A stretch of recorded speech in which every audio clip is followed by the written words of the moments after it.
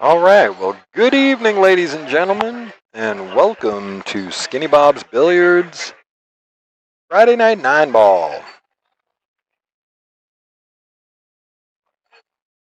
Good evening. I'm Captain Mike, here in the house with you.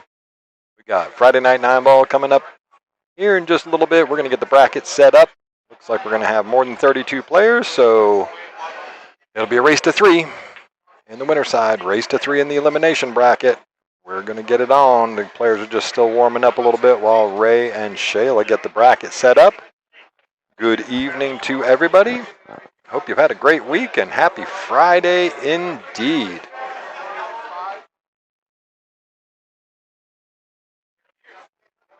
We are ready to go here in just a few more minutes.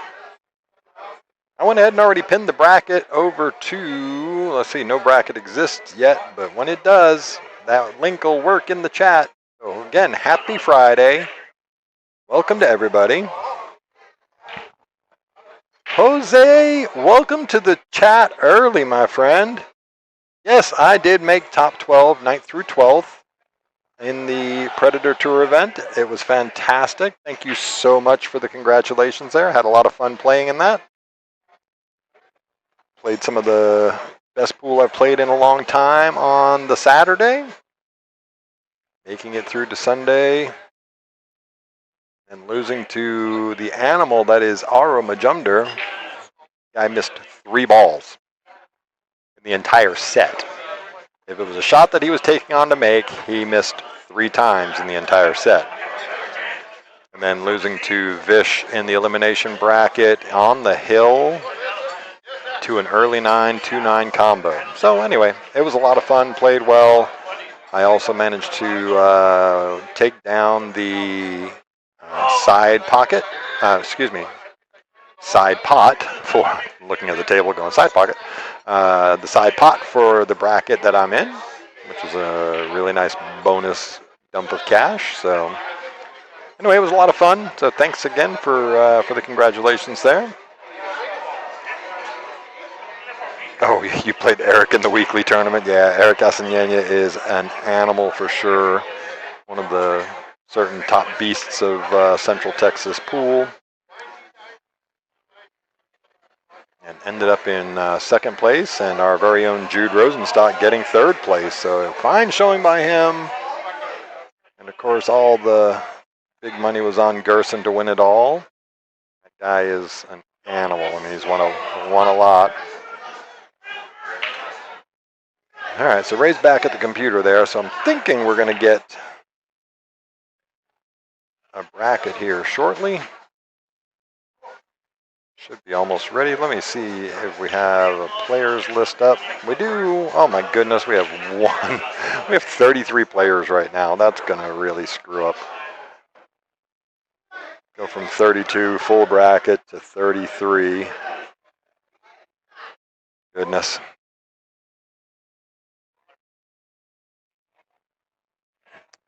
So again, if you're out there listening, welcome to the stream on Friday night. We do have all 3 streams running tonight, so we got match. Obviously, the stream table here is table 1 with commentary from yours truly. We got table 2 right there, and we're also going to be showing table number 5. And those have their own channels on YouTube, so make sure you jump on all of those and click on the like button on each one of those. We appreciate any help we can get with the algorithm. It makes a big difference. Share it out to all your friends. Hit the subscribe button if you haven't already. Yes, Jose, you definitely learn a lot playing the better players. I know sometimes it can get a little disheartening when you're playing them, and you're just sort of coming into the game and moving up a little bit, and it really teaches you. You watch those players, higher skill levels, and just watch how they get it done. They make it look very effortless, which tends to tell us that most of us lesser players try to overdo too much with the cue ball and things like that. So definitely a lot of good lessons to learn there. So definitely you are right, Jose. All right, so Friday Night 9-Ball here at Skinny Bob's. Hang on 1 second. Logos.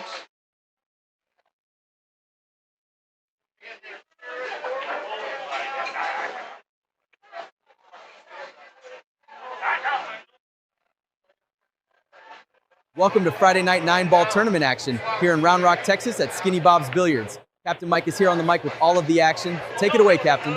Thanks, Bob. We are setting the brackets and getting ready for battle. Make sure you click like, hit the subscribe button, and share this with your friends and socials. Back to you, Bob. Tonight we are playing 9-ball. Races to 4 and 3, alternating break, and no 3-foul rule. Let's get to the action.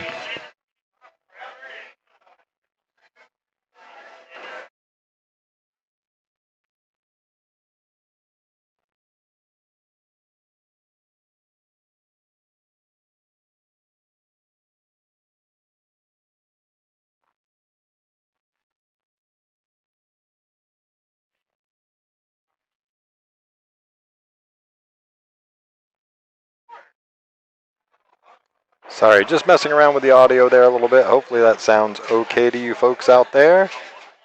Shout out and let me know if it sounds good or bad. And don't forget, you can get your Skinny Bob shirts. I have one just like that, the orange one. Shop.skinnybobs.com. Shop.skinnybobs.com. Guess what? If you use the promo code Captain Mike 10, so CPT MIKE 10, you get 10% off. That would be super cool. As you can see, I'm wearing the blue one tonight. Skinny's got the orange one on there in the stream. Go check it out. There's lots of cool designs in there. You can get the No Bueno shirt with Ray on it in the caricature. Lots of cool stuff you can see there. Shop.skinnybobs.com. We actually have a slide with that on there. There it is. There's one of the official Texas Open 10-ball championships from back in February. I've got that shirt. Oh yeah, I was here for all of that. 89 hours worth. But yep, there's that and lots more on the website. Got some hats, got some cool shirts and beanies and things like that. Go check it out. And again, use the code CPT Mike 10. So CPT MIKE 10. And get yourself some goodies. Ship them right to your house. They get out pretty quickly.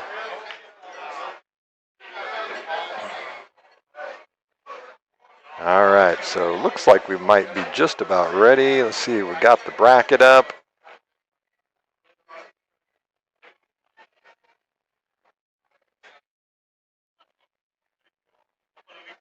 There we go. We have a bracket. Oh yeah, it's a screwed up bracket with 33 players. All right, so first up, coming up on the stream table is going to be Asim Grover and Makenna Sanders. So both local players here. Getting ready to call out the matches, do the announcements.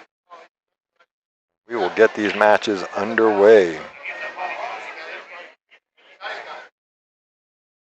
Again, do me a favor, make sure you click that like button.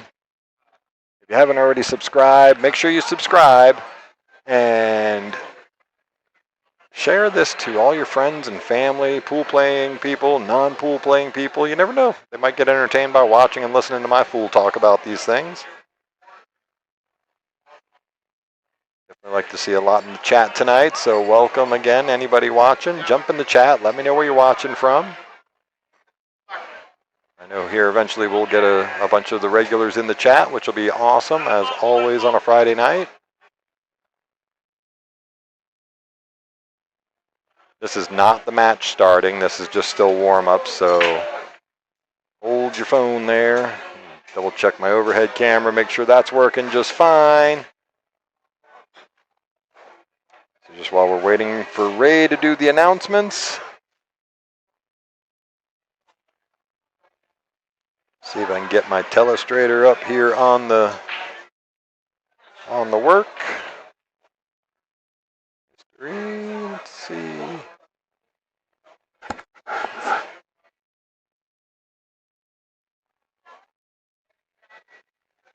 All right, sir, players, it's that time. Play a 9-ball. The 1-ball goes on the spot. I'm sorry, guys. 1-ball goes on the spot. There's no 3-foul rule. 9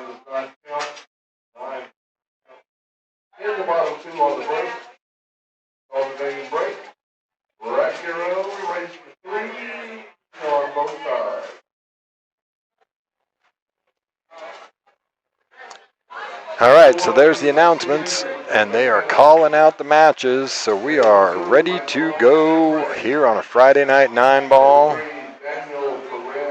Deadwack, what is going on? Welcome to the stream. Welcome to the chat. Yes, you most definitely should have drove down to play. Why did you not do that? Happy Friday to you.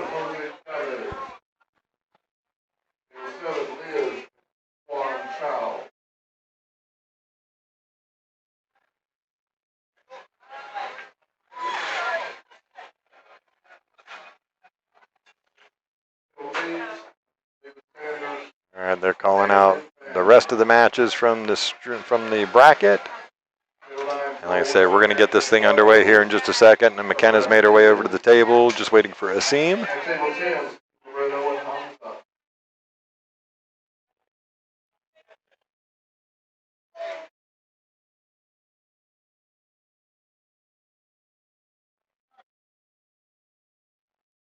Find out why my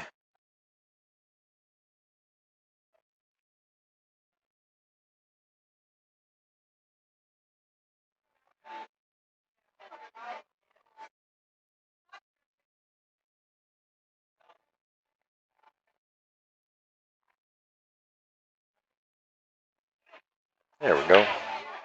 So now we can say howdy to you. All right, here on a Friday night 9-ball. Deadwack, where is it you live at? It's Robert, right?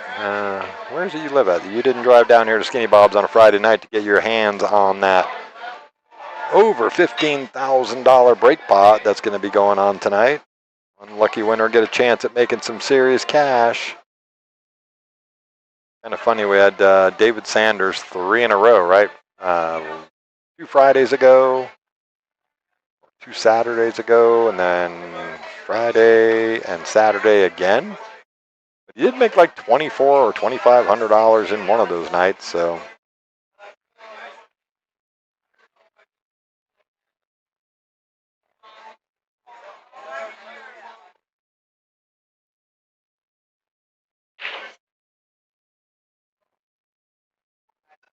Oh yeah, Bob Piles. You were up for the Predator event, sir. Yes. Good shooting, by the way. You were here last Friday, and then the Predator event on Saturday and Sunday. Yep. Good shooting, sir. Yeah, we definitely would love to have you come up anytime you want. Friday nights, Saturday nights, we have 9-ball. All right, so we've got Asim Grover and Makenna Sanders going to start it off on the stream table tonight. Makenna, of course, being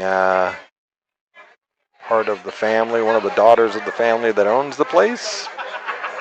So big shout out to Kim and Tracy Sanders for making this place great, and Shayla, the general manager, for really making it great and making all this work all the time. All right, so like I said, it's going to be a race to 3 in the winner's bracket, a race to 3 in the elimination bracket. So short races, lots to get through. We're going to be here through the duration of it all. And here we go. First break to Makenna.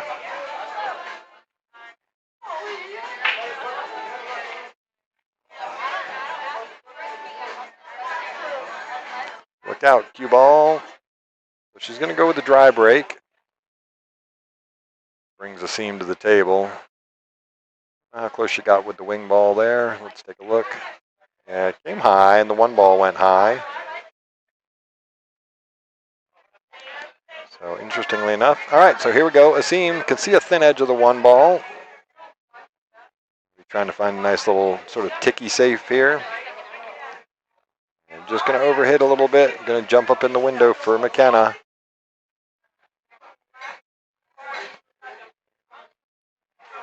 So then the $1 million question is how much of that ball can Makenna see?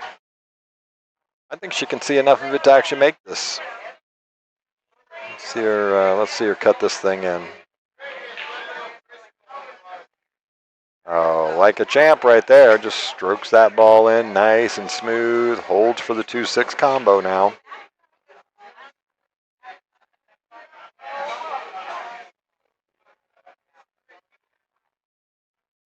Yep, did very well. Just hold the cue ball so it doesn't get trapped up with the 9 or the 8. And if she's stretching a little bit on this, just roll it in. Look where the 3 ball is.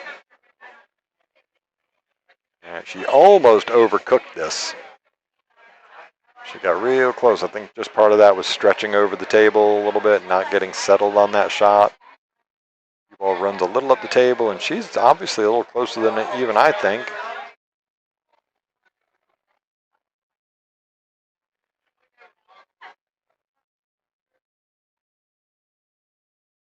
Well, if she can see it and just play it with a dead stop shot, she can make the 4 in the side pretty easily. Start working on getting yourself back in line. Oh, she hit that beautifully. Actually overstroked it and is going to get herself tree-topped over the 5 ball.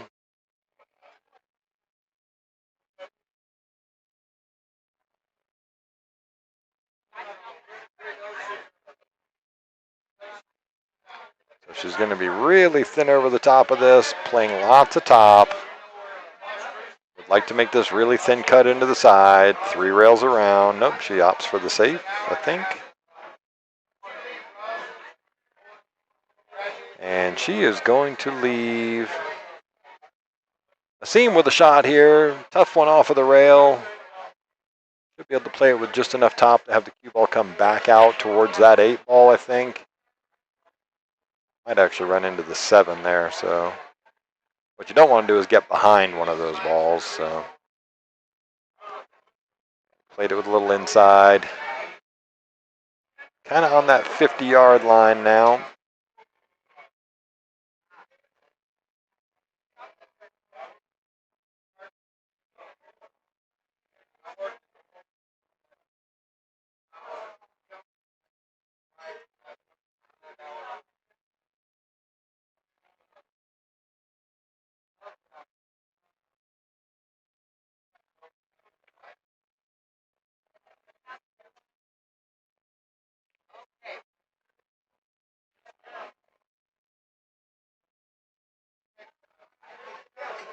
All right, so makes the 5 ball there.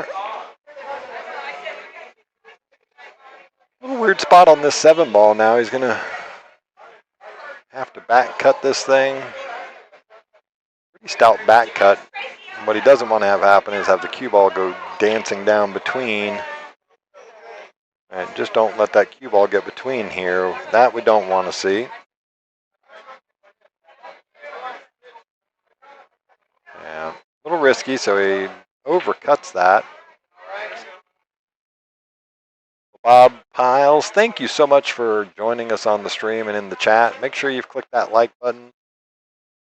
Send it out to all your friends around there in San Antonio. We get quite a few people come up from San Antonio for some of the events here, and especially the Centex. Such great support for the Centex events out of San Antonio. Carmel, what a great shot from Makenna. Look at that. Boom. That is position A. What a great stroke on that 7 ball.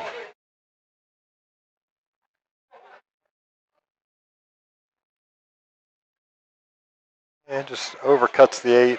Unfortunately, maybe a little rushed into that shot. Didn't quite settle into it. How's the audio sound to you folks out there? Not cutting out too bad, not too fuzzy. Hopefully everything sounds good. Ouch, Asim hangs the 8 ball there.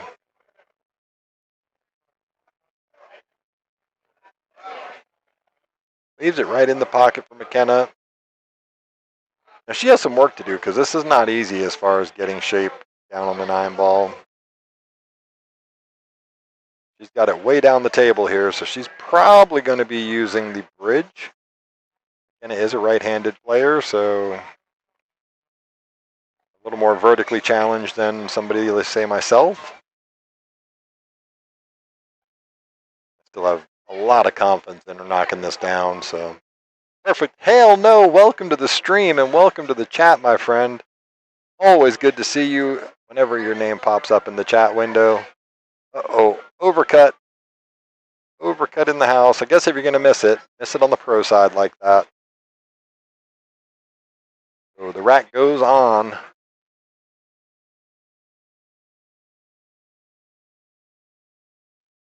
Again, being the short races, you really don't want to risk taking on any kind of weird bank or anything like that, unless it's just something dead wire that you're so confident in. You just try to 2-rail this 9-ball up to the top rail. No, he was going for the cut. Here is the risk. Okay, gets up far enough up the table. He was real fortunate there. I mean, he's left a shot on for Makenna. Certainly not an easy shot, and definitely not a gimme. I mean,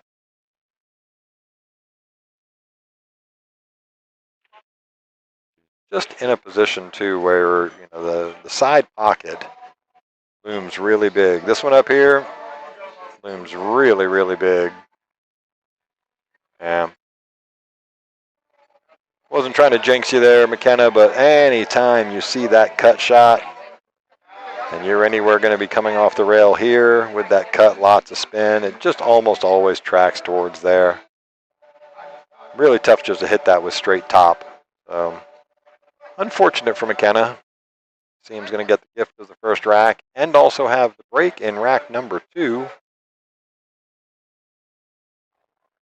Give these guys a few minutes to see if they're using the digital pool app to score their matches. We have everybody signs up to our tournaments through digital pool. You are so welcome, Hail No. And it's people like you watching constantly that make me continue to want to do this and share the fun that we have here on a Friday night, Saturday nights. Again, I don't do the commentary on Saturdays, but we do run the stream, so you can still enjoy some great pool action just without having to listen to me. Let's watch that wing ball this time.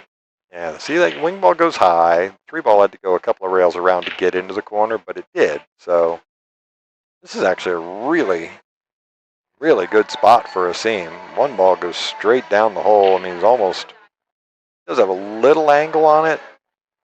But again, nothing that I'm worried about. Shoot it straight in the corner pocket. Just a little stop shot. Maybe play it off the rail and back out. Yeah, a little stop shot, and unfortunately he's going to pinch it off the 4-ball there. He was trying to hold for the 2 a little too much. Instead of letting that thing drop behind the deuce.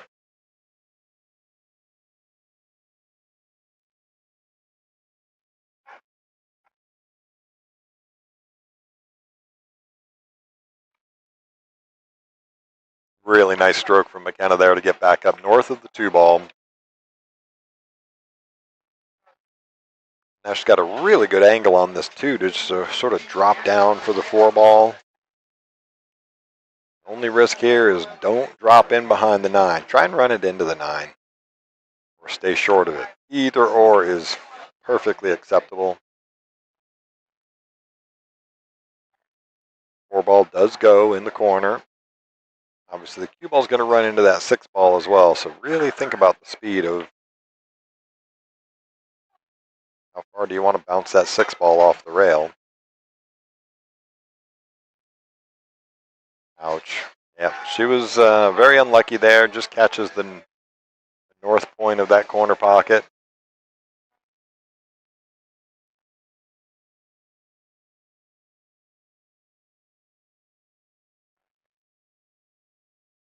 Team just looking to see if the 6 goes past the 9, but it does not, so he's going to be lining up for the 6-9 combo.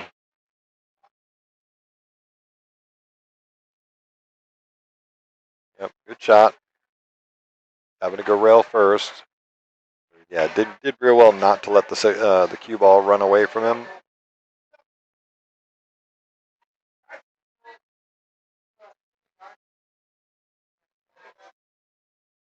Now, this is still no gimme. The 9's pretty close to the pocket, but no, it's not a gimme. You can easily miss this one. Fires it straight in the hole though, and Asim.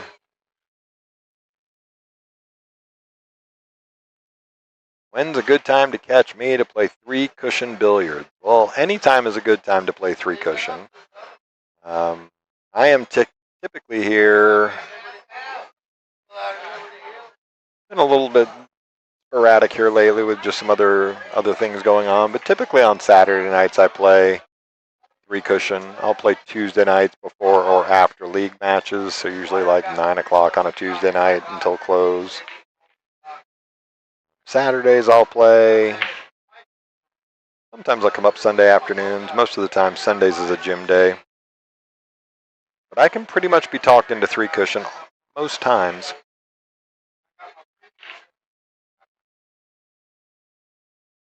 All right, well, these guys aren't using the digital pool app yet, and I'm going to have a word with everybody about it, but Asim is up 2-0, so I'll help them out with the score there. All right, so going to miss again, go dry break on this one.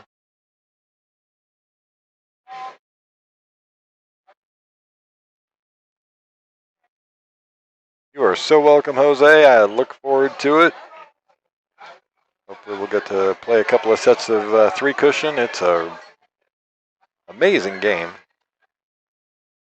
I actually got to play a set right before starting the stream tonight. It was a lot of fun. Played a little short race to 15 with one of the locals.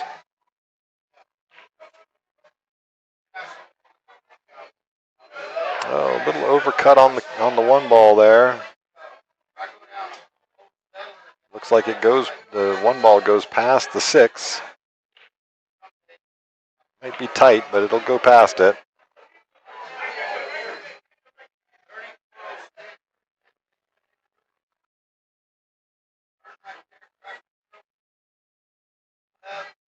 There's some obvious safeties to play here as well.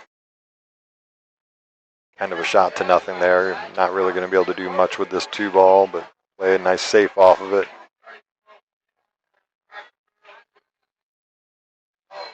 Yep, good idea right there. Good shot from Makenna. She might have left a thin edge of the top side of the 2 ball.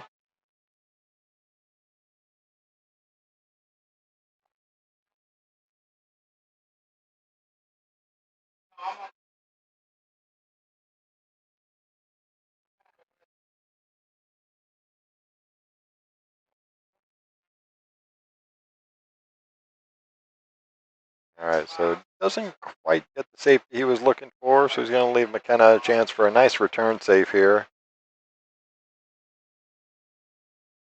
Just cross the face of the 2 ball. Don't have to hit this hard. She went with a ton of the outside spin. Fortunately, the 8 ball's covering that side pocket. Asim will probably play the safe. Yep, just looking to where he wants to put the cue ball.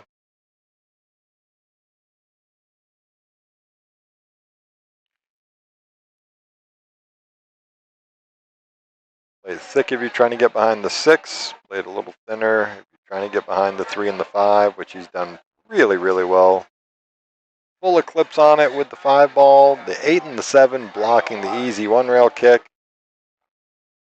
4 ball blocking the 1 rail kick off the north rail.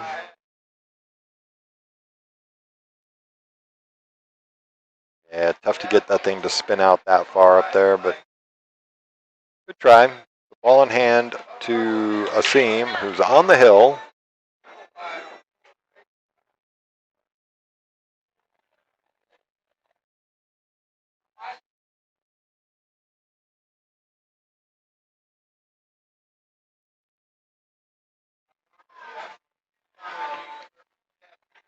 Yeah, how do you set up for this this 3 ball? I mean, it's the 6 ball covers it going into to that bottom left corner. Real tempting to try and play this shot where you play just a ton of follow. Try to go between the 3 and the 9. Tough shot. Played it almost perfection. Certainly good enough.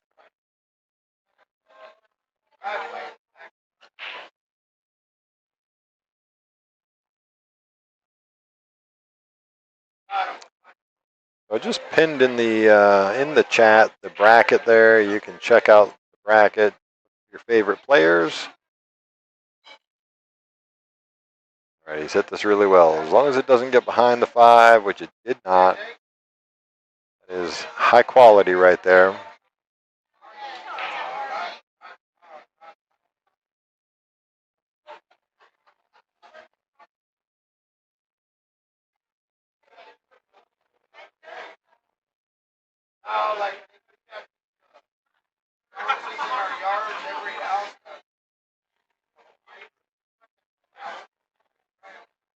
All right, pretty good shot there from Asim. He's going to sort of go 50-yard line himself here.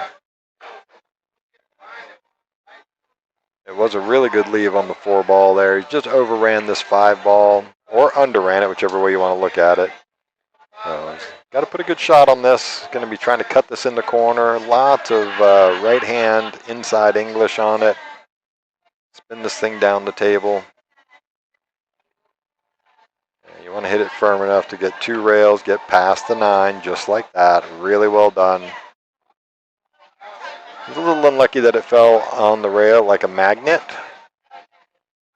It's going to limit his chances there, but it looks like he has just enough angle to get back out. Yep. Just wants to get somewhere almost straight in on the 7 ball would be beautiful. But even if you short it, now you just got to think about it.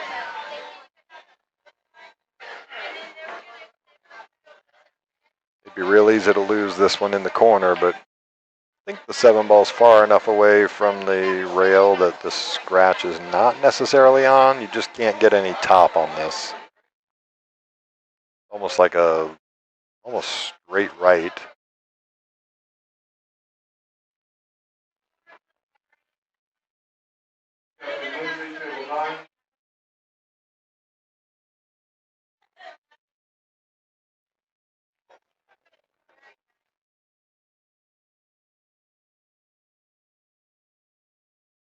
Oh wow, that is played really well. Just trying to little pinch on that to get to the top rail and have it run down towards the 8. He still has a really good shot here. Just full length table. Drive this one in the pocket. Might play this with a little pace as well, just to make sure you get the cue ball out there for the 9.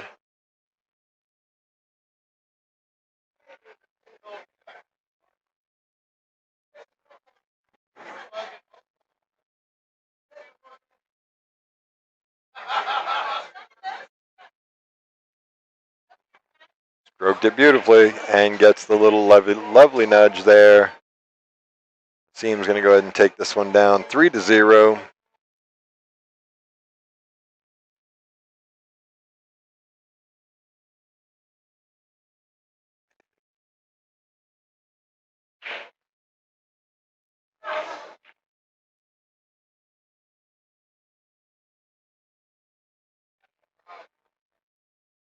All right, so Asim takes that one down.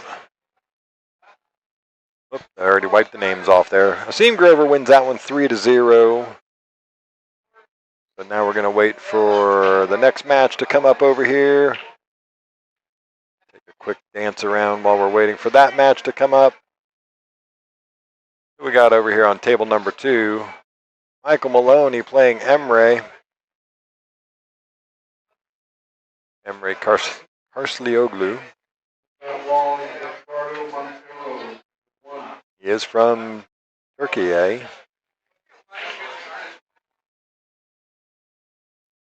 So maybe some celebrating going on in Emry's household last night after that last second goal from Turkey to win the World Cup match before going home, because they were already eliminated.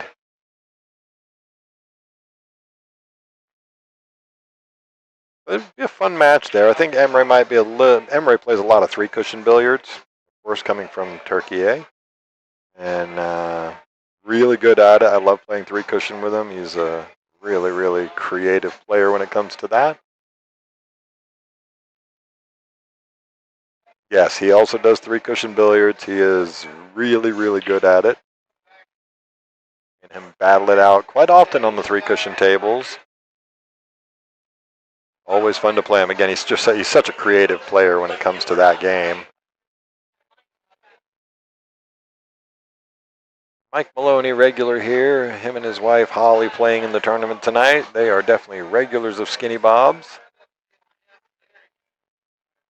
Oop, they've got the next match ready to go up over there. Might overrun that 9-ball a little. So Matt Wong and Edgardo Montero. I don't think I know Edgardo. Funnily enough. All right, so they lagged it up. Looks like Matt Wong's won the lag and is going to get the first break in this match.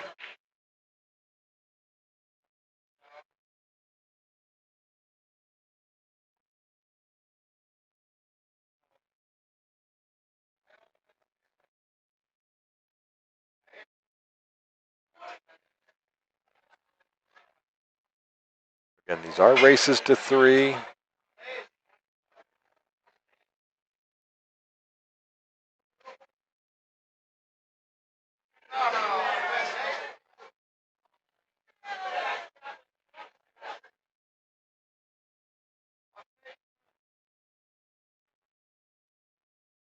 All right, Matt Wong to break, rack number 1. Here we go.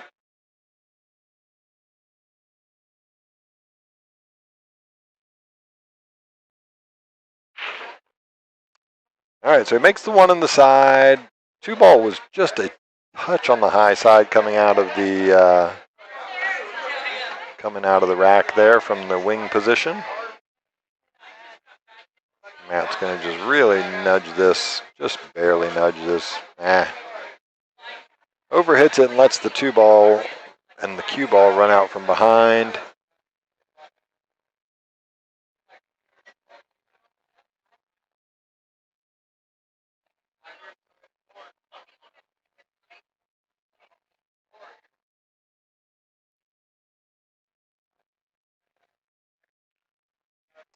Yep, Friday night 9-ball here at Skinny Bob's.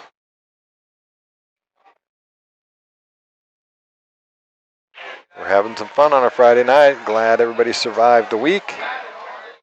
Went for the 2-9 there. Did Edgardo, and I don't blame him for that. The 3-ball, 7 and 8 were all sort of tied up in a little bit of a cluster with each other.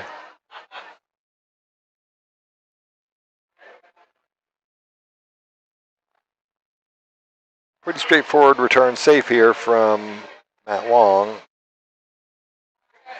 All right, just going to overrun the speed again a little bit.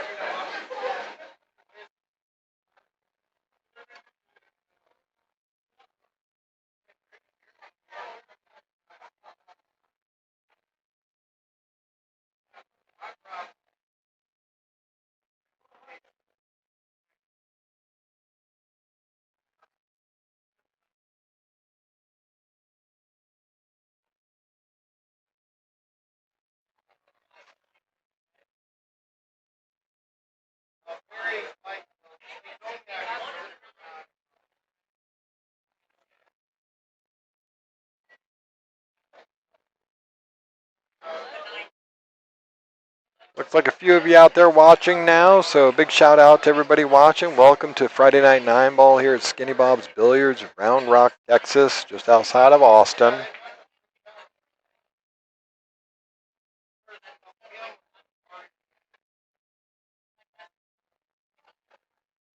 Yeah, 33 is a pretty decent turnout. Not like last week. We had 44, I think it was, and of course we had the full 64 in the Centex on Saturday last week. Matt's going to just overrun this position on the 3-ball. Always a risk. Can you see enough of this to cut it in the top corner? Nope, not quite. Just going to get up north of the side pocket, leaving Edgardo with a tough shot on the 3-ball here.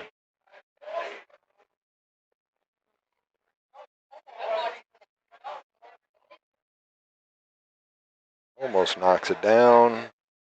Going to get relatively safe-ish. Let's call it safe-ish. Air quotes being used liberally there. Matt Wong to the table. Really Two different options here. You can play the aggressive shot and go for the make. Cut it into the side pocket. It definitely goes. Run the cue ball down the table, up the table. Overcut it. And he is going to leave Edgardo with a really good opportunity here to get this rack moving.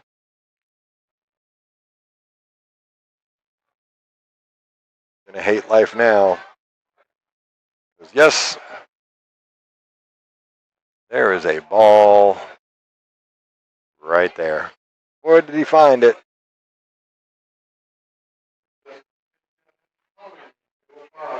How do you hit it, sir? How do you hit it? Fortunately, he gives a wave of the hand to Matt, acknowledging that he got a little bit on the lucky side, making that in the side with the cut. Kick into the cut shot.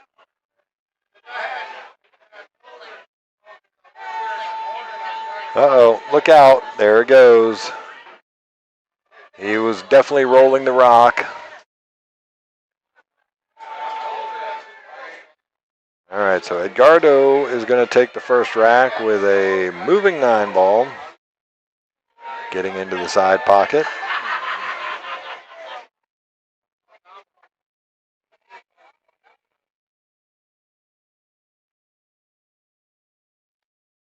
He was a little bit fortunate to kick that 4-ball in. He acknowledged it. I mean, you know, part of the game. We all get those rolls every now and then. He hit it in the general area really well. Good stroke. All you can do is tip your cap to him.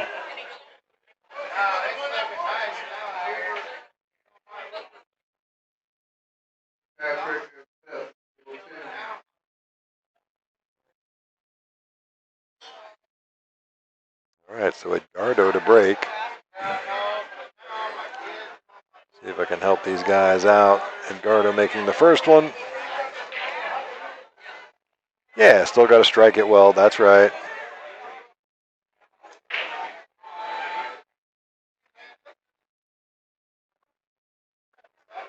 You know, Jose, I think realistically he wasn't aiming for a specific pocket. He was just purely trying to make that ball, knowing that it was going to run towards either the side or the corner. Typically, you want to make sure that you stroke it with enough pace to get one of three things, right? Side pocket, short corner pocket, or the rail. But you got to make sure you get a rail.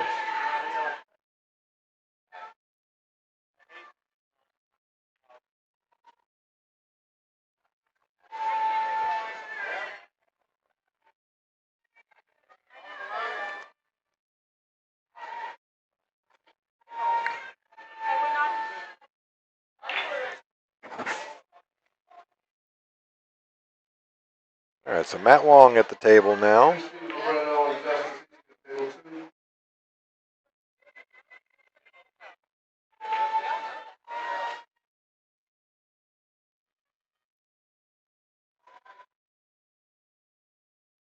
And one does not go past the 6, but it does go in the side.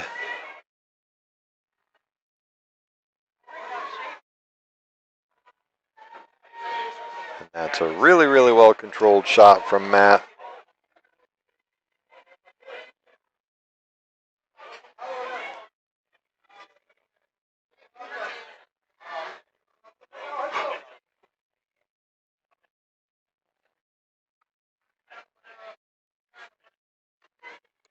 Really like to make this and just let the cue ball drift across the table. Get that 3-9 coming back. Hit it like a pro. Going to overstroke it.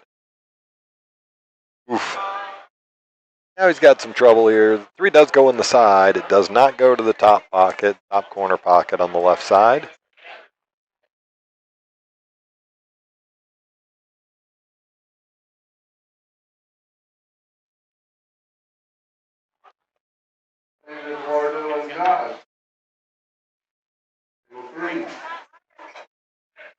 All right, getting closer. Makes a really good shot into that side pocket. Cue ball is going to overrun just a little bit. Don't think it's possible for him to hold for the 5 in this right-hand side pocket, so I think he's going to try and, there you go, run around there. Be able to shoot the 5 in the top corner. I am sure that he's already seen it, but you've got to be really wary of this little cluster right here.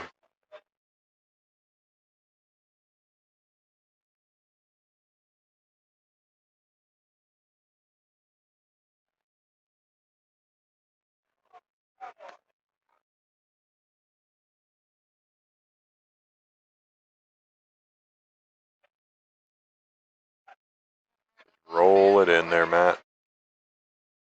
Oh, nope.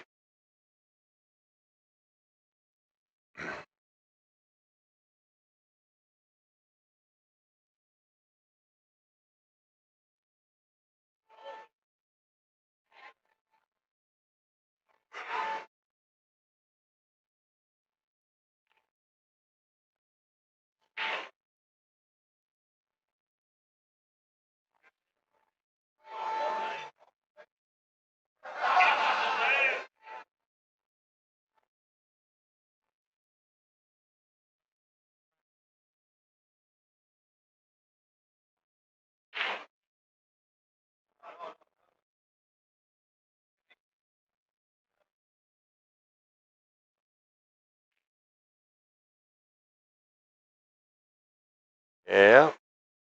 He was going for the actual carom shot. Kind of like one we would play on a 3-cushion table. That thing running around the table, a cue ball running around the table towards the 9. I don't think he was trying to set up for the 6-9. Jose, I think he was literally not even trying to make the 5, just get the cue ball to go the 3-rail around path. Yep. Edgardo's going to scratch, and that's going to leave the 6-9 for Matt.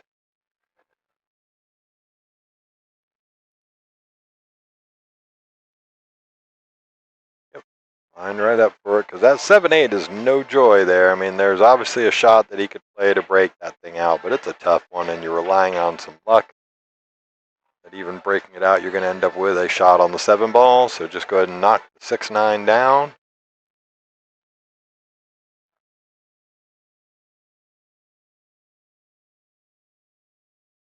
Yeah, see, you got to hit that with more pace. The only reason I say that is because it's, if you do miss, you want it to kick back out of the pocket, not hang up in the pocket like that. So this, I'd imagine he's going to go forward. Yep. All right, leaves himself good on this 7 ball. He can just roll down behind the 8 ball, shoot the 8 into the 9, making the 8-9 combo to close it out.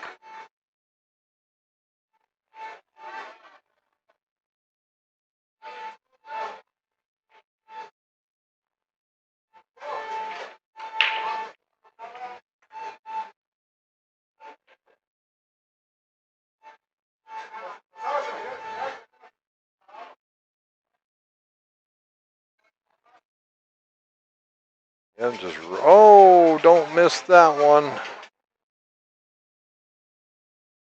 So good news is the 7 didn't bounce out far enough for him to make this combo, I don't think. If it is, it's really tight getting past the 8 ball. Give it a really good eyeball, get down at sight line level.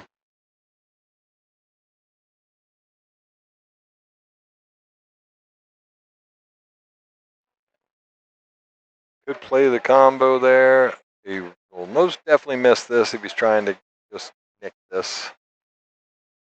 Aaron kind of shot. Yeah, there's just.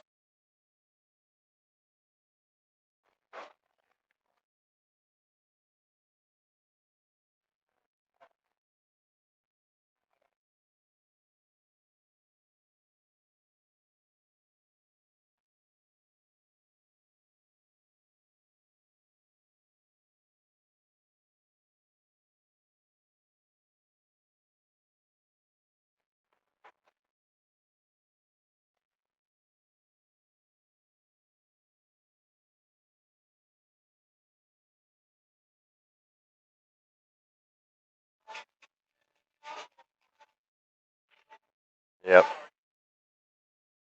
That's going to leave the 7-9 right on for Matt Wong. Going to go ahead and take a 1-0. Excuse me, 1-1 lead, or 1-1 ties it up. Sorry. So many left-handed shooters. Yeah, we have a couple of left-handers in here, and we also have a bunch of players that can play, both-handed. Comes in very handy when you're playing on the bigger 9-foot tables. Certainly comes in handy on a 3-cushion table, be able to shoot with your opposite hand.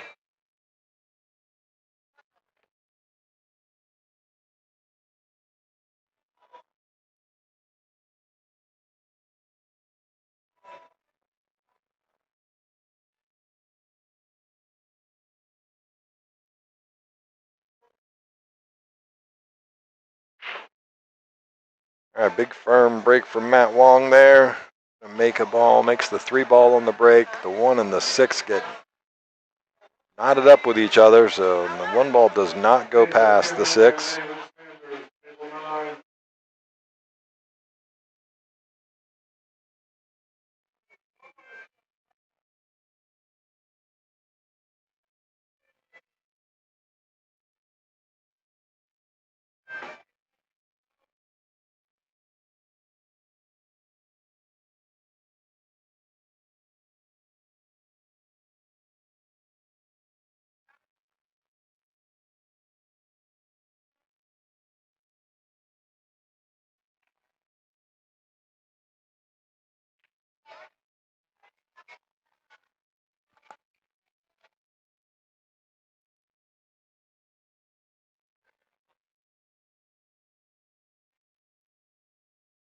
All right, Matt Wong slides that 1 ball in, gets pretty good on this 2 ball.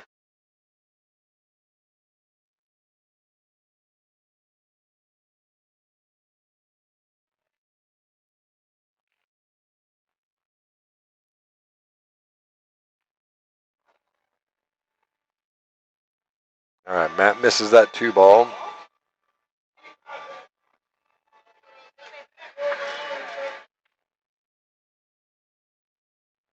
Edgardo was trying to wrap around that corner and come back up the table for the 4, and unfortunately runs right into the 9 and stays right there.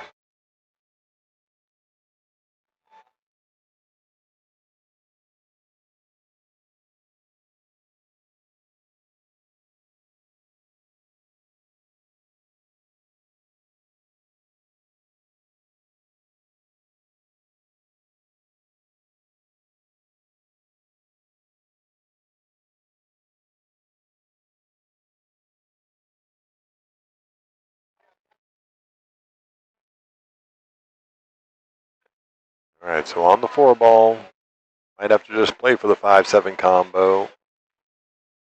Yep, that's what he did.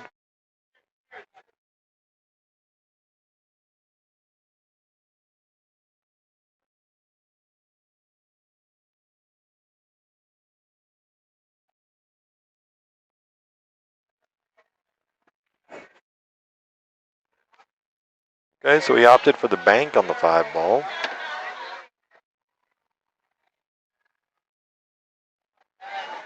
I would certainly imagine that Edgardo's going to take a swing at the 5-9. Tough shot.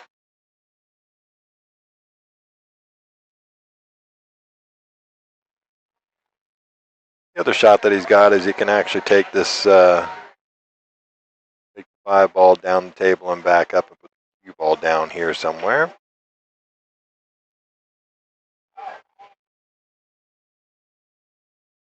All right, he's done pretty well there.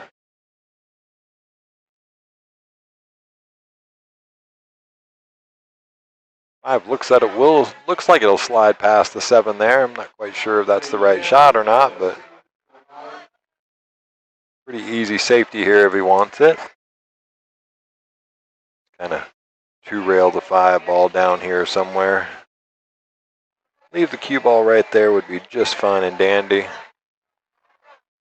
Or that was the second way, put the 8 ball right between them, which he has left a shot. He has left a thin edge of this 5 ball. He's going to send it towards the 7. I can't quite tell how much he can see of the 5.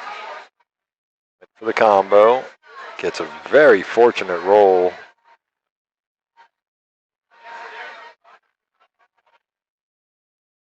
Three in the side, Matt. Do it.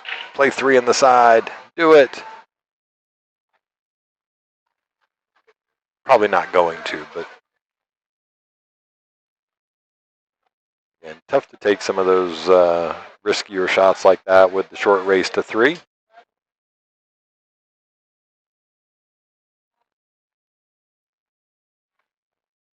Yeah, just going to thin it, put the 7 between them, try to. Doesn't quite get there.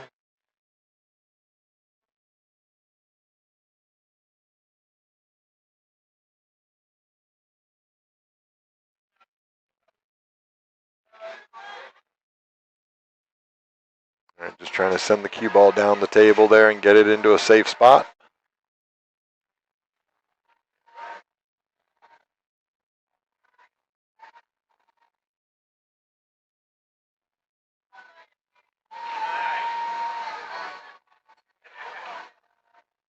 Yeah, how well did he hit it? Didn't quite get enough angle on this 7 ball to get around to that 8, but like he might just have enough angle to roll forward and go 2 rails.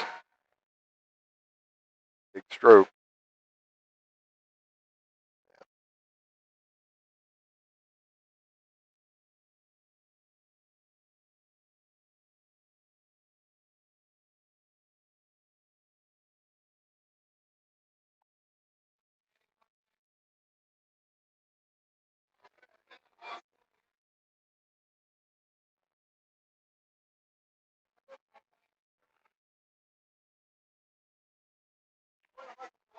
All right, so it makes a good cut shot on the 7 ball. Look out, there's a ball right there.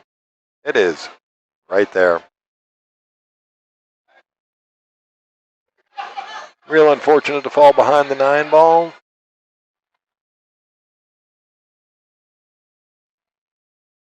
Oh, nice hit. Gonna get really, really fortunate there.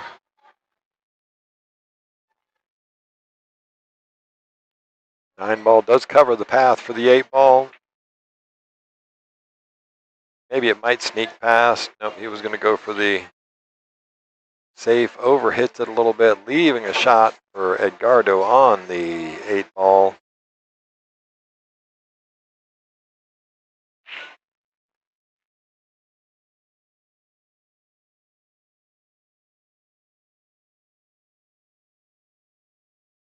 Oop, overcuts it. Wow, look at this roll. Yep, gives a little wave of the hand, knows he got lucky there. Very fortunate roll.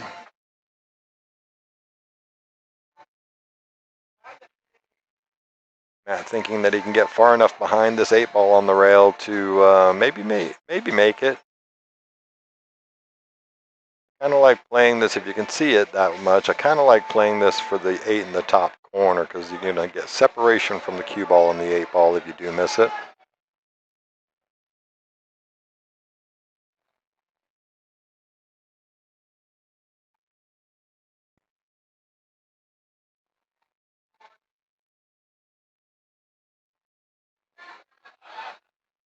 So just going to play for the, he's just going to play to kick this ball. He wants to kick the 8 ball. Whoops, wrong telestrator. Probably won't be the last time I do that tonight. 8 ball here is what he's looking for. Yep. Really good speed control out of Matt Wong there. Well done. Snaps on that safety.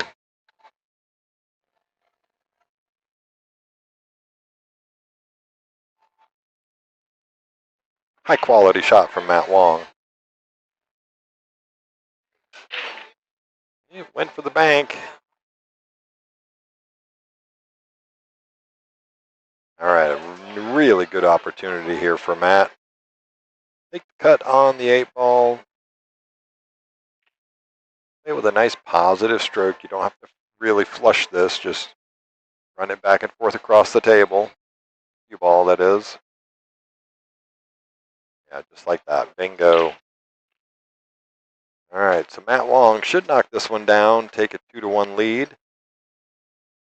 Getting on the hill first is always important.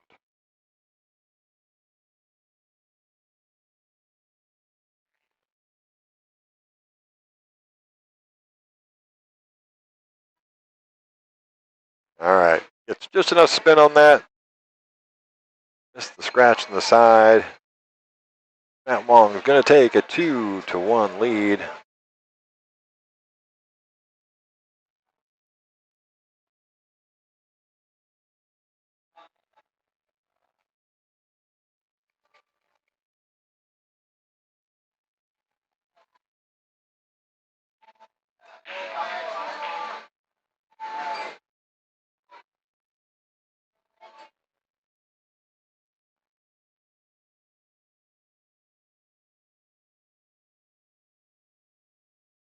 All right, Edgardo to break. Rack number 4.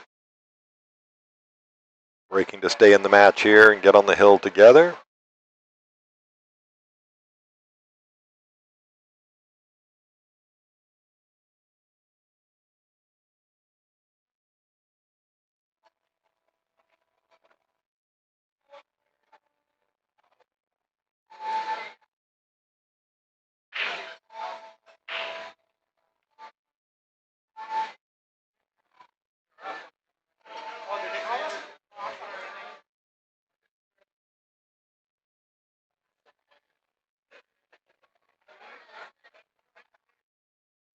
So dry break out of Edgardo. Lots of separation here. 1 to the 2 is pretty easy. Straight top on this. Then you just got to figure out how to get onto that 3 ball. Yep, that's what he's pointing at there. Is you could run into the 6, he'd be okay staying on the north side of the 6. Yep, going to try and draw this ball back into this window. Anywhere right in here. Whoops. That's not it. Okay. Might have rolled just a little bit into 5, covering some of that 3. I can't quite tell.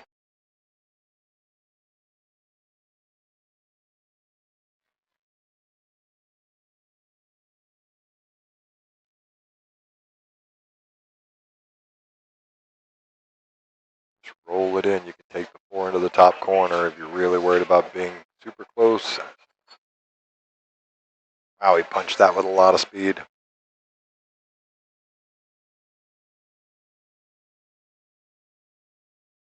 Side pocket or top corner? Which way is he going? Side pocket it is. Gets it to wipe its feet a little bit on the way in the door.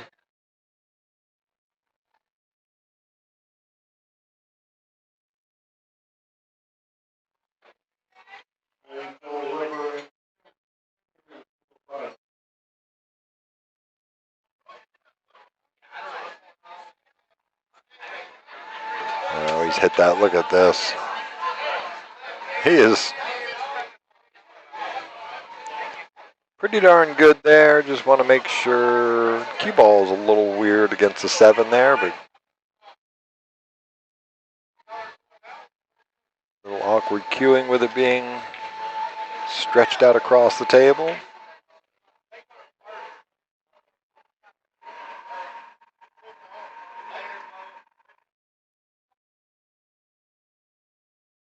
Yep, played the 6 ball with a little bit of top left on it. Should be able to spin this, make the 6, but make the cue ball go sort of here. Leave yourself an option of the 7 into the top corner. Got to make the 6 though, unfortunate. And it does peek out just enough for Edgardo to see it.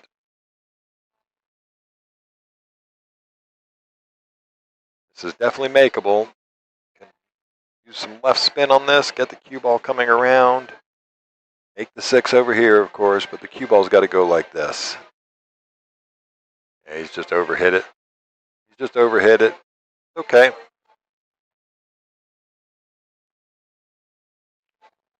Tough shot on the 7 now, but just focus, bear down, make this shot.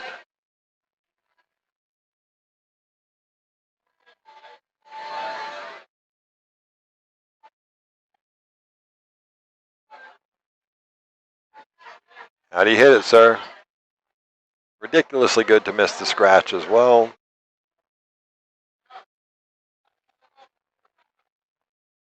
This is one of those weird shots because he's probably thinking about trying to draw it and get it to come out here somewhere. It's really tough with that off-angle cut. This one's going up here to the corner.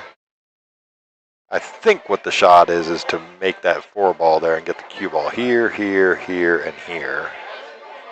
But, I'm a 3-cushion player, so I'm always going to be looking at that sort of thing.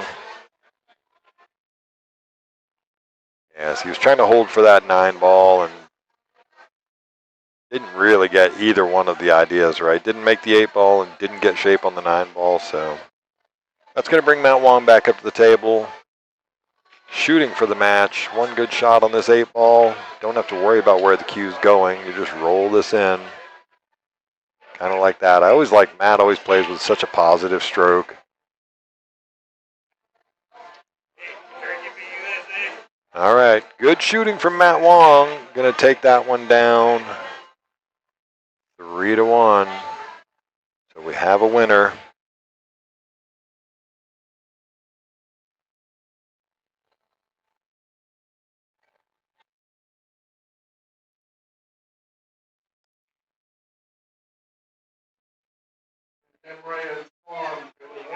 All right, so we're going to get our next match coming up on table number 1. Going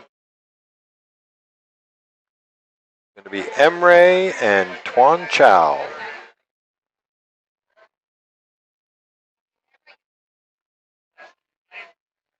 Well, while I've got a quick second, make sure that you guys and gals out there click on the like button, hit the subscribe bell, and share this video out. Get your friends and family involved. Make sure they click like and subscribe. The more we get that going, the more other people will find out about us. Grow this audience. Grow the stream. It's going to get pretty crazy over the next 2 months because we are leading up to the Texas Open 9-ball championships. This will be, what is it, 53rd year, I believe it is now. You can see it right there on the flyer, $45,000 added total over the course of the week. All the best names from the world of pool. Shane Van Boning, Feder Gorst, all those guys going to be in the house. Lots of the Filipino contingent coming. Roberto Gomez, Lee Van Corteza.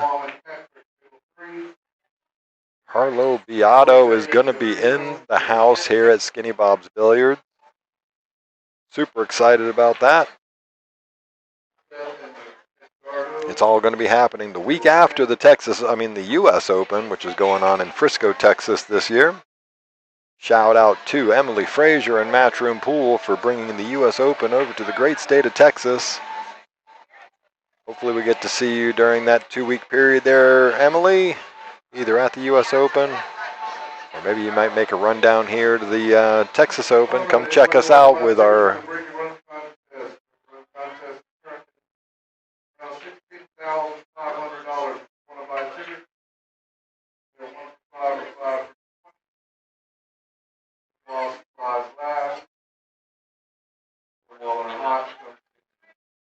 All right, so here we go. We got Emry and Twan, and Emry is going to get the first break in this race to 3 format.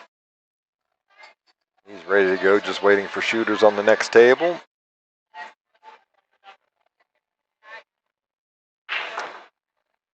Oh.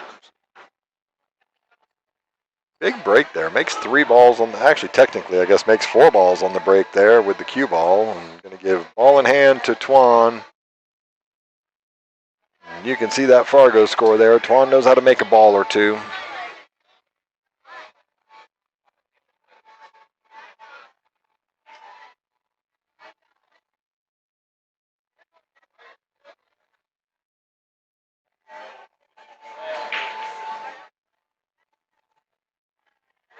All right, 2 on the side, just drifts down nicely onto the 4 ball. Really just wants to get somewhere back out towards the middle of the table here. For the 6 ball, should give him enough angle. Run the cue ball around to shoot the 7 in the bottom right. Oh, overstroke.com. Tried to fire that one in with a little authority. All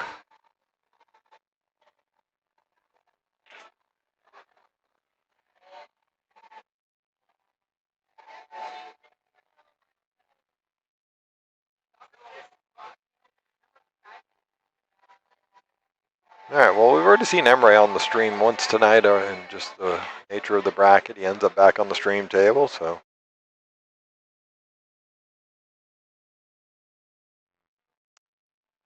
Yep, trying just to use a little bit thinner on the 4-ball there and put the 9 between them, but it looks like he might have left this cut back into the corner pocket for Twan. Let's see. Sure did.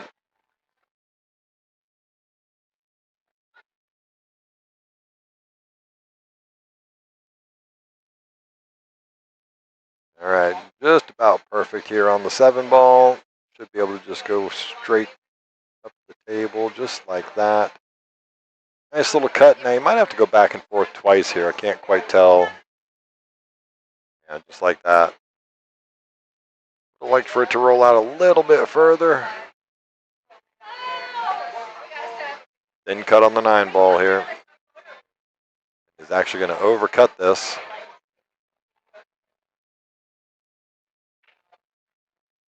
It gives Emry a really nice gift.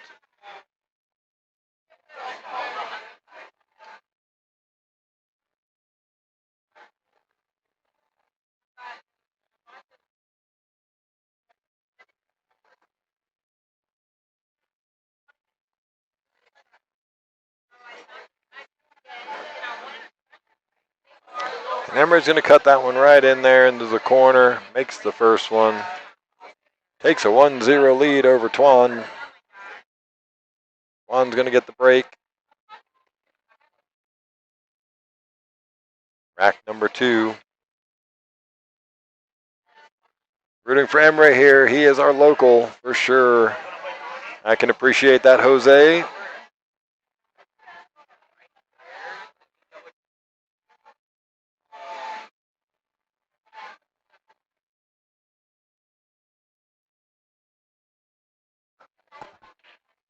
You don't want it? Not for me. Oh, who's it for? Who's it?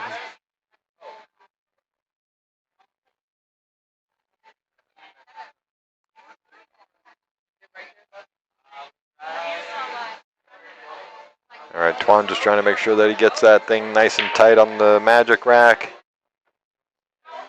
And here we go, breaking rack number 2. And thank you, Emry, for using Digital Pool to score your match. Shout out to the boys and girls over at Digital Pool. We appreciate everything you do to keep running these tournaments easy and seamless. If you haven't checked out Digital Pool, go to digitalpool.com. If you run a tournament somewhere or somebody you know runs some pool tournaments, ouch, Emry, little slow roller there. Positive strokes, that's what you need here so you don't get any kind of weird little miscues or skids or anything like that. Could have played that a little firmer to guarantee makes.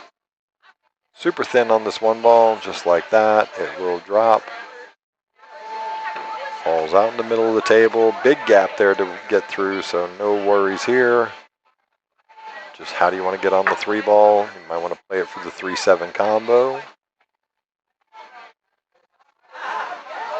All right, well, he's going to get a little further north than he wanted to.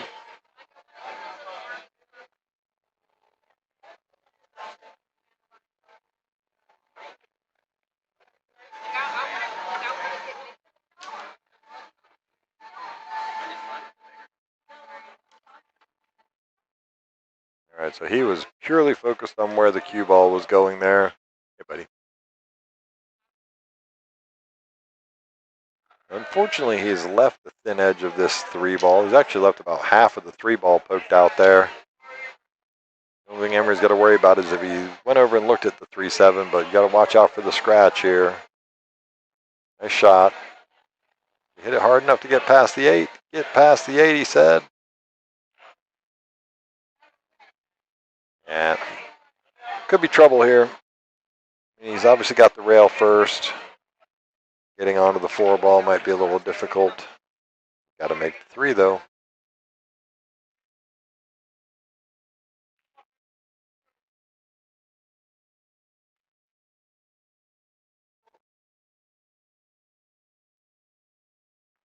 Yeah, feel free, jump on in the chat there. You've got the bracket pinned at the bottom of the chat window. You can click on that for digitalpool.com for the tournament bracket. Really nice shot from Twan. Just knew the path. Knew that he had to hit firm enough to get down below the 4 ball. So shooting this into the top right corner. Just overcut that. That thing's going to roll out way far on him, so now he's got a shot on this 4 ball. Pretty easy as far as getting shape on the 5 ball. Then it would just be really connect the dots for the end of this rack.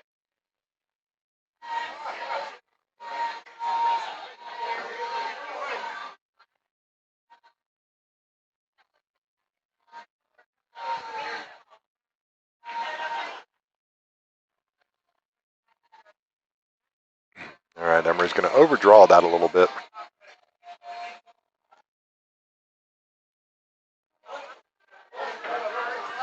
All right, hasn't made it any easier on himself. The back cut on this 8 is no easy shot.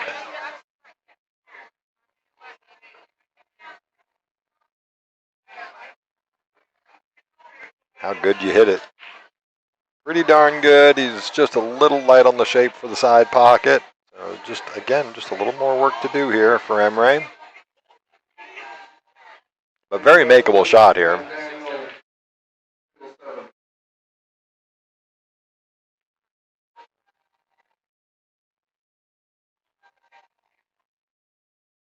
think you almost have to draw this a little bit to make sure you don't scratch off of this shot. Emry might be trying to play with a little top and inside English. A little unfortunate, catches that north point, but really fortunate that this 9 ball rolled away from the pocket.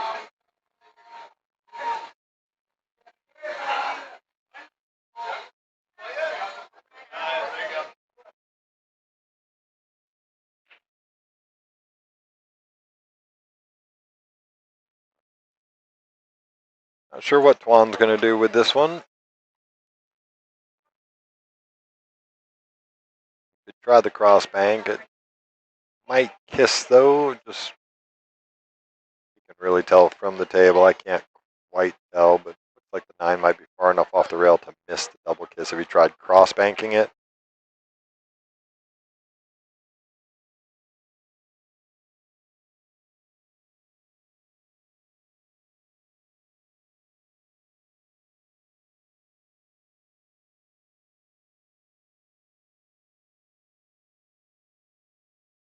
All right, well, again, happy Friday night. Twan, yeah, went for the cross bank and is going to go the 3 rail option and make the 9. Waves of the hand, knows he got some fortunate roll there. That's going to tie it up and make it 1-1.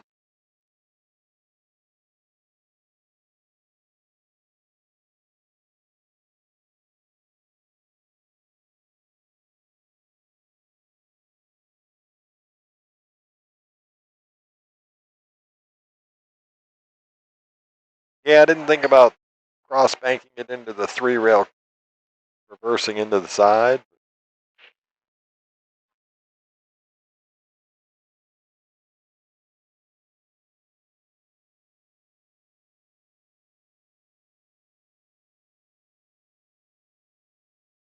It was a pretty good shot. All right, Emry to break. 1 ball in, 7 ball in, 3 balls going to go. You can see the 2 ball. I can't quite tell.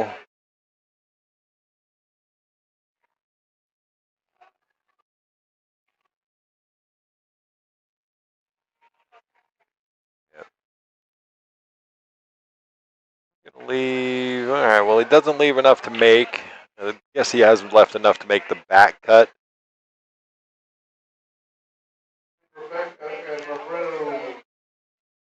So 2 ball does go here. Tough shot though. Really, the shot's probably trying to catch this as thick as you can, send it like this up and down the table. All right, cue ball should go this way.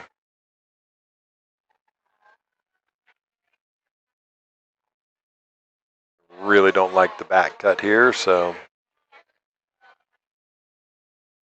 he did. He makes it and gets the perfect wraparound. What great shot there.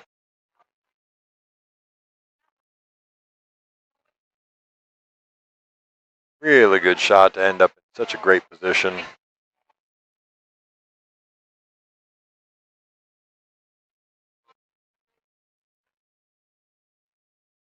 Yep. Top shot there. Just a little bit of an angle on the 5 ball. He can just roll forward in this, shoot the 6 in the top left or in the side. Should be able to just draw this up the table a little bit. Just wants the cue ball going up this way somewhere. Spin. Oh, he tried to reverse into that and get the 8 into the side. Left it a little tougher than he needed to. Yep, gonna miss it under the point, and look out, cue ball.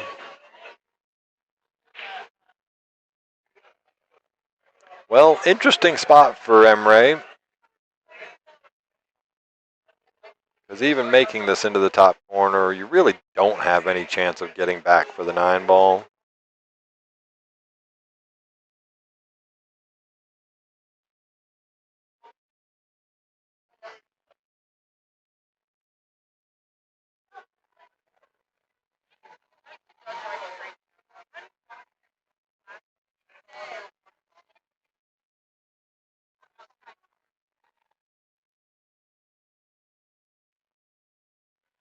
Yeah, he was trying the big stroke on it. 17 rails. Looky there, position on the 9 ball. But you know what we call that? We call that position without possession. Yes, indeed.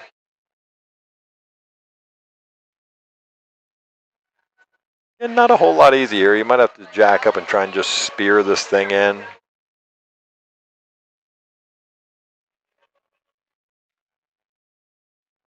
Kind of like that. Really good shot from Twan.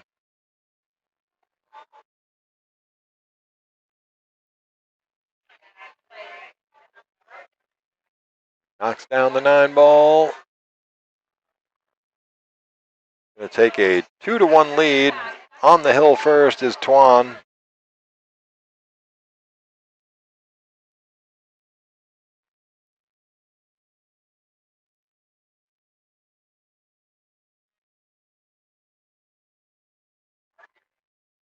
Very nice shot. All of that was really kind of set up by, I think by this one. Is this the right shot? Yep.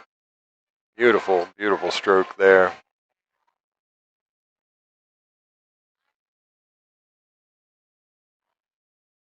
Yeah. Shot. This is the one. Oh, shot I was looking for. This one. This 2 ball. This back cut. Such a great touch with the speed on that. Get right onto that 4 ball. Great shot.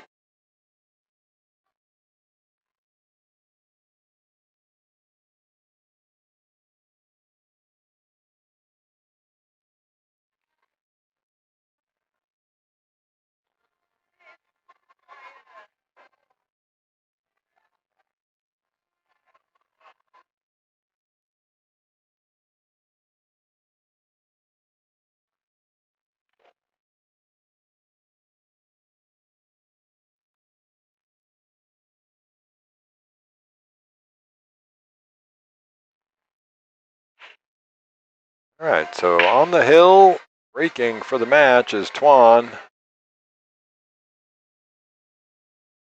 All right, doesn't make a ball, but doesn't leave anything either. Looks like the 1 does not go past the 3 there. I was just kind of looking at it. If it does, it's super duper tight.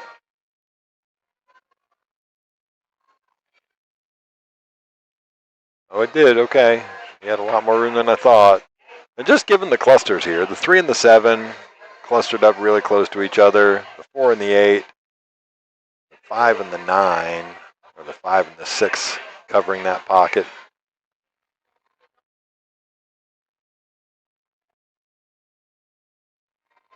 Really want to be thinking about where am I going to create the opportunity here, right? Am I going to do it? Yeah. He's going to solve one of the problems for Twan.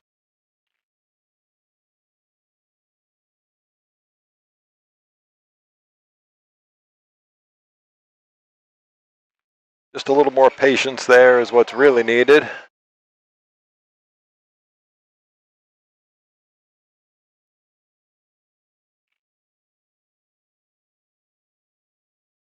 Oh, look at this little nudge. Get a little unfortunate. That little nudge off the 9 ball, killing some of the speed of the cue ball. All right, so he makes a nice little spinner to the safety. Just catches enough of the rail with the 3 ball. Very well executed.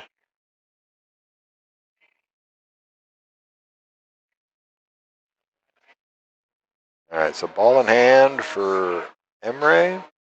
For Twan, sorry. Emry missing that 3 ball.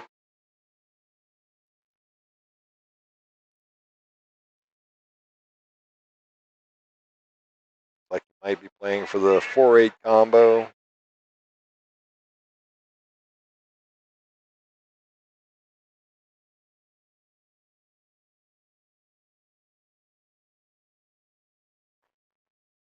Okay, pretty well done. Just wants to roll this in. Like that. Leave yourself the 4 in the side.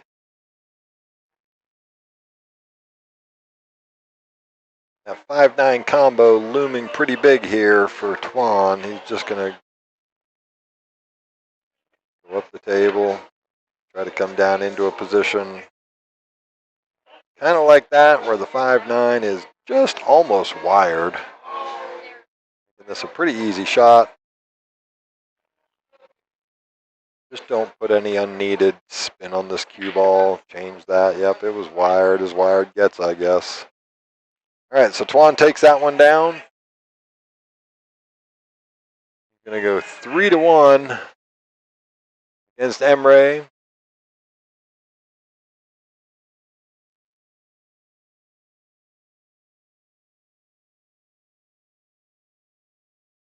All right, and our next match coming up here, they will announce shortly. But just a reminder, in about an hour, we're going to have the break and run pot tonight. So we do a 15-ball break and run pot. That thing is worth over $16,000, $16,500. So for those of you people watching at home, you should have been here to have a chance to get into that action. But if you're not going to be here to be part of that action, I'm glad to have you here on the stream and on the chat with me. Excuse me. All right, so they just called my next match up on a table number 1. We're going to find out who that will be here in just a second. I didn't quite hear.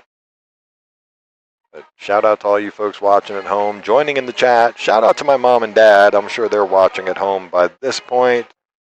Gene and Bernard Heaps. Love you guys. I'll see you guys tomorrow. There you go. There's our next match. Justin Pena in the house and Justin Gutierrez. Battle of the Justins on table number 1. Good to see Justin Pena back in the house playing. He took a break for a while there. Newborn baby a few months back. Gosh, I guess the baby's almost 6 months old. I'll have to ask him later. But good to see him back playing. Justin, part of the Pena family. Justin, Jacob, and young one, Jace Pena, upcoming junior, getting out there with a lot of national attention for Justin Pena. For Jace Pena, the panda. Shout out to the Jace and Jacob, not here tonight. But again, good to see Justin Pena in the house. And those guys flipped a coin, figured it out. Justin Gutierrez is going to get to break rack number 1.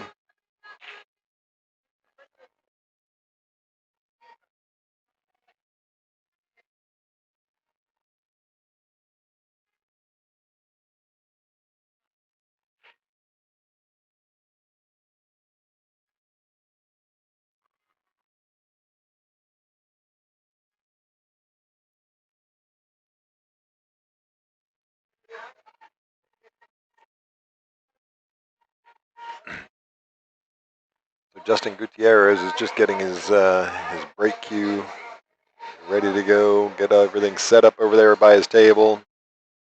He'll fire off in this first rack here in just a second.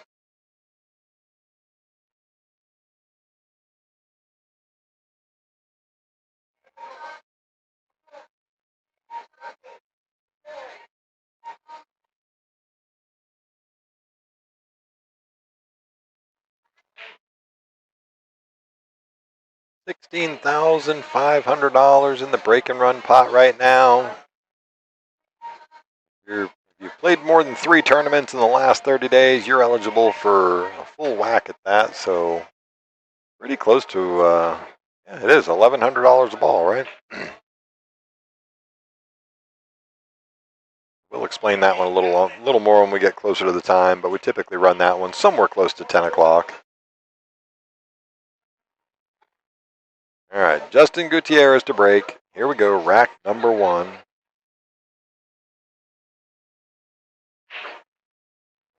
Good firm break there from Justin Gutierrez, but he's, okay, 2-ball gives him the late entry.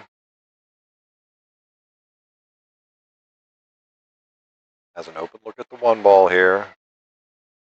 Getting from the 1 to the 3 is going to be tricky, just given where the 5-ball sits. Might actually be able to make this without scratching, right? Make the 1-ball up here. Really what he's going to look at is where this cue ball goes. Does it go down here somewhere? He can pull that off. He can get the 3-ball into the side.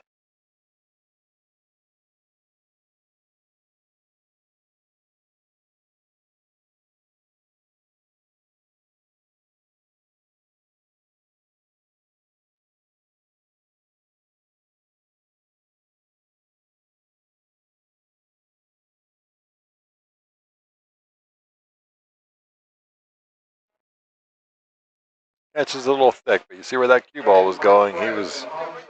He was shooting for exactly what I was talking about. He's left a shot on the 1-ball here for Justin Pena. A little awkward cueing over the 4-ball, but you have to try and draw this thing, cue ball back down the table, I think. Yep. Tough shot, rearranged a lot of furniture there. Ties the 7 up into that cluster with the 4 and the 6.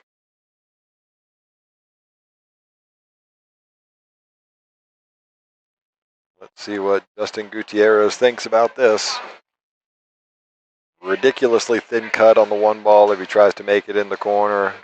Obviously, I think the right shot is the safety. How does he negotiate it?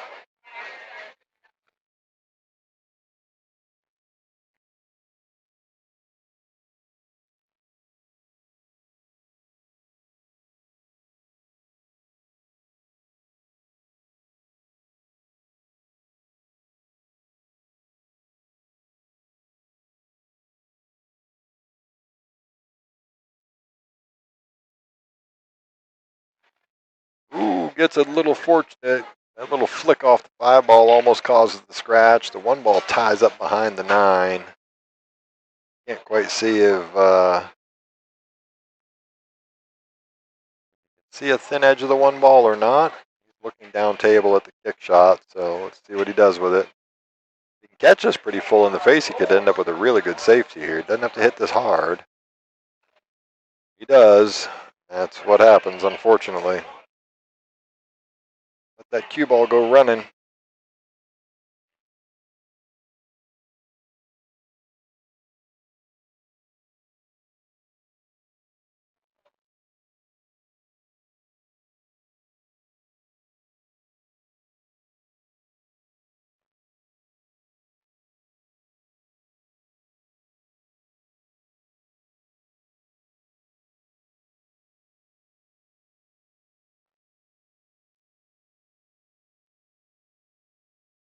All right, so Justin Gutierrez is going to go ahead and look at the 1-9 combo here.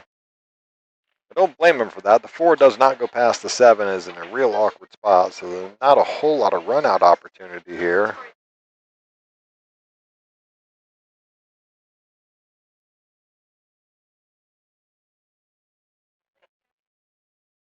Justin has this weird little quirky, get the tension out of his body, does a little hop like that.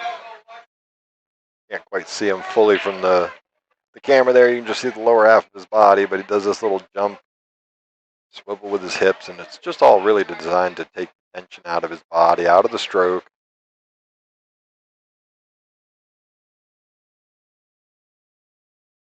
Okay, so he's going to leave the weird cluster over there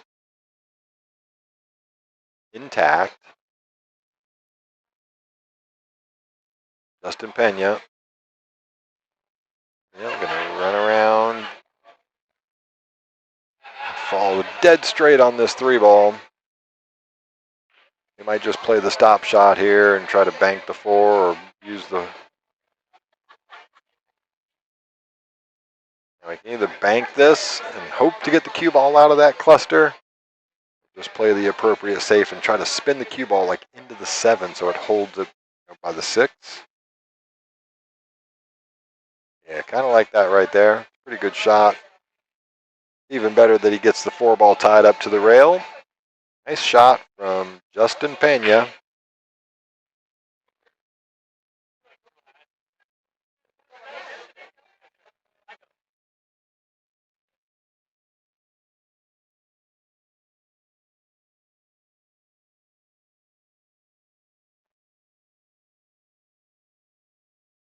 Lots of inside spin there, and he's going to get very lucky. Very fortunate roll on the speed. Traps him right in behind the 5-ball.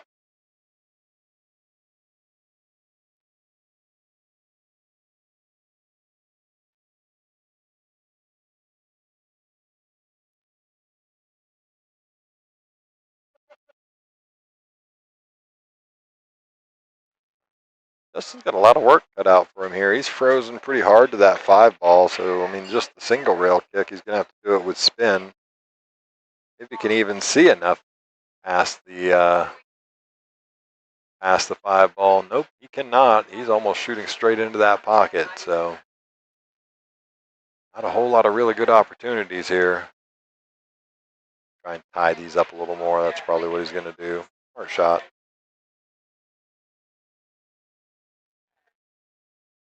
All right, that doesn't necessarily solve the problems here because now he's left a small window to get into. See it the same way I'm looking at it.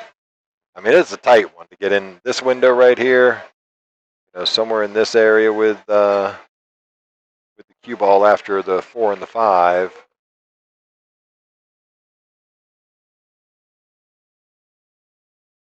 He was trying to tie that 6-ball up a little more tighter to the 9.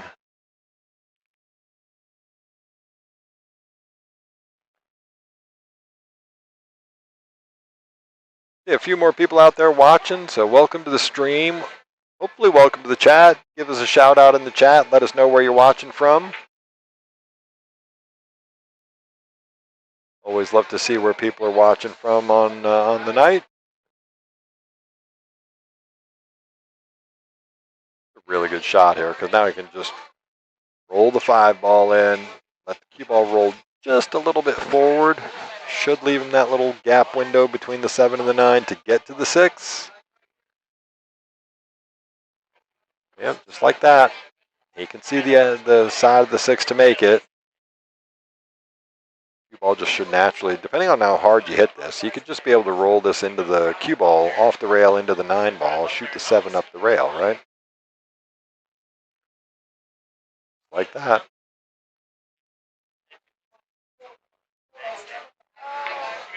I love it when the players make me look smart.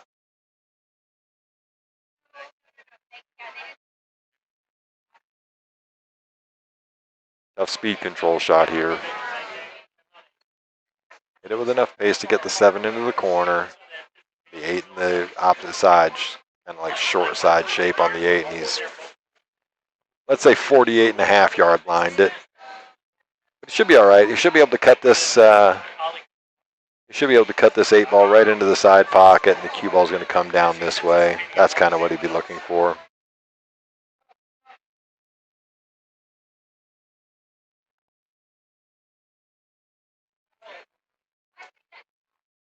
Yep. He's hit that pretty professional. Ran out a little further than he wanted, I'm sure. Thank you so much there, Jose. I appreciate those kind words. Shan, Pool Junkie, coming in from Cali. Well, welcome to the stream. Welcome to the chat.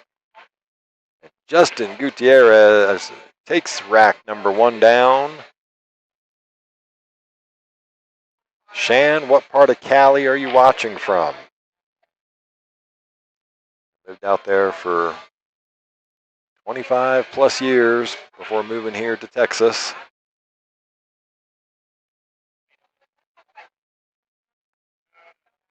Lived up in the Bay Area there, San Jose, Livermore.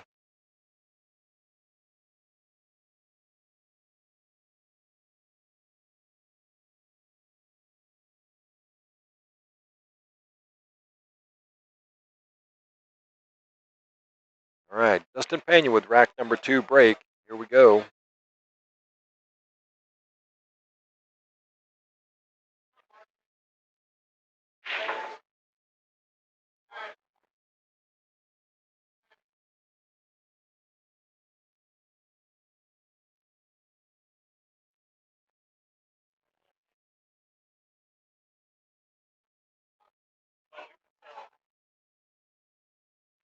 All right, Justin with the break there. Makes the ball on the break. Has an open look at the, makes that wing ball. Has an open look on the 1 ball here. Doesn't go. The 1-8 combo is there, but really difficult shot. Don't know if he has much else. Plays the appropriately. Almost great save. Clovis, hell yeah, Shan. Clovis, California. I know the area. Welcome and glad to have you on the stream with us tonight. All right, Justin Gutierrez, watch us. Tight shot by this, make this 1 ball here. Yep, makes it really well. Ball runs out a little on him.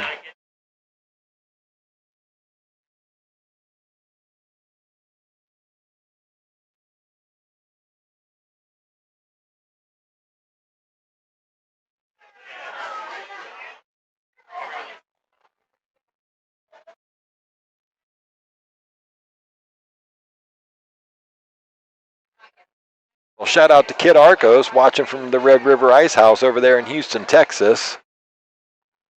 Why is that familiar to me? Red River Ice House. Seems like I know that, isn't it? I'm trying to think where the heck that's at. Give me a minute. I'll think about it. Somewhere off the 610, right? If I remember rightly. Gosh, I think I might have actually been there.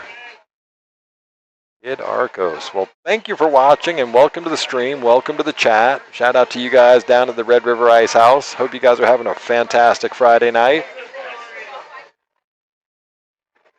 There he is, Jace Pena, the panda, in the chat. Welcome to the stream and welcome to the chat, my friend.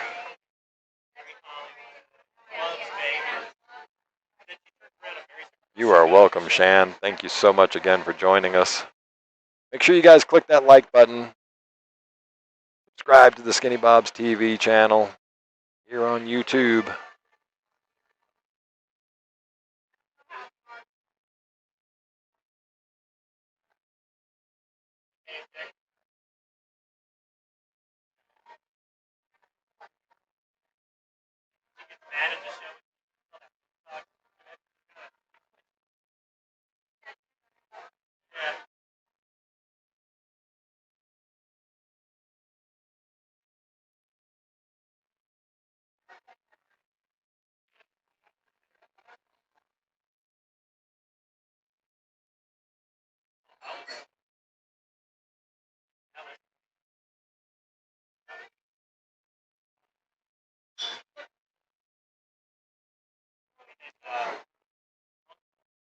You know, funnily enough, Shan, I had a friend, actually a friend of my wife at the time out there in California. She lived in Clovis years ago, of course, and we used to come down, bring the boat down to Lake Millerton all the time. Love coming down there to wakeboard for the weekend with the boat. All right, nice cut on the 6 ball. Loses the cue ball a little bit, unfortunately. I think he was hoping to run into that 7. Panda, where are you at tonight, man? You should be here playing pool with us.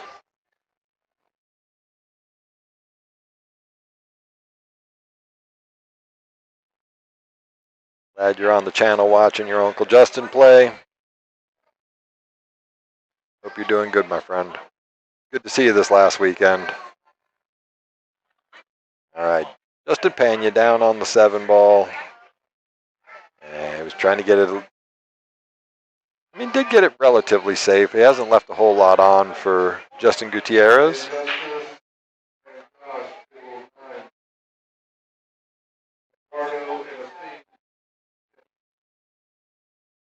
Well, Ray Tull, our tournament director there, calling out matches left, right, and center, man. They got them moving good.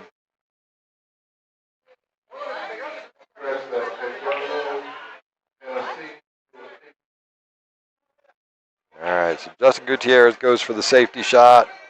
He has almost got coverage.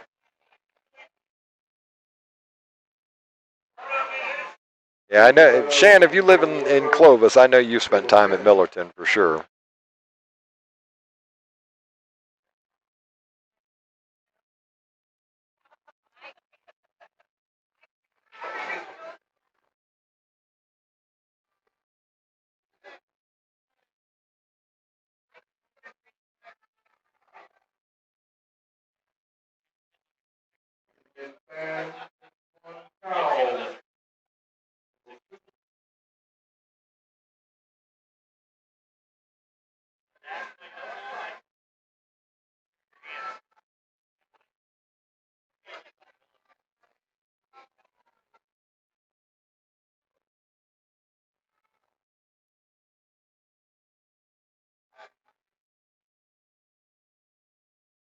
All right, little stop shot there.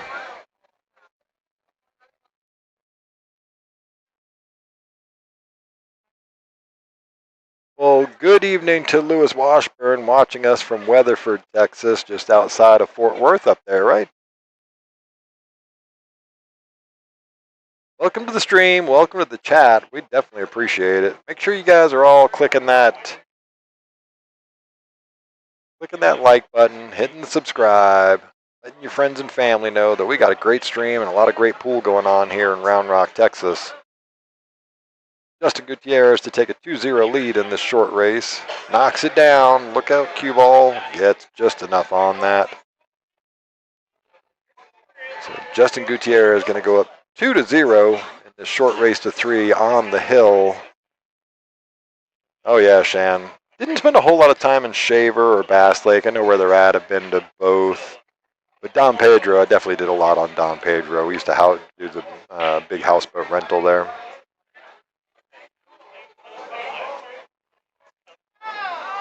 Well, again, Lewis, welcome to the stream and welcome to the chat. Thanks for joining us here on Skinny Bob's TV.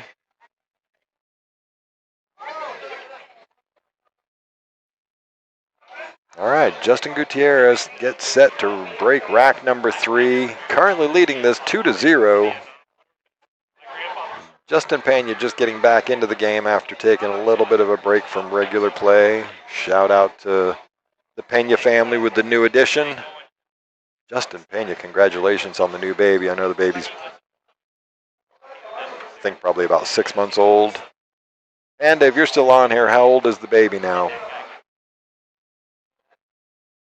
It was good to see Justin back.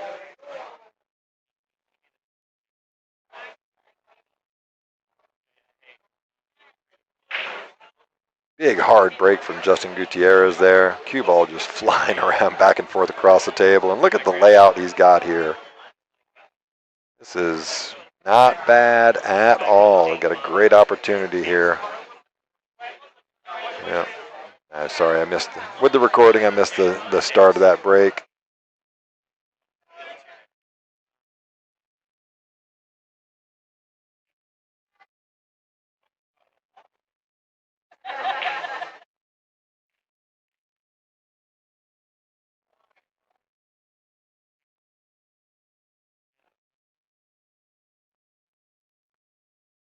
Nice shot on the 1 ball. Doesn't do too much with the cue ball. Just roll this in. Should just fall right onto the 4 ball perfectly. Again, a lot of good happening in this rack for Justin Gutierrez off that break.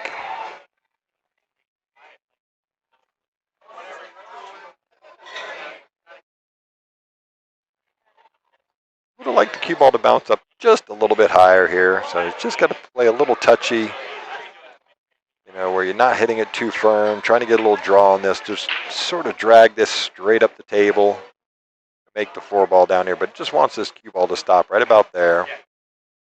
Have the shot on the 7 ball. Really, really a well-executed shot from Justin Gutierrez. He's been playing well lately.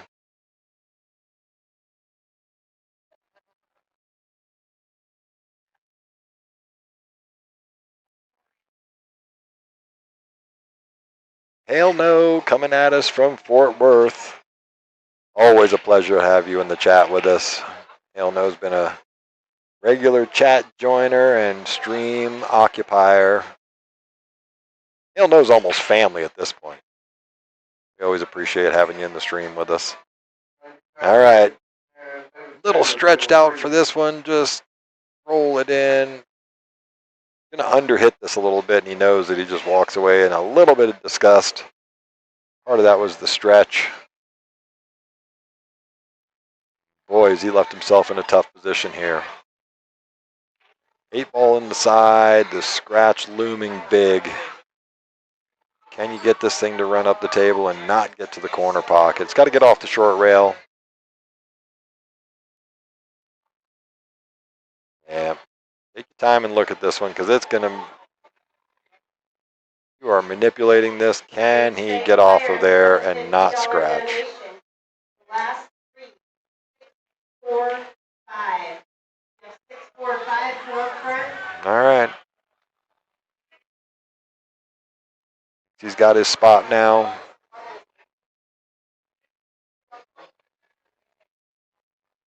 Such a difficult shot. Going to look at cutting. Yep, he's going to look at cutting this to the top pocket and hope to run just enough. Not scratch. Man, how good you hit it. Run, cue ball, he says. Run. All right, well, he doesn't quite get to the shape he wanted, but what a good shot on the 8 ball to miss the initial scratch.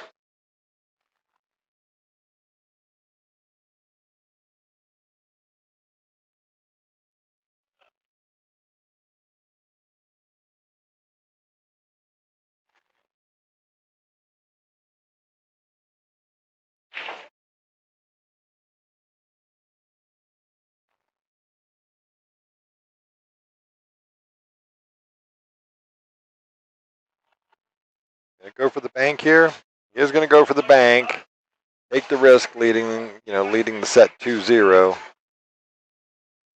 Leaves a shot now for Justin Pena. Good chance here for Justin Pena to get back into this match. Take one down. Has the break for the next rack. Yep, Shan, it was a great shot on the 8 ball. A little more pace he would have got around for the 9. If Justin Pena can knock this down now. Yeah, just hits it perfectly, just like I expected him to. Even though he's a little rusty and just working his way back into stroke now. Nice shot. Mr. Pena takes that one down. We're going to go 1-2 and breaking rack number 4.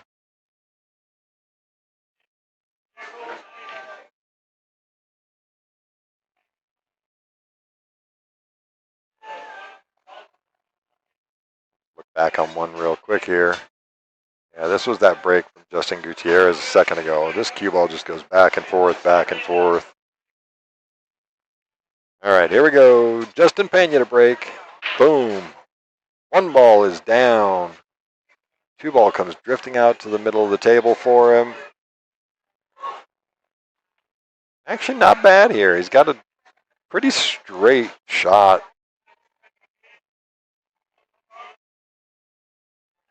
Pretty straight shot on this 2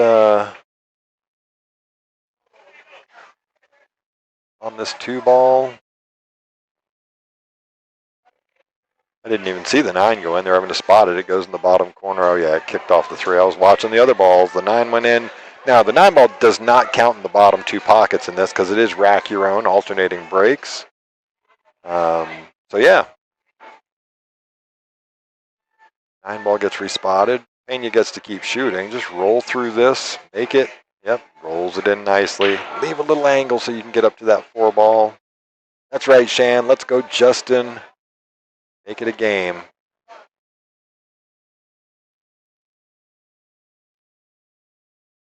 Mr. Pena definitely knows his way around a table. Like I said, I know he's been out of tournament play for a while with the new baby.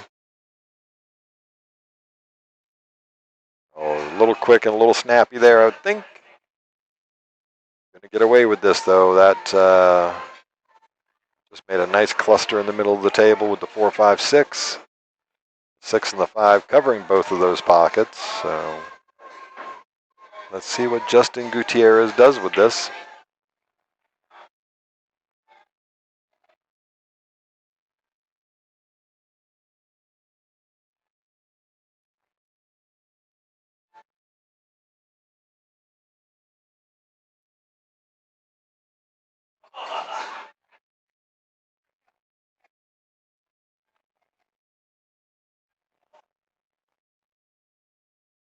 Oh, and I just saw your answer there, Panda. 4-month-old is the baby, yeah, so Uncle Justin's been out of the game for a few months since the baby was born. Ashton, that was the name. I was trying to think of that. Thanks, Jace.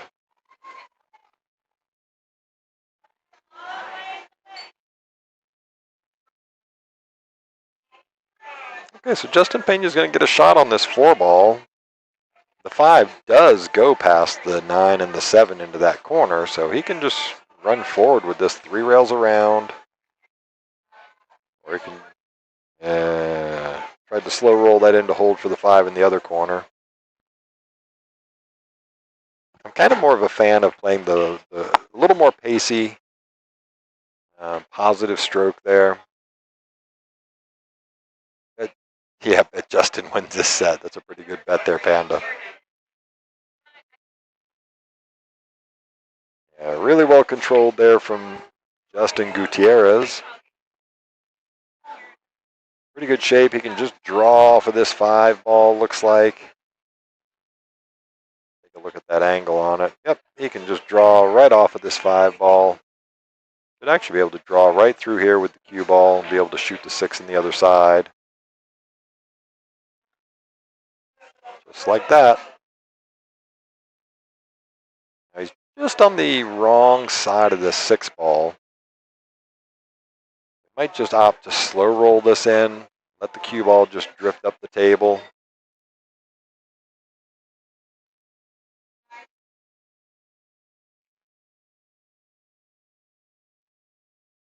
Could go with the pace and go up and down the table if he wanted. Yep.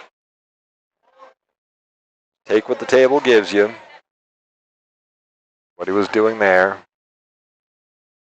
Cut this in. Now you're going to let the cue ball go up and down the table. Just a touch of right spin on this, not much. Just concentrate on the speed. Yeah, gonna go ahead and miss that. Here we go. Great opportunity here for Justin Pena. 7 ball. Draw the cue ball back about 6 inches is really all he needs. 6 or 8 inches, right about there. Yep. Sees the spot he needs to get to.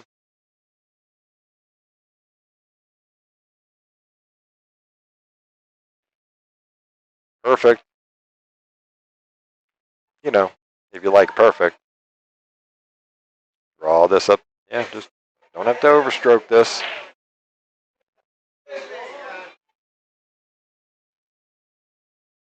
Doesn't take much. Just draw it up a little bit. Even if you get a little north of the shot line, I'm a fan of that. Don't have to overdo it. Yep, just like that. Beautiful shot from Justin Pena.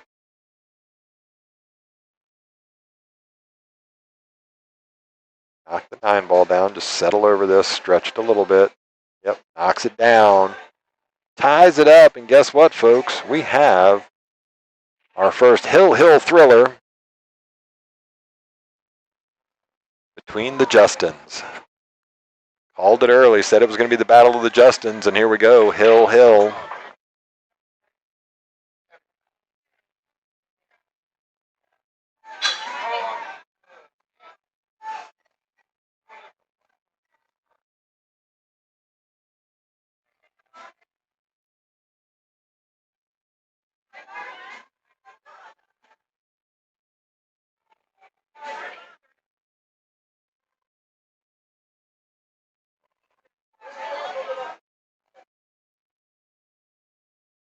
Oh, you know, Jose, I love a Hill thriller. And Shan, just so you know, Panda there is actually Justin Pena's nephew. Very up and coming teenage player. Always love hanging out with you there, Panda. Looking forward to great things from you in this game.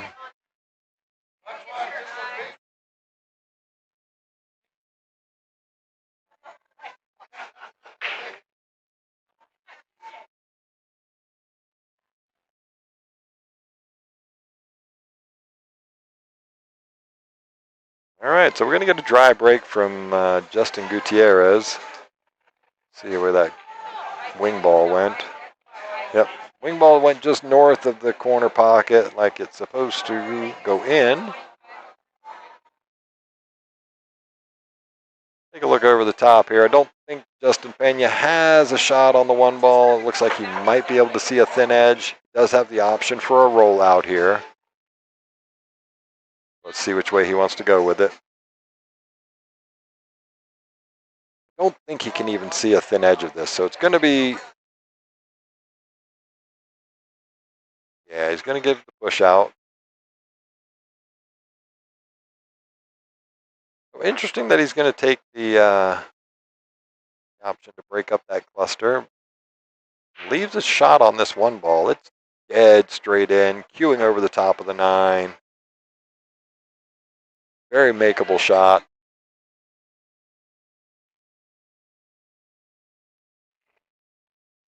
Wow. Deep in that pocket. Now, the other side of this equation is the 3 ball is definitely tied up. It does not go past the 7. So he's going to have to come up with a game plan here. I think he might have rolled the cue ball out just too far to the middle of the table there to go rail first on the 2. Big giant draw stroke here maybe? No? Gonna play smart. I like it.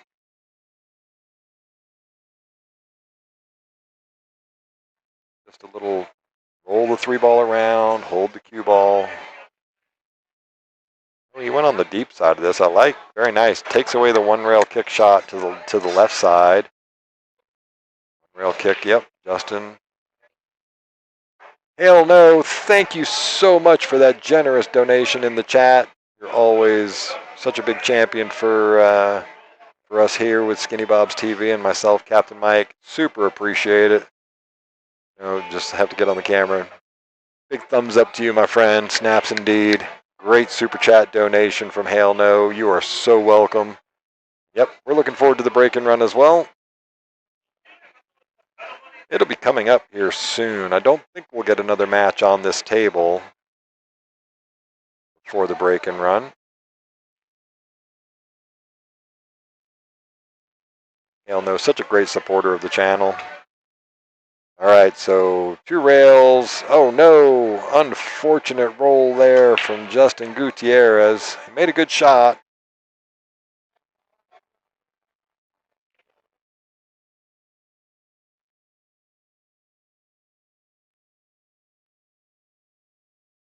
You're right, Shan. It is one of the better YouTube handles. Hail No.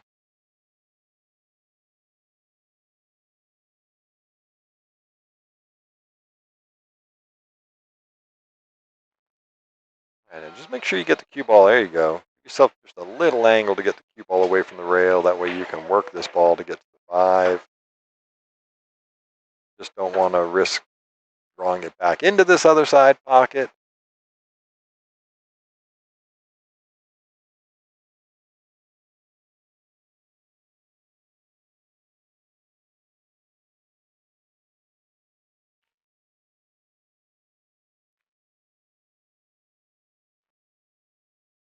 Really good cue ball control there from Justin Pena. Might want to just try and draw back a little bit for shooting this 6 in the side. All right, this is last call for tickets.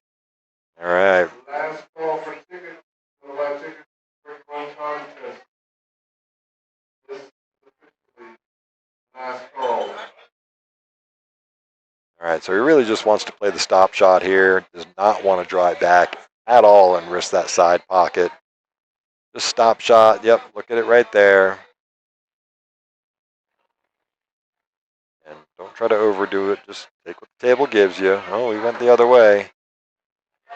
The funny thing is, he ends up right in the same spot of he got a little bit better. So good shot there from Justin Pena.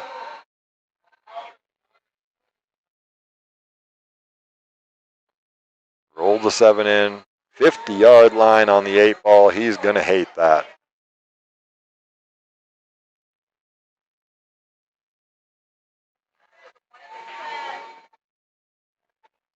Hey, Panda, see this shot right here? This is an important shot to learn, brother. Get really good at this shot.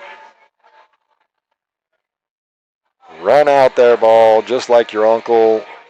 Almost gets there. My gosh, how good do you hit that? Just comes up a little short on the shape. Just to add to the drama of this Hill thriller. Yeah. Yeah, learn that spot shot. 3 rail around to get shaped down the table. Comes up an awful lot, as you already know. So shout out to Jace Pena there, the Panda pool player in the chat. Having some successes at the juniors, the nationals.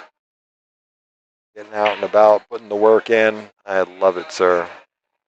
We have to get together soon and do a few practice sessions together. Do a little sparring.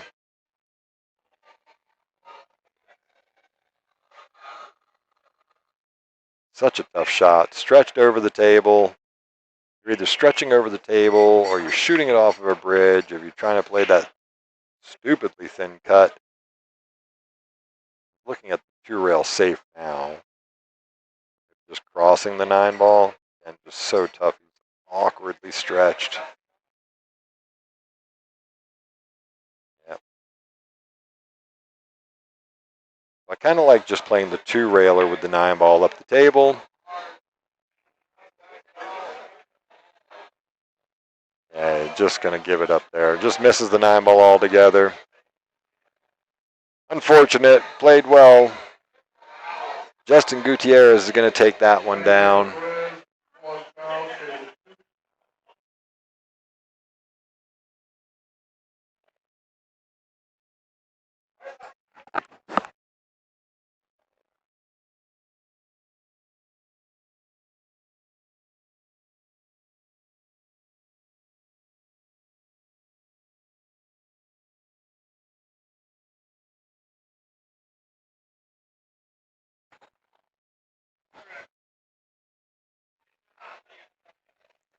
All right, so you were right, Panda. Justin did win that set. Just not the one you wanted, I'm sure. All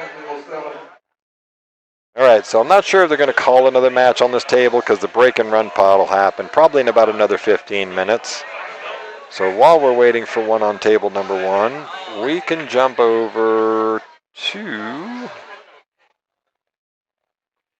Let's jump over to table number 2 real quick. We're going to get a match starting over here in just a second. 2 really great players. Twan Chow and Daniel Perez. Now, anybody that plays here at Skinny Bob's, they know Daniel Perez. If you watch the stream long enough, you've seen Daniel on here several times. He's a regular for our tournaments, regular winner of tournaments, always a beast. Good friend of mine. I'm excited to watch some of this match. Now we will jump back over to the main stream table. Pete Carpenter, thank you so much for that generous donation in the chat. Welcome to the stream and welcome to the chat with the super chat donation. Always appreciated the support of the channel. So humbled by all of you folks out there tonight. Thank you so much. And where are you watching from, Pete?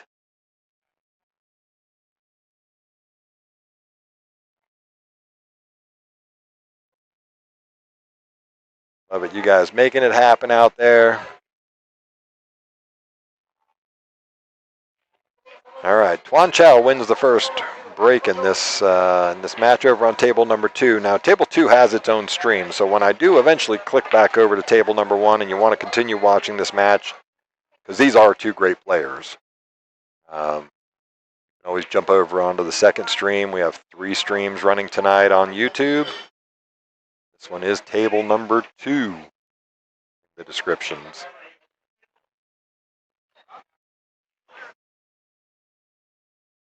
All right, Twan Chow to break first rack. I only have the one camera on this table, so no overheads.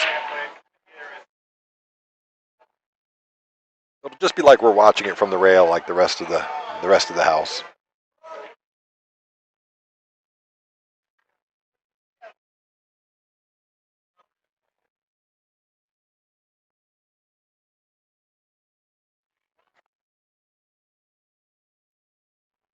I'll be right back. 1 second.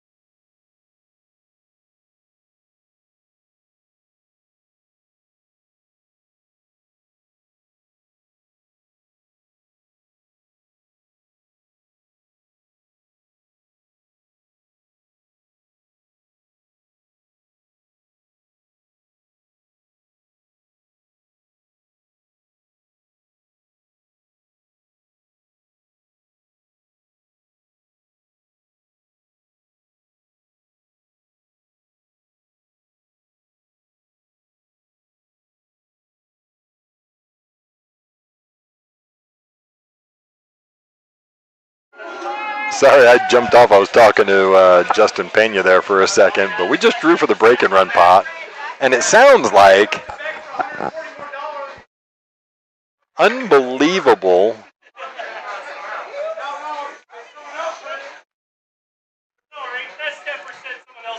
David Sanders gets drawn again. Byron Green, welcome to the stream and welcome to the chat just in time for the break and run pot.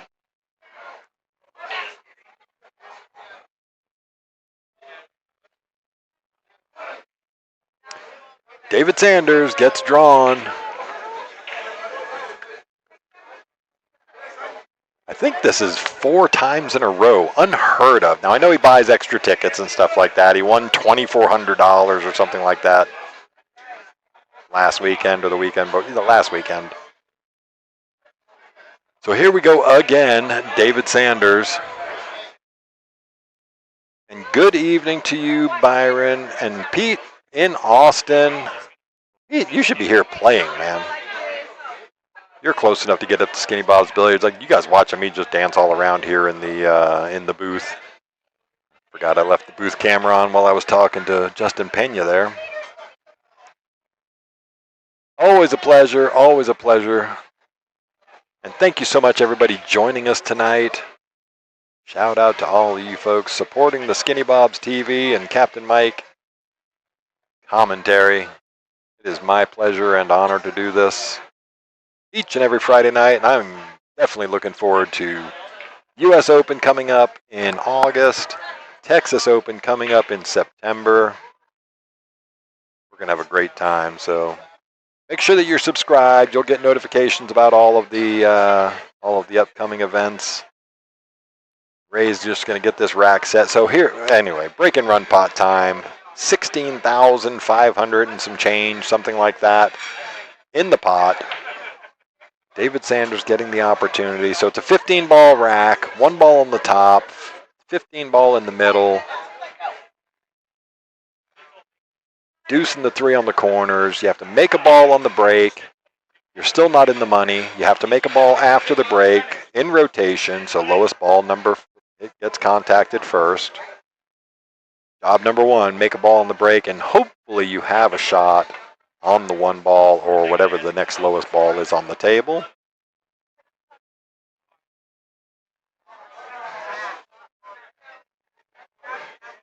David just going to inspect the rack there, make sure that it's nice and tight. Ray's done a good job tonight, as always.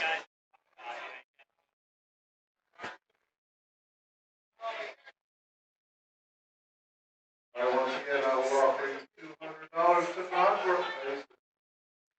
All right, so he's breaking for $714 a ball. $1,114 a ball. Pretty stout, sir. Hey, Sanders, don't miss the 1 ball. Solid advice. Just saying. Make sure you get all of your ass into that break. I know. Sorry, I didn't mean for you guys to hear that. I was barking a little bit. Me and Sanders are very good friends, and anybody that plays at Skinny Bob's knows Sanders for sure. Going to take a quick shot. Dutch Courage, swing lube, stroke lube. Quick shot with all of his friends up here at the bar.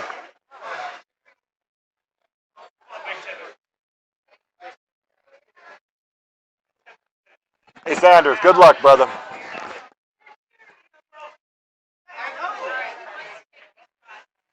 All right, well, there's about 8 of them taking a shot here for good luck for Sanders. Here we go.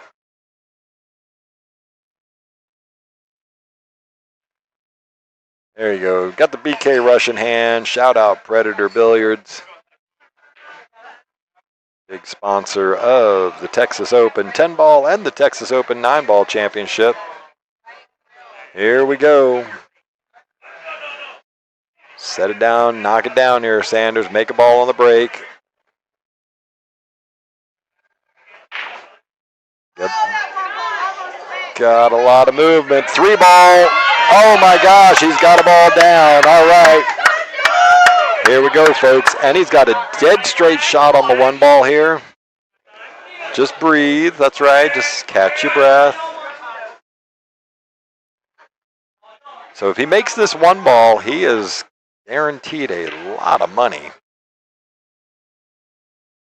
Really, he could make the one ball here and hold for the two ball up in that top left corner, but just make sure you make the one ball. He has knocked it down. So that right there, if he stops right now, folks, that's $2,200. Yes, they are. Yes, they are.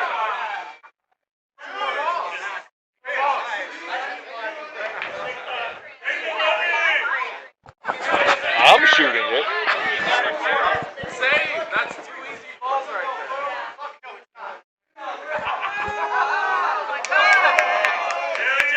All right. He's taking the money. So he's going to shoot it and not count.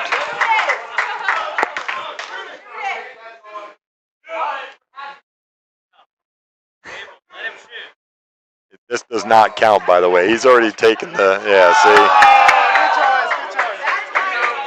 That's why you don't take it. So congratulations to David Sanders, $2,230 in his pocket. So in the space of 2 weeks, he's been drawn 4 times, and he's about 50%. 2,200 is no joke. Hey, that's like hey, Sanders, that's like $5,000 in 2 weeks. Yeah, if I shot like you, but I shoot like me, and it's 10 Emry. No, I'm saying congratulations. You have made $4,800 in 2 weeks. Congratulations. I don't blame you for not shooting the 2 ball. I would have shot it. She would have shot it.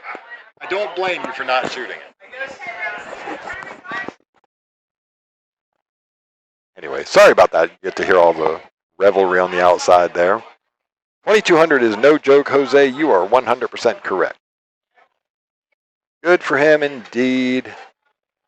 Well, there you go, break and run pot. So he takes $2,200 out of the pot, knocks it back down to $14,300, which guess what? Is still no joke. And that is available for tomorrow night's tournament. So if you're in the area, get on down here to Skinny Bob's Billiards, get signed up for the tournament. Have a chance to do just what David Sanders did there.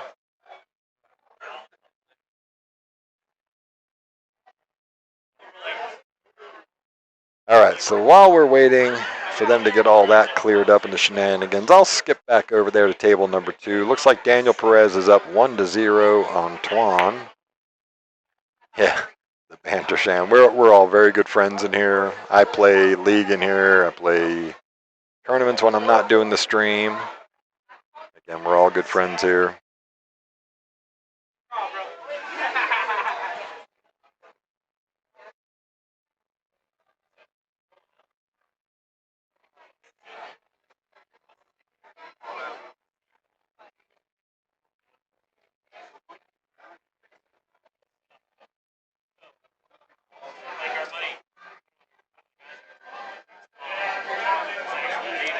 Well, while we're waiting, we can actually go back and check out his break. Quite amazing. That 7 ball just sat there. The 3 ball comes around and dinks it right in. Now, I guess Skinny Bob's is actually quite lucky that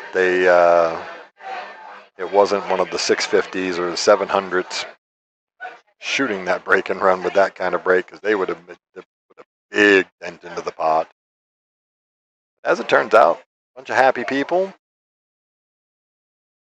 And yes, hail no, he will most definitely buy shots for everybody at the bar. So, in the chat, hail knows I've got David Sanders right next to me. David, here. Quick smile at the camera there. Sanders. Anyway, that's Sanders right behind me there. There's Sanders right behind me there. Over there somewhere. Big winner, $2,200.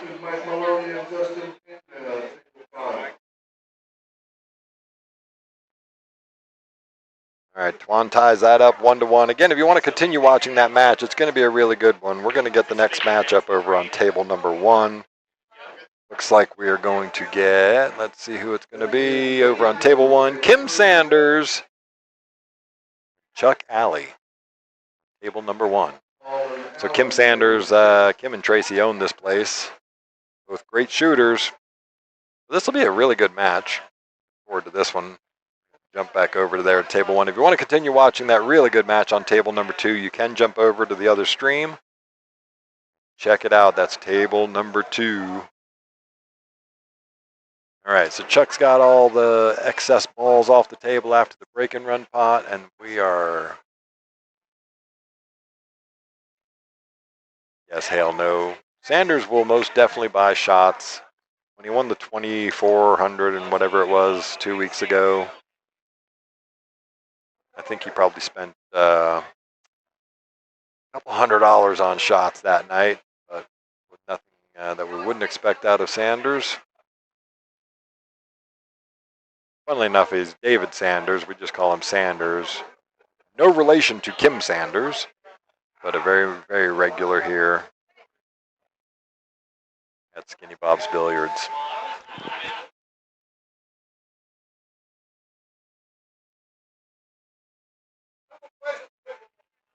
All right, so Chuck Alley is going to get the first break in this race to 3.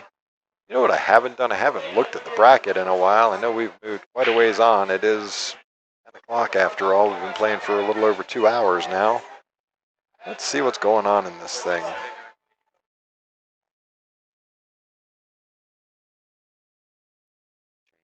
Screen over there so I can see. All right, Chuck Alley to break. Rack number 1. Here we go.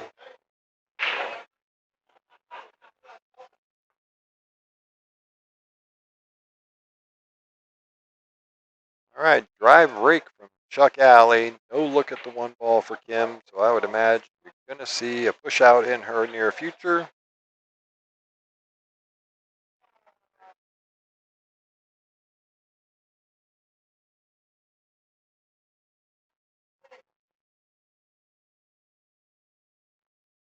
We have 6 players. Last 3 for the donation. 5. 665 come up front. Michael Maloney and Justin Pena playing over on table number 5. If you want to watch that match, Panda, there is the other stream table, table number 5.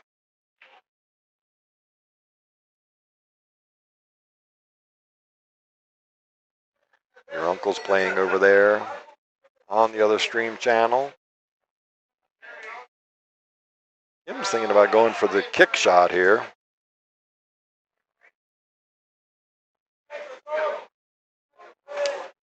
There is a push out available to her. It's just where do you push out to, right? Yeah, just get up north of the 1 ball, try to push it out to the top rail.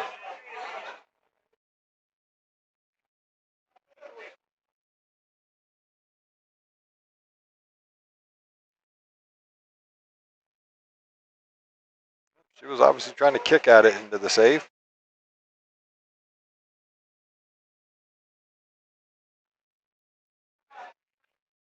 Ball in hand to Chuck Alley. It's first rack. Jump back over and see what the rest of this bracket looks like. It got a real spread out bracket just the way it sets up with 33 players. All right, so Chuck runs that ball around the table, gets pretty good on this 2 ball here.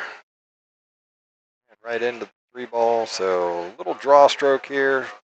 Not a whole lot to worry about. Just get back up the middle of the table. Don't run into the 3, he says. Good position.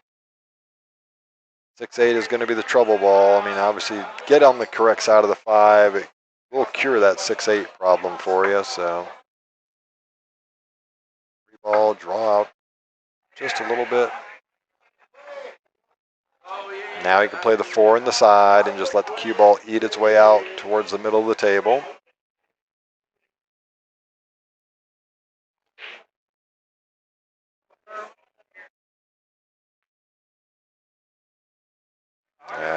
now he's got himself in a little bit of a pickle.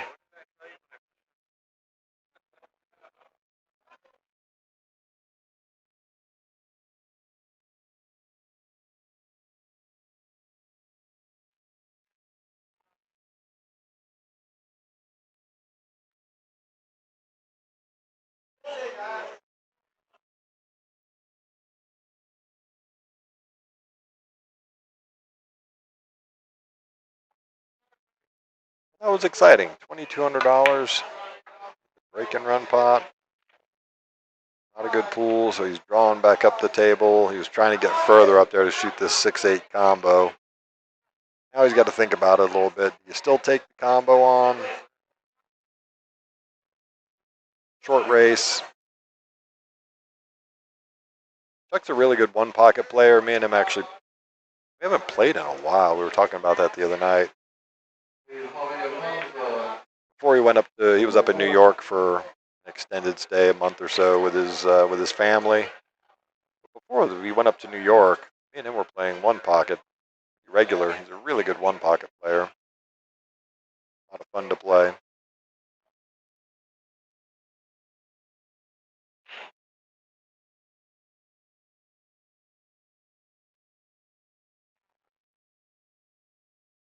So, Shan, I have to ask, what pool hall are you playing out of over there in Clovis?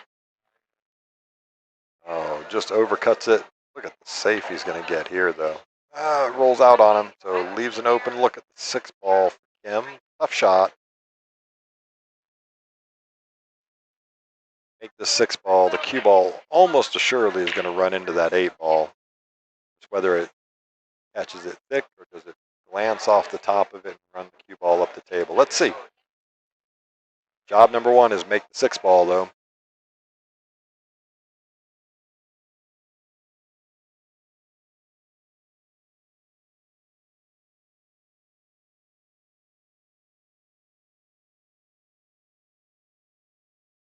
All right, well, I don't even have to look at it from the overhead. I can look at it through the glass here at the table, and 6 does not go past the 7. Chuck's going to have to find a pretty good safety here.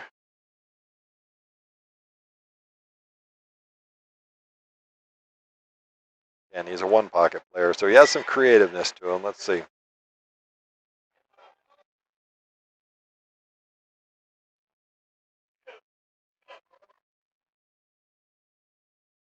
He's just mishit that all together. And he knows it. Gives Kim an opportunity like this. She will punish you.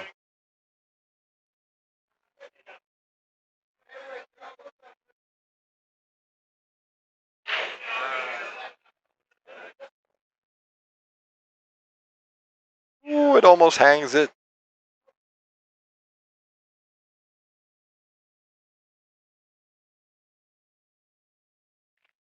That's awesome, Shan. Well, shout out to Classics.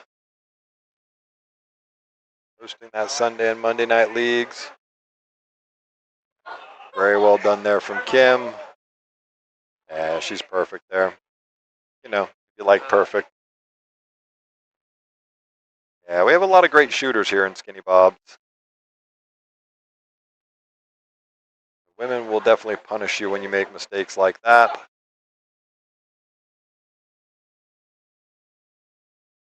With another one of her classic t-shirts on.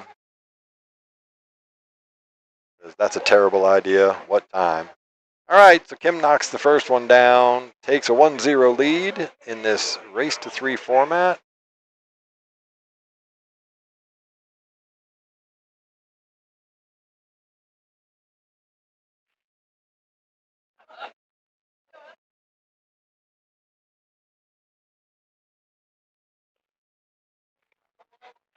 Yeah, Kim is Kim's a really, really good shooter. I mean, she makes so many. I mean, just a great straight delivery of the cue. 99% of the time.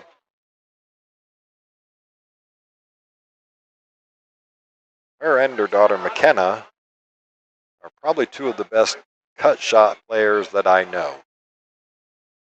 Outside of all the pros, but as far as, play high-ranking players in local tournament scenes, and I've a bunch in California and here in Texas and stuff like that. And I'm here to tell you, you don't leave Kim a cut shot down a rail. She's going to knock that thing down. I look over at one of the other tables and see the other daughter, Lindsay, knocking down a 9-ball. All right, so she makes a ball on the break. Like she makes the 5-ball, has a shot on the 1-ball.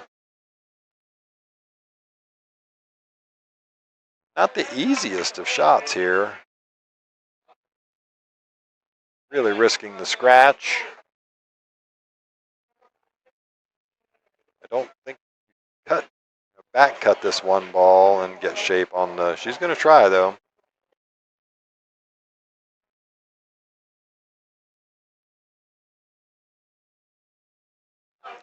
Pretty good shot there. As long as it doesn't roll out too far on her. And how perfect you hit that, Kim. Going to get the magic rack out of there.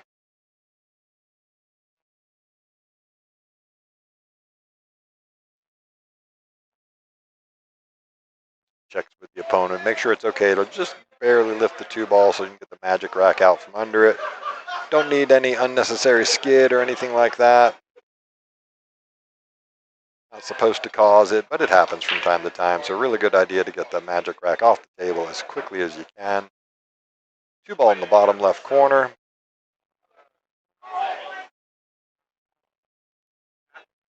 A little nudge, nudge, wink, wink off of a couple of balls, and decision time here. Really, the angle is wrong for the 3 to the top corner to hold for the 4. She's going to probably opt for the cut shot. Yep, pointing to the right side of the table there. Goes with this cut shot on the side. Make sure you don't overspin it and run into that 6-ball. Risk the scratch. Just run it up and down the table.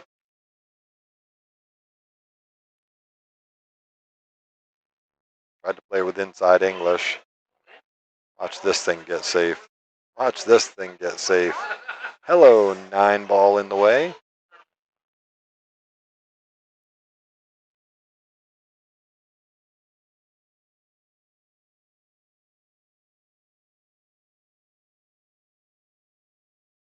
Well, good evening to you, 2K.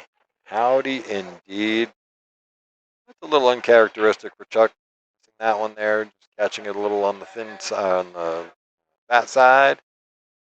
Gonna leave a shot for Kim here. Knock the 3-ball down just with some follow in top left. Get the 2-ball down to the middle of the table. That's all you're really looking for. Howdy to you indeed. Eric 2K. Don't overhit it. Don't overhit it, Kim. She overhit it. Maybe. Nope. You can knock this down quite easily. Just very quickly just became connect the dots for Kim Sanders. She's going to try to make it difficult all we can, don't we?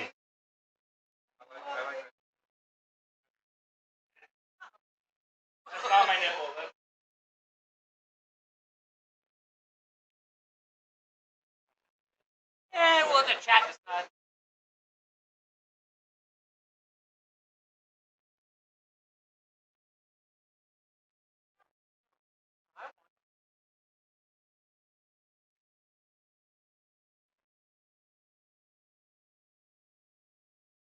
All right, what a nice touch there from Kim Sanders. Really well done. Sets up perfectly for this 8-ball. Just a little stun shot here. Yeah, just like that. Dead straight on the 9-ball.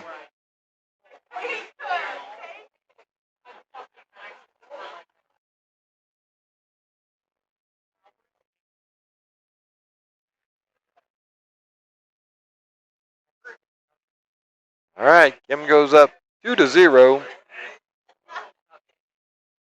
on the hill.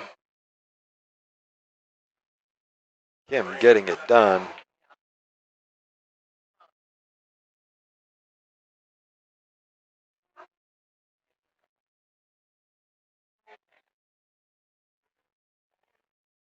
This is still a winner side match here. We got Kim and Chuck playing here. Over on table 7, Justin Gutierrez, who you saw play the Hill match earlier. He's now playing Matt Wong over on table number 7 across the other side of the room. Daniel Perez and Twan Chow. We are in the Hill over there on table number 2. Winner of that match between Daniel and Twan is going into the hot seat. Chuck Alley knocks one down on the break. Has an open look at the 2-ball.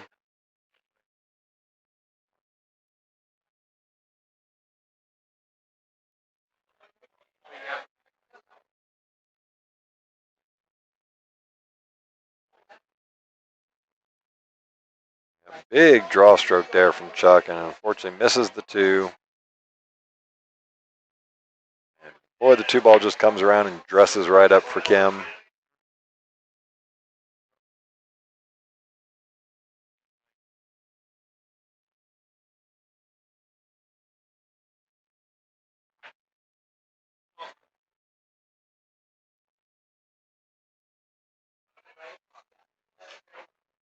Yeah, would like to just be able to draw back just a little bit on this.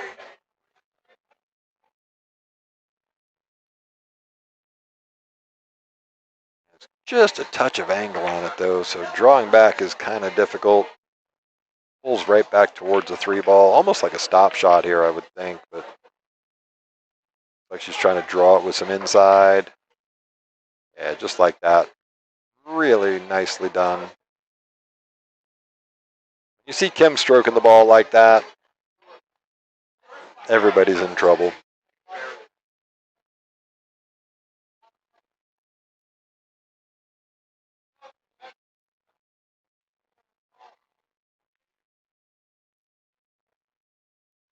So she was trying to run into that 4-ball just a little bit to get a nudge on it. Misses it and ends up with a really tough position.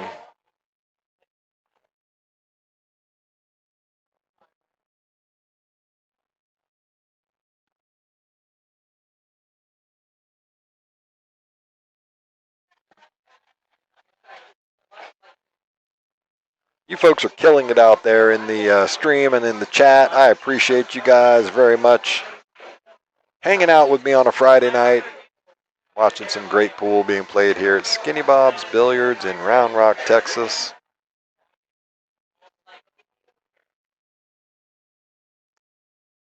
Gets a little unfortunate there, wipes its feet, doesn't go in. Kim's going to leave a thin cut on this, but Chuck can certainly handle this. Play it with a little touch of inside English, not much. Let that cue ball come across the table. And didn't like that at all. It's got a little too much inside on it. Now he might need to let this cue ball go and run it up and down the table.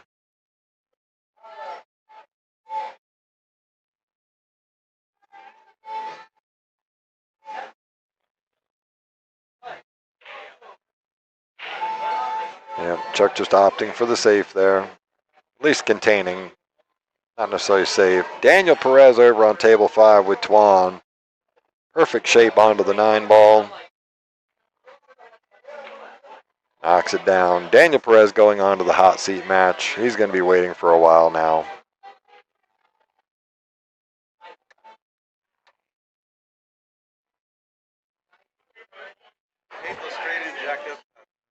Yeah.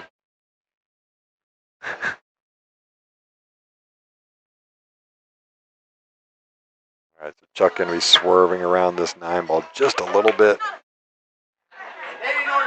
Yep, knocks it down with great touch.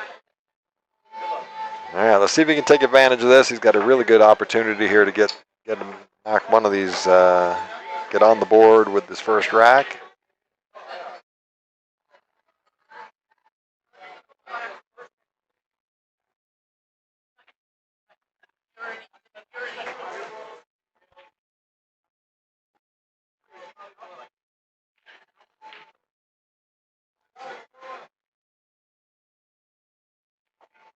All right, good position here.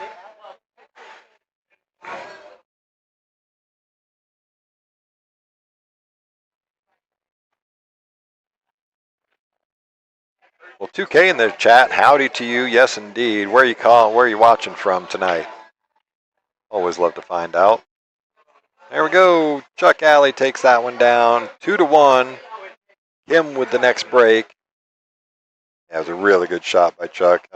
He's got a really good stroke to him. Very good understanding of the path of the cue ball.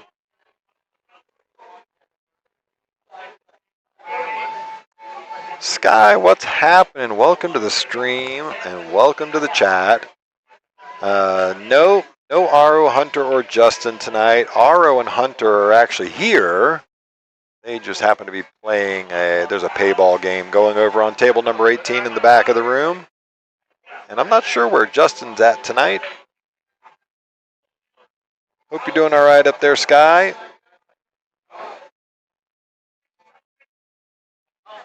Yeah, Shan, you're right. Chuck's happy he didn't get skunked either because I would have never let him live it down. I would have needled him all the way into our next match whenever I play him next. Which will probably be over this weekend, I'm sure.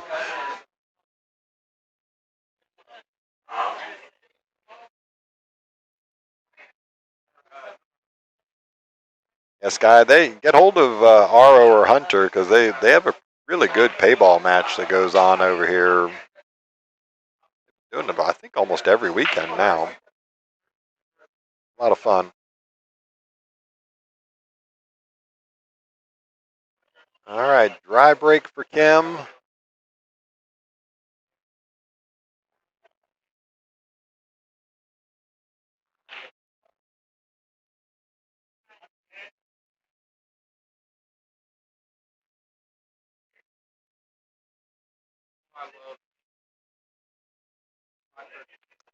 That 8 ball was wired. Unfortunate that the 1 ball just comes straight back out off the rail and gets just right up on top of the cue ball.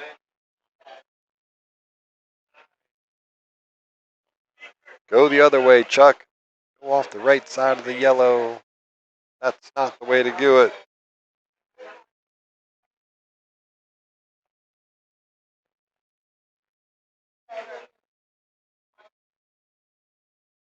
Big shout out to Sky Massengill joining us in the chat.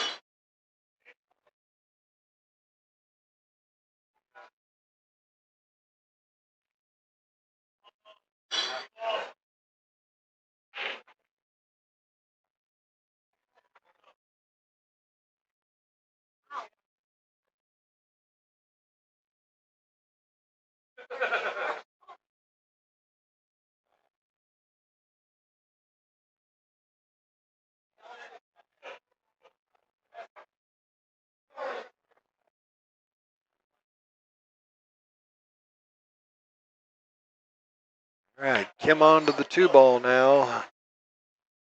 Gonna want to try and get pretty close to this bottom rail to be underneath the 3 ball.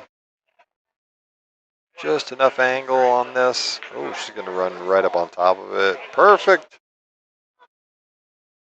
How you like me now? Just hit it with a little forward. You're gonna move the 5 ball up towards the 6 and everything.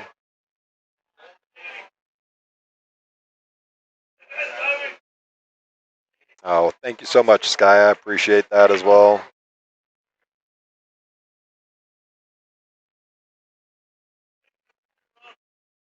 Appreciate you recognizing. Yeah, it's a commitment of my time. I thoroughly love playing, but I committed to this stream, and I kind of got bit by the bug when I was doing the Texas Open and a couple of other tournaments.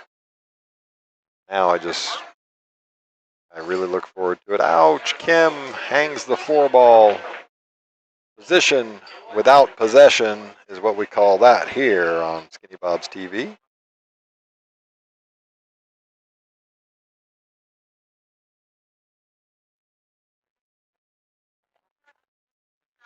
That 4 ball's pretty deep in the pocket there, so this is no cakewalk for Chuck to get shape on the 5.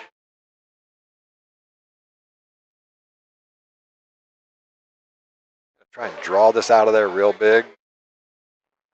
Yep, big stroke from Chuck. and of course ends up 50-yard lined.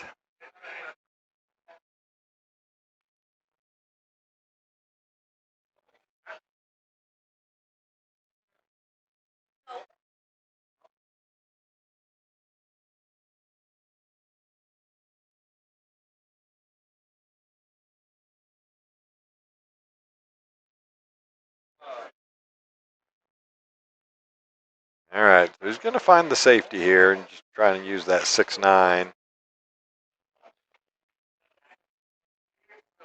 And he's hit it really well. Yep, that's pretty perfect as far as safeties go. Takes away the easy kick from below the 5. She's going to go 2 rails, or no, she's going to go 1 rail at it, come around the 7.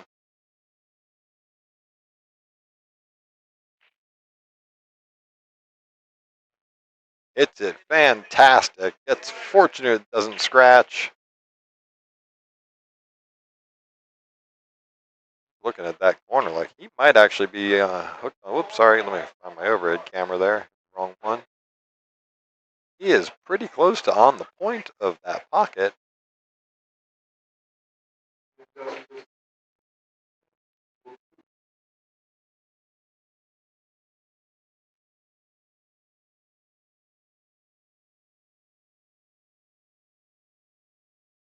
Let's go, Lindsay.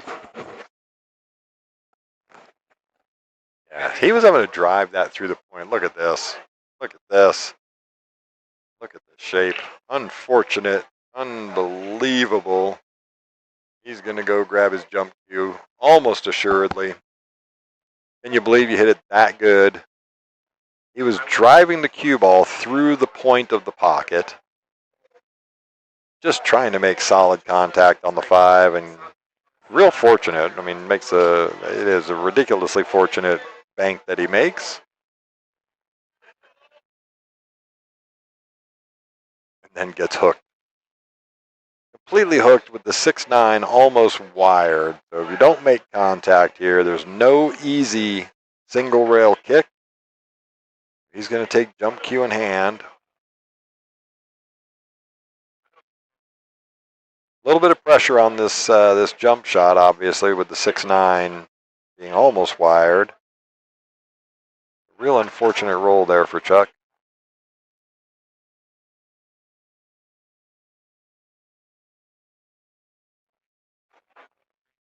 Okay, hits it really good.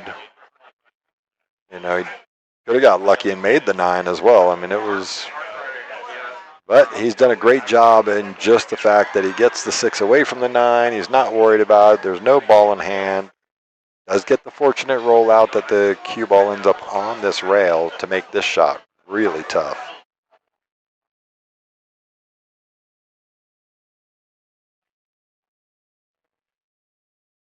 Just focus on, and I told you before, and I will say it again, there's not many finer at cutting shots down the rail than Kim Sanders.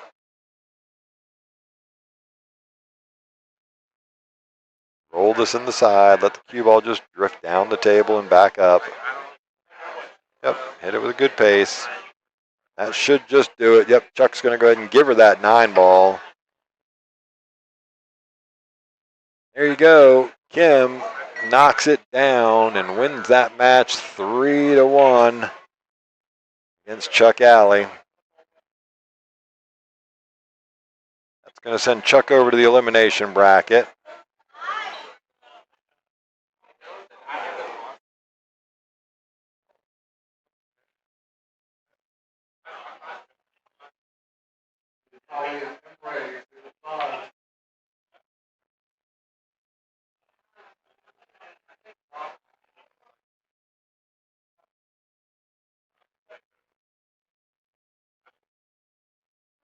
Yeah, definitely good games, good racks, good shooting. Kim proving it time and time again. We're going to get Justin Pena back up on table 1. We're going to move over to some elimination round action coming up. Next match, there it is. Justin Pena and Patrick Garza.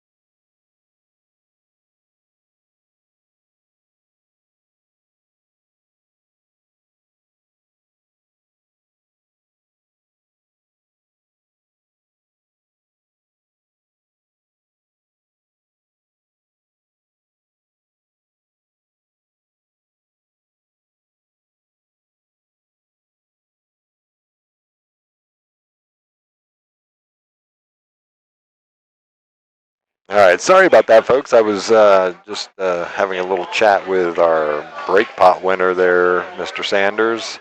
So sorry I missed the opening of this match. You guys got to watch anyway. Justin Pena and Patrick Garza.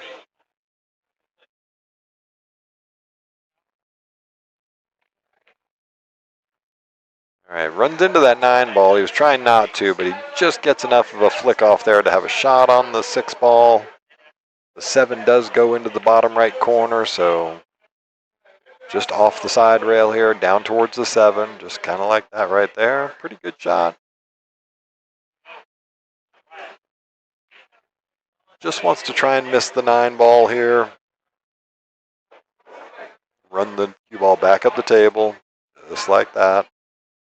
He's going to get on the correct side of the 8 ball. Nice touch there for a guy who's rusty and been out of the game for 4 months.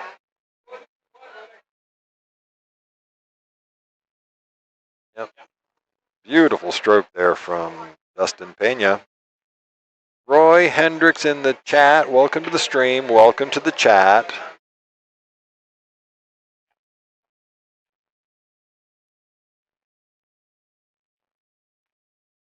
And yes, they still allow smoking inside here at Skinny Bob's. I know that can be a bit of a put off for some people. The smoke eating machines do a really good job here.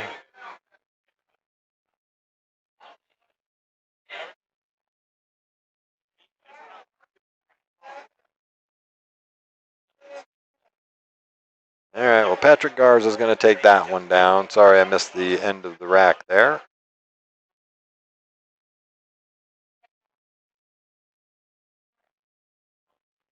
The filtration works way better than it did in the past, Roy. But yes, they do still allow smoking inside Skinny Bob's. Except for during the Texas Open week, there's no smoking in here during that week.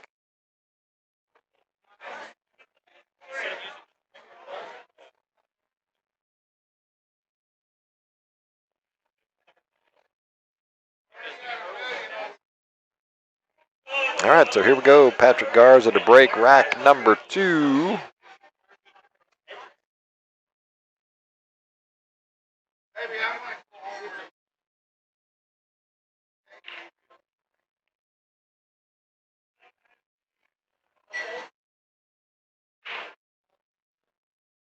All right, wing ball goes north of the corner pocket.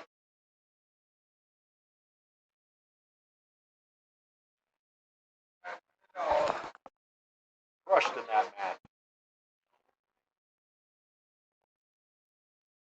You shoot so good. Got Kim Sanders sitting next to me. 1.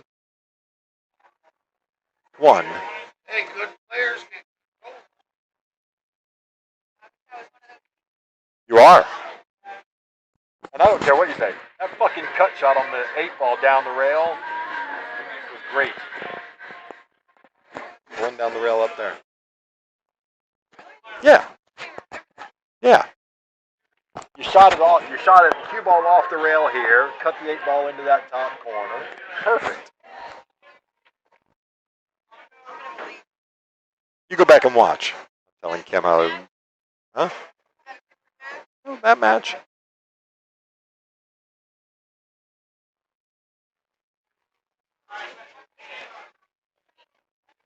All right, so Patrick Garza at the table here. He's got a shot. This 3 ball cut is wafer thin.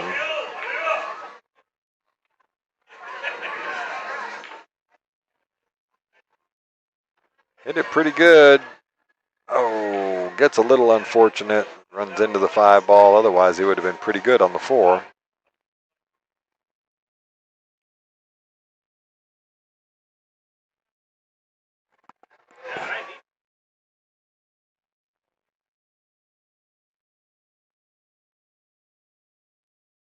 Goes for the bank. Leaves it hanging. All right, so an opportunity here for Mr. Pena. Try and tie this one up.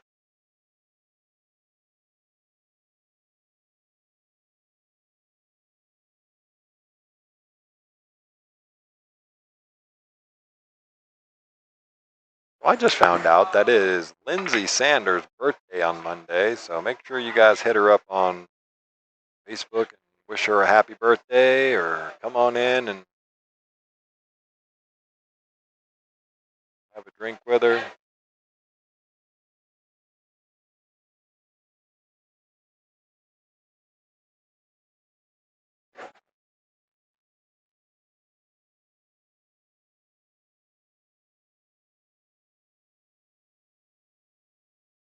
It just gets the wrong side of this 5 ball.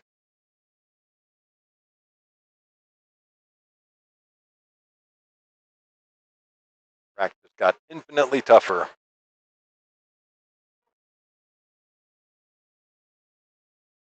Goes for the very smart containing safe. Very well handled. Good execution from Justin. Patrick comes back to the table. A little difficult shot here on this for safety on this 6 ball. I think it would be easy, but there's nothing easy about rolling that ball 9 feet down the table, getting perfect. It takes perfect not to double kiss this 6 ball.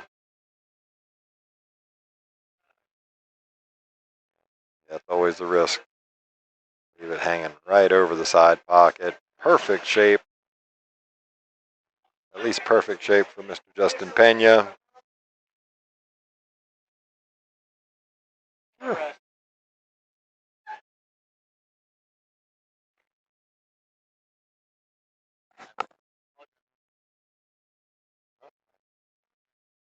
I'll have a shot with you.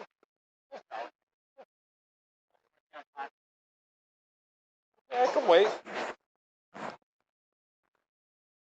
All right, good stroke there from Justin. Just maybe a little steep on this 8 ball. They might want to let this cue ball up the table him down. I don't know. Let's see. Look out now. Don't open up too much. Run ball. All right, shooting it into the side pocket. How often do you see that? Somebody tries to go up and down the table off of a shot like that. Take your time and roll it in. Good stroke. Positive action and hangs. That's so unfortunate. Put a good stroke on it. That's just really unlucky there.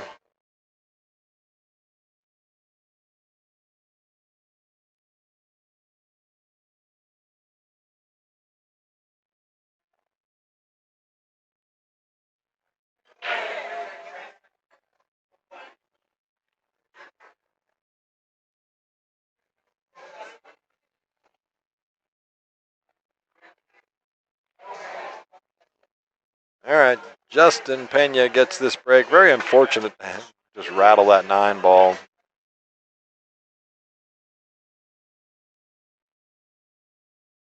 Making some great shots, playing really well. Just a little rust showing through on some of those. Not an easy shot shooting into the side pocket like that on a diamond 9-foot table anyway.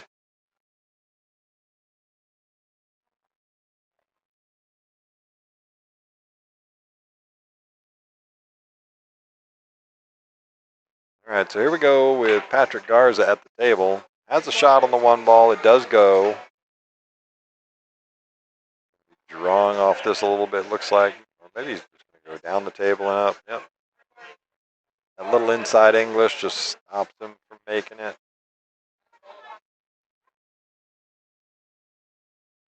Leaving the one over the side pocket for Justin Pena coming to the table. Let's see if he can settle into this.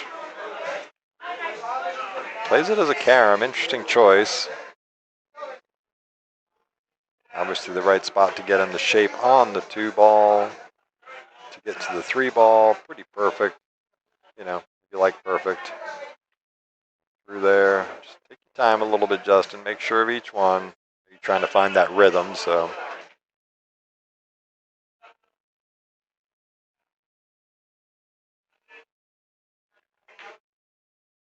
Smart.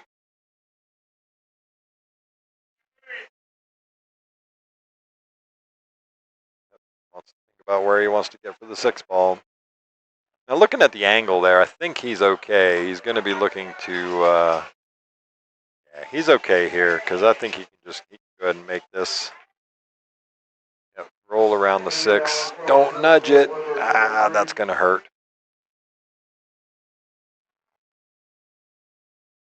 Has the shot on the 6, but getting back to this 7 ball is going to prove a little tricky for him.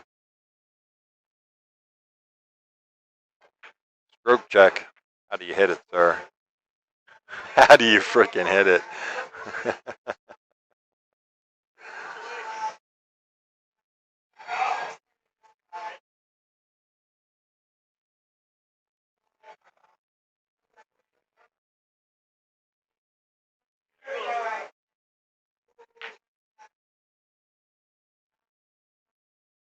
He was going for the safety there. It popped out to the. I'll go back and look at that shot real quick. He almost gets underneath the 7 ball perfectly. That's so crazy how good that was. All right. Patrick at the table with the 7 ball. Gonna double kiss. Ran perfectly straight into that 7, unfortunately.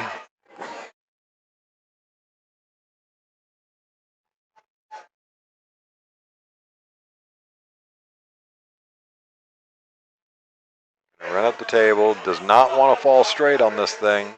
Get where you have some angle. Just fine.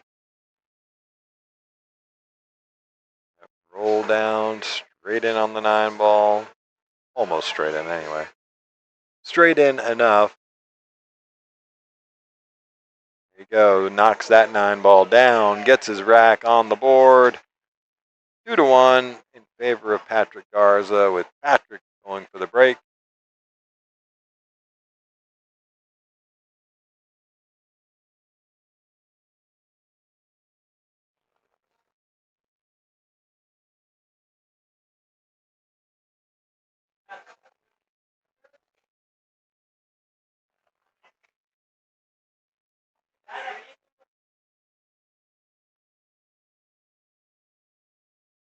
All right, 2-1.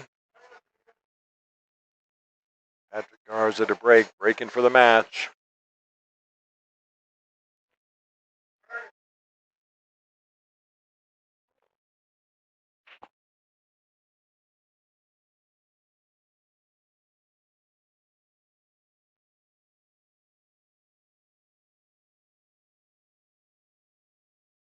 Push shot coming. Yep.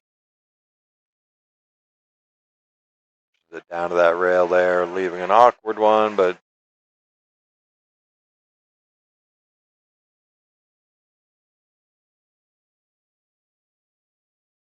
he just gave that right back to him. I'm kind of surprised by that, actually. It's a pretty easy safety here. Got to make sure you don't scratch in that top corner. Yeah, it was, pretty easy safety. It gets a little unfortunate with that flick off of the 6 ball where the 1 comes out. I don't know if he can see enough of it to make it, but he can certainly see the thick part of the 1 ball.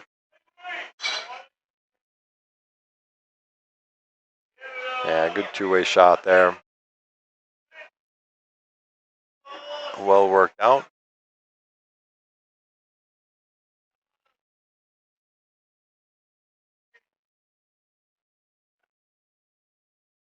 Yeah, gets the cue ball a little thin on the 1 ball, so they run up the table together, leaving Patrick a shot on this 1 ball now. If he can get the 1 to the 2, there's a lot of obstacles in the way there.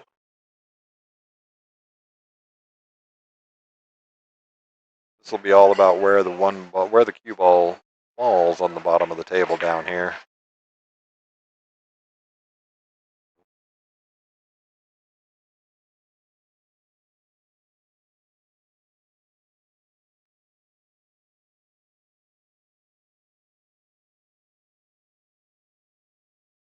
Just catches one of the points there on the side pocket.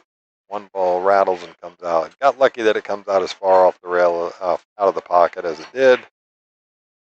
Another containing safety. Good shot.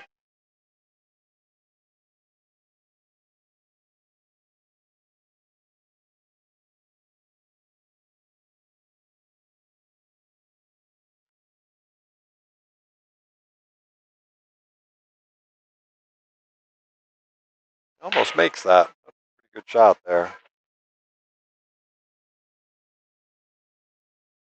Ball's pretty flat on this one. Just stop shot. Yep, that worked too.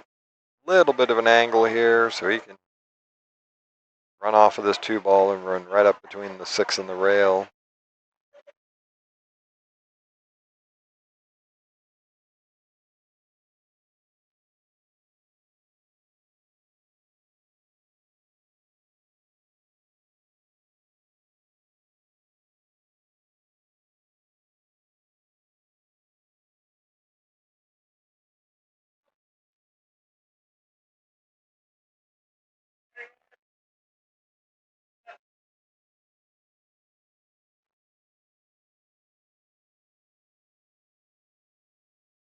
Oh, unfortunate on that 3 ball.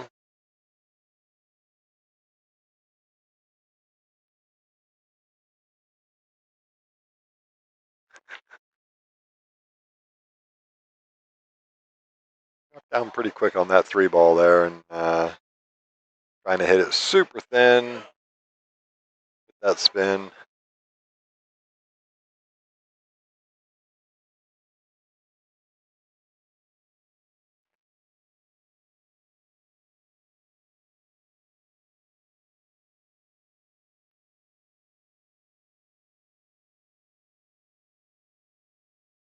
Kind of funny, Justin chastising himself a little bit there for missing that ball completely. He did the same, obviously, on that 9 ball in the first game that he was on the stream. And we were talking about his daughter watching this. If you're out there watching this, the young Miss Pena, don't give him too much grief. He's just coming back and getting his stroke back. Uh-oh. It's a bit thick. So he's going to get a gift. Get a reprieve from his previous woes. Don't hit it too hard.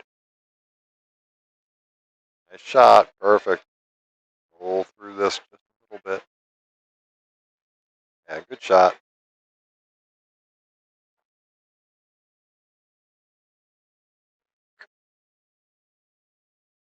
Very, very well done. So here we go. Hill, hill.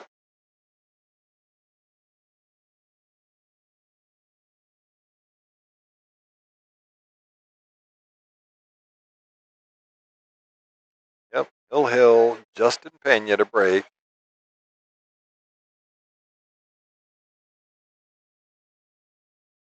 Hill, hill thriller indeed. Justin getting some good competitive reps in tonight. Working out the rust.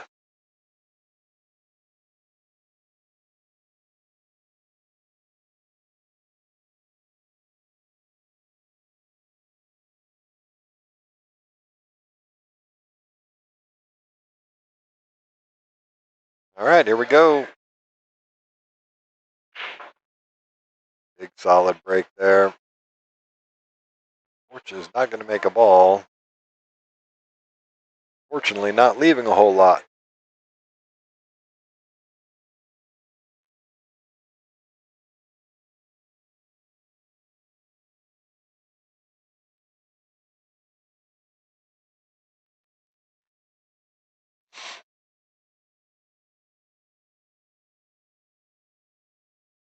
Patrick just thinking about where he wants to try and play this safe. If he can.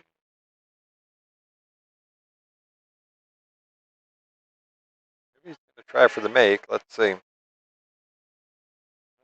Opts for the safe. Good shot. Ish.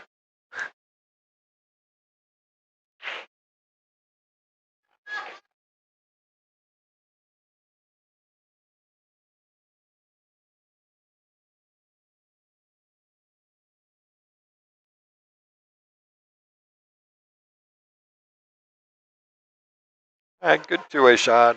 Try the little cross bank. He was really a little more focused on the speed of the safety side of it.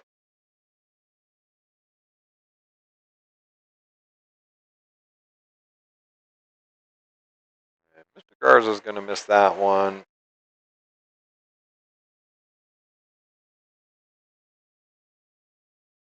Right, let's go, Justin.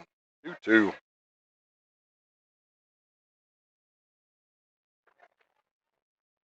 Yep, opts for the bank shot.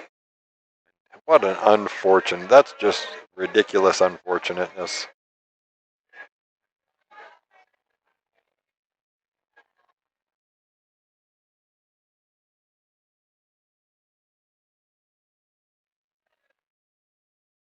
You guys hopefully can't hear it because of copyrights and everything like that, but the music in the background is the very first song ever played on MTV.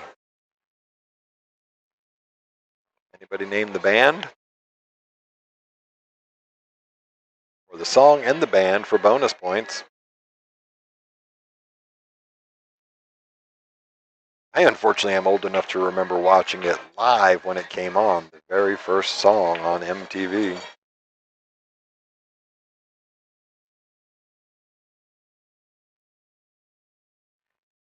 course, MTV was pretty cool for about 10 years, and it was not.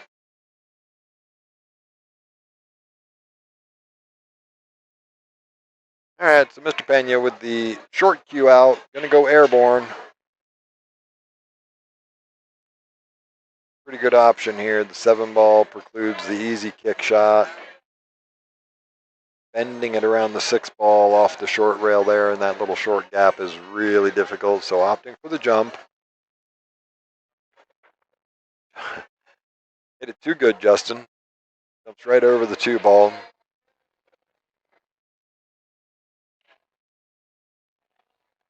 Yes, indeed. God Family Adventures. It was Video Killed the Radio Star by the Buggles. Good shout out there.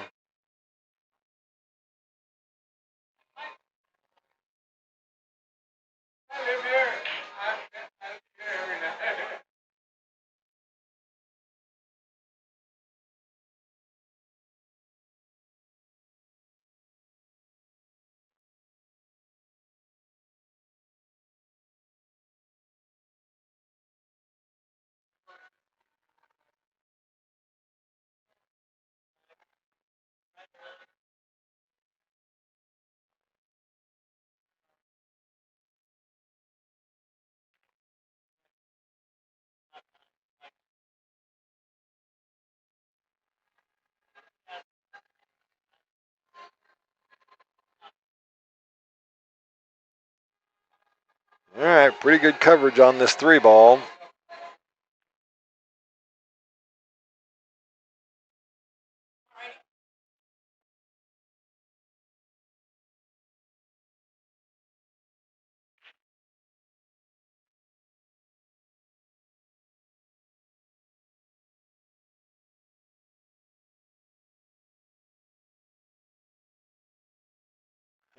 Yes, yes, it does, Shan. I don't know about your age, but like I said, I'm old enough to remember as a young teenager watching TV come on the air, and brings back some funny memories of those days for sure.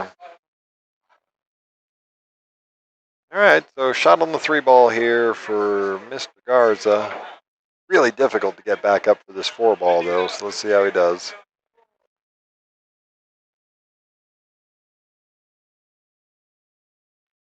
Look at this, going to get into a nice safe spot with that 8-ball. Yep.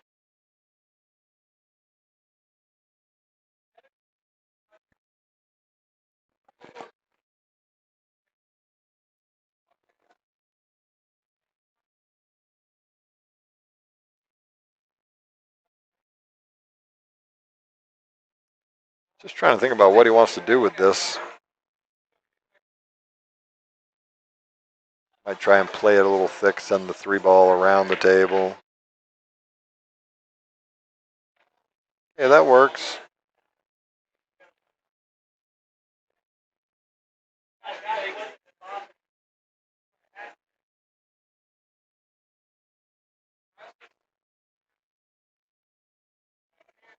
Emry and Asim before.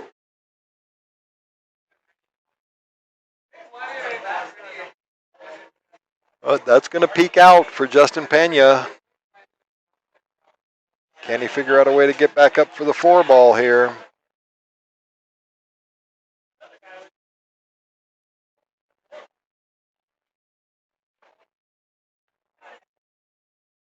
tricky English right there, Mr. Pena.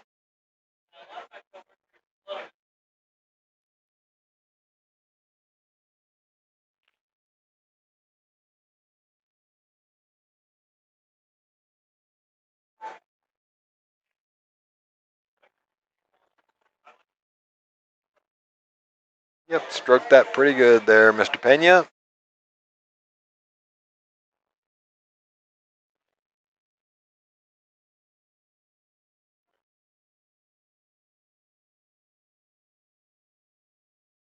Weird little back cut on this 8-ball now. Oh, he's hit that so good. Just get up there and shake his hand. I don't know about shake his hand. That cue ball rolled out there a little ways. But he's going to go ahead and give him that 9-ball. I don't know if I would have gave him that one. But that was awfully nice of Patrick to do that.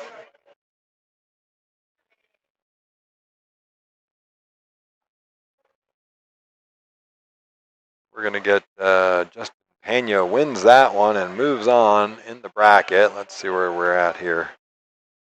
Over in this bracket. Update screen.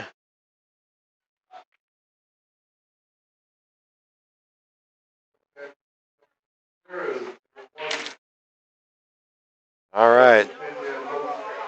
Back on the winner's side, we're going to get Kim Sanders, who we've had on the stream already. And Justin Gutierrez also has been on the stream tonight, hanging out on the winner's side. They're going to play each other here on table number 1. The winner of that is going to move on to the hot seat match. Maybe Sneaky asked who won that match, Patrick or what's his name?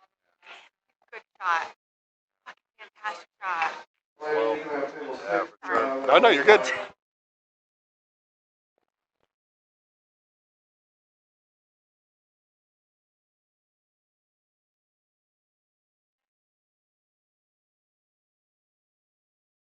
All right, well, congratulations to Justin Pena winning that match. He moves on.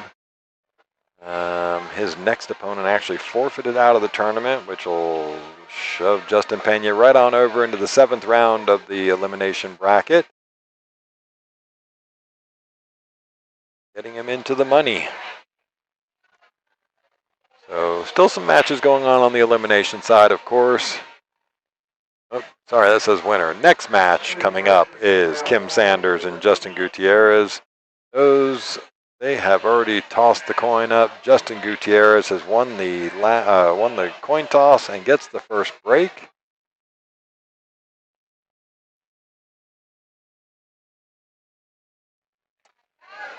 Hey, there's a young man that plays the tournaments in and around Dallas and Houston area, last name of Pena. Probably not.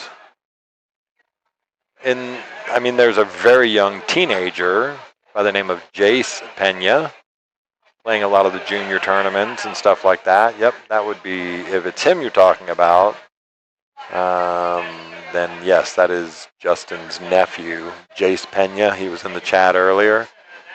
Panda, pool player.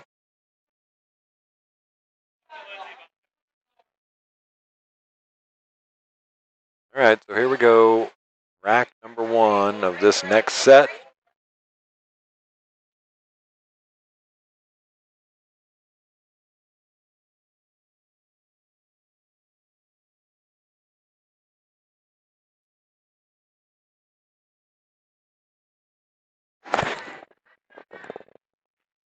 Lindsay, what's that green tee shot thing?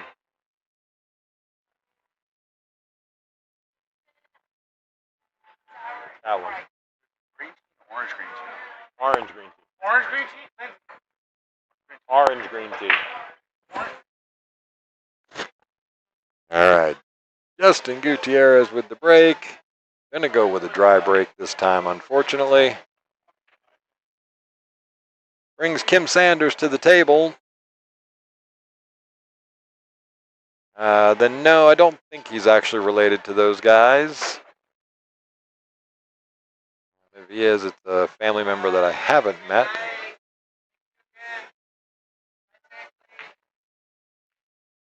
All right, Kim went for the bank there. He's going to leave Shot on the one ball. Yep. Thank you, Kim. Get that magic rack off the table. Everybody that watches my stream knows it is a pet peeve of mine. You get the magic rack off the table, hopefully right after the break. Oh, get Justin with his dance going on, getting that, working out the tension.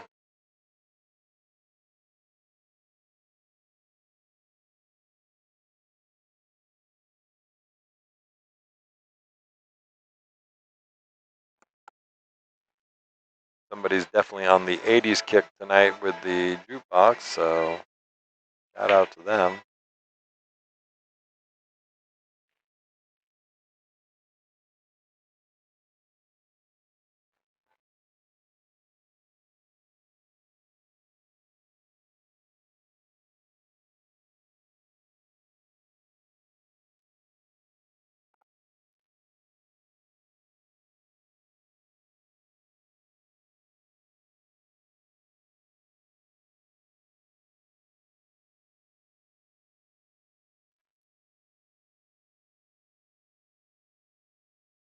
Trying to go 3 rails around with that cue ball to get on that short side of the 5 to make the 3.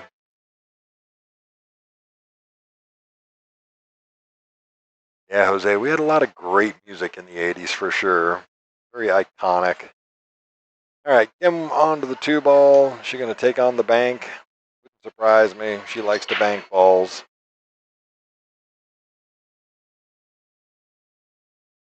Oh my gosh, made the wrong one. Trying to make the other one and hang the other one. There you go.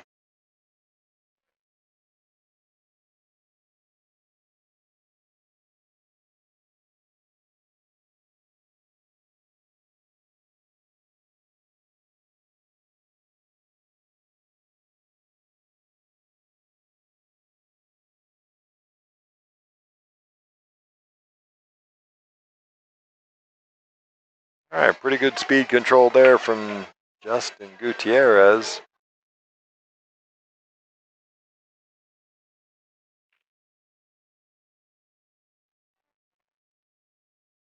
Little Duran Duran going on in the background. I'm definitely bebopping along with the 80s music right now.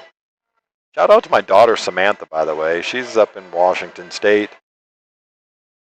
Probably at work right now. Working her summer job between junior year and senior year of university. But God bless her, 21 years old, and she became a Duran Duran fan, listening to songs like Ordinary World and Rio and things like that with me. She loves it.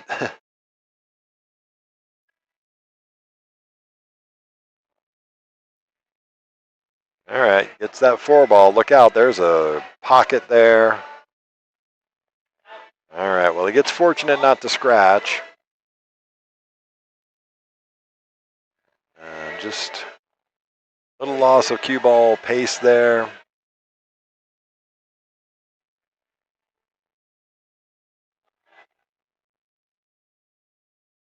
Very iconic. I got to see them in concert once back in 1984 or 85.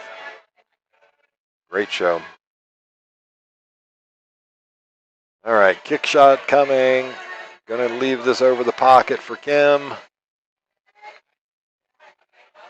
Thank you, Shan. Yes,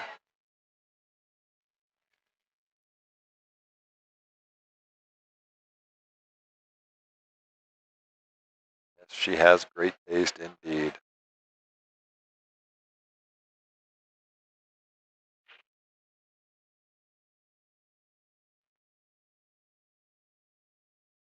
All right, so Kim's gonna short this a little bit. Trying to get that to run a little further up the table, of course.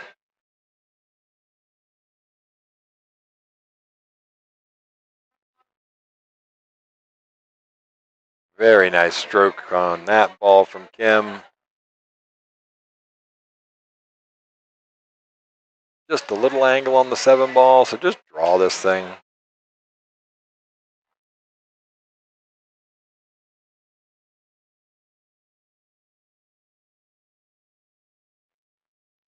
Okay, so she's opted to go the. All right, what a shot. Woof. Little nudge on the 9 ball there, holds her just on the short side of the 8. I don't know whether she'll actually just worry about going up and down the table. She can, it's no risk here. Just get back to the middle of the table. Perfect. You know, if you like perfect and all.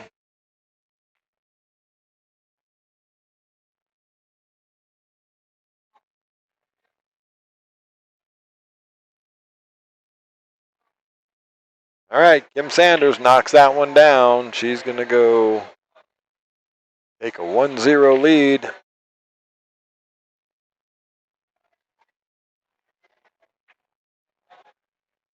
Yeah, I was very lucky, Jose. I got to see them in their prime. I got to see everybody in the 80s and through the 90s. I got to see pretty much everybody.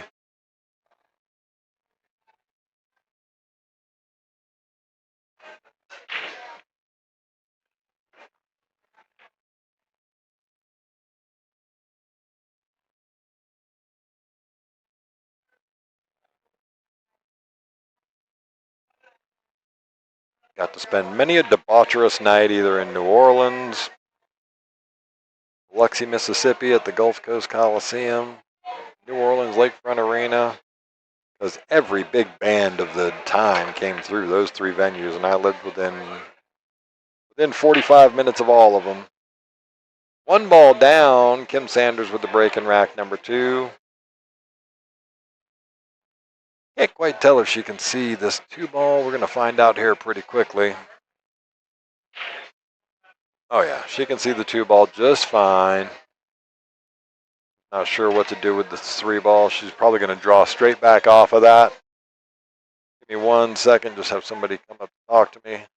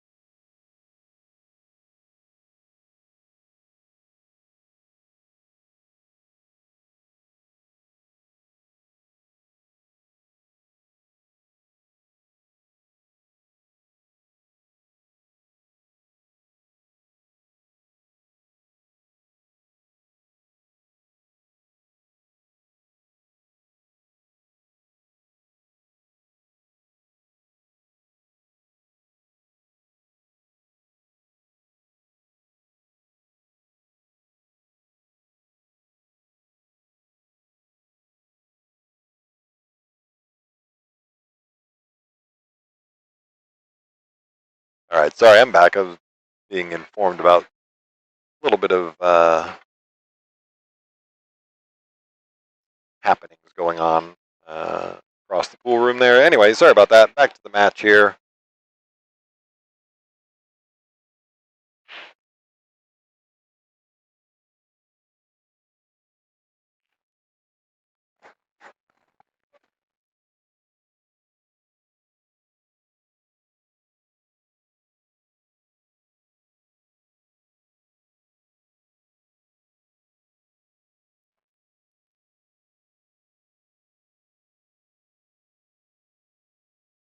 She could make this. Just gins it like that. Wow. What a stroke from Kim Sanders. That was pretty redonkulous, actually.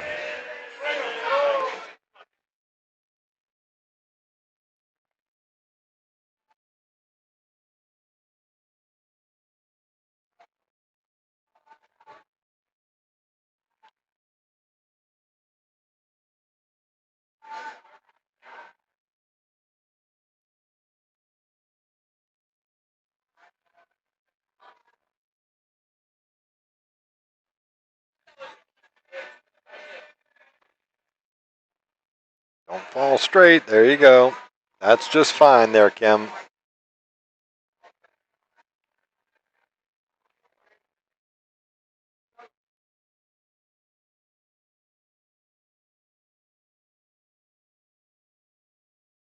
Because the speed needs to go, Golly. Needed to go just another 6 inches maybe.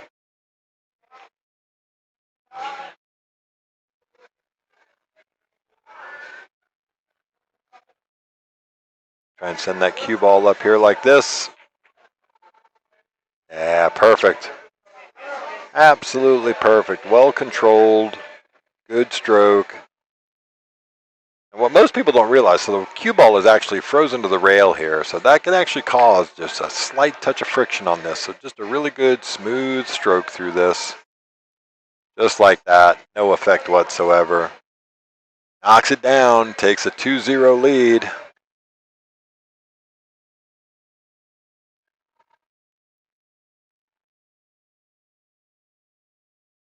Yeah, really, really well done.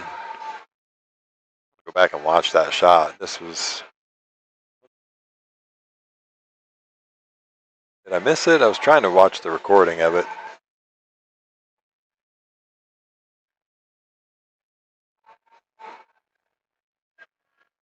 Anyway, Kim stroking the ball really well there. A couple of great shots. 2-0, Justin Gutierrez to break.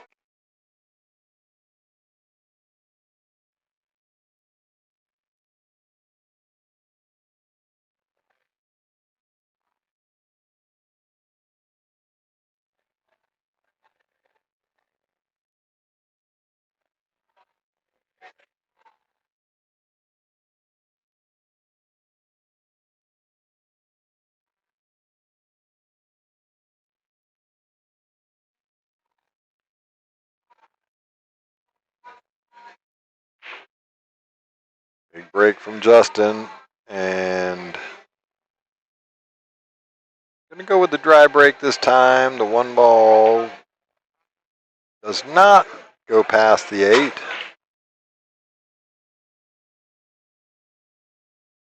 The 1-8 combo is on, of course, but nothing easy about it. You're gonna play it, it's okay. You just gotta make sure you control the speed to still have a shot on this one ball.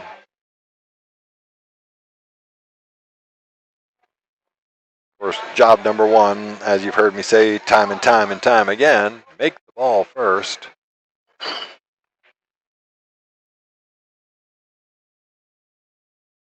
Yeah, Kim has been shooting great, for sure. Even missing that combo, I mean, again, that was a tough shot.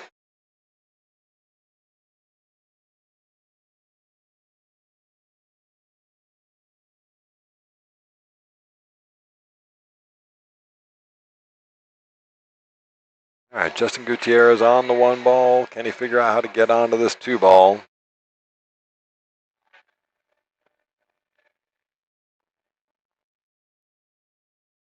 Actually, pretty good position here. Just got to make sure you get enough spin. Miss the scratch in the side pocket over there. And still get down far enough for the 3 ball.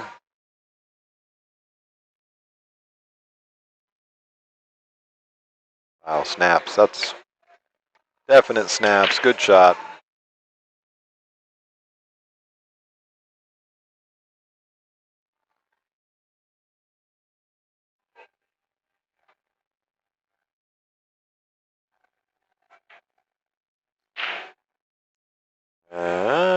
Gets enough of the 4 ball, it bounces back out, so it's still makeable. Fortunate there. Has a nice angle on this. Just be able to run right back out to the middle of the table for the 5 ball.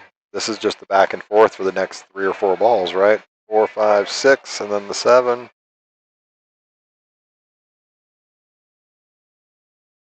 Yep, hit that really well. Not going to leave himself a great angle on this one.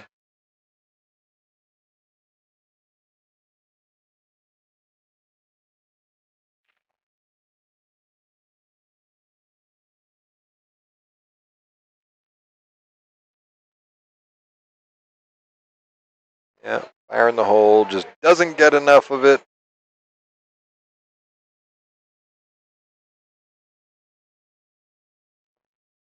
Trying to think about whether he can, think about the bank. It is on.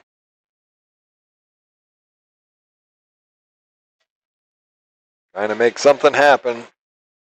Down 0 to 2.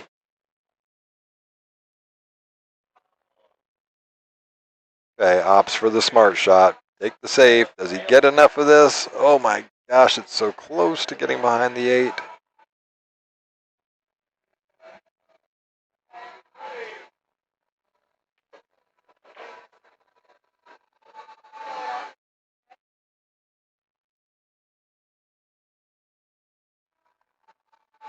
Yeah, it's the way to go for it there, Kim. I'm going to get a little unlucky. I mean, you haven't left an easy shot. This is like a paper-thin cut.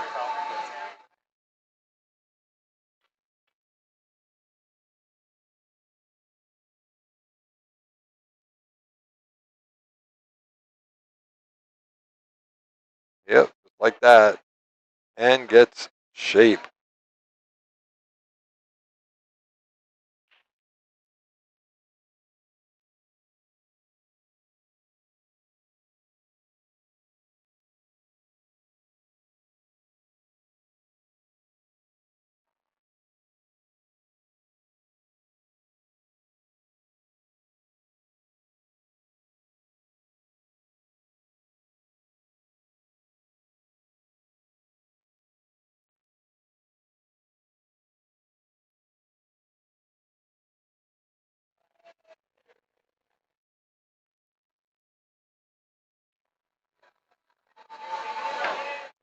Yeah, really good stroke there. Going to overrun this just a little bit. But really good stroke off of that shot.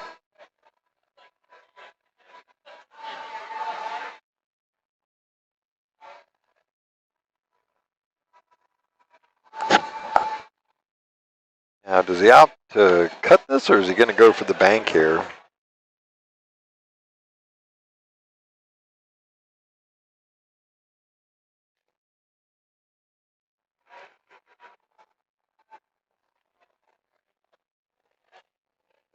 Wow, on the backwards cut. Snaps indeed.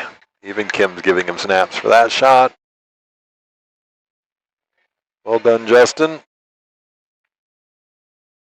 I'm going to jump off for a quick second. I'm going to run to the facilities. I will be right back.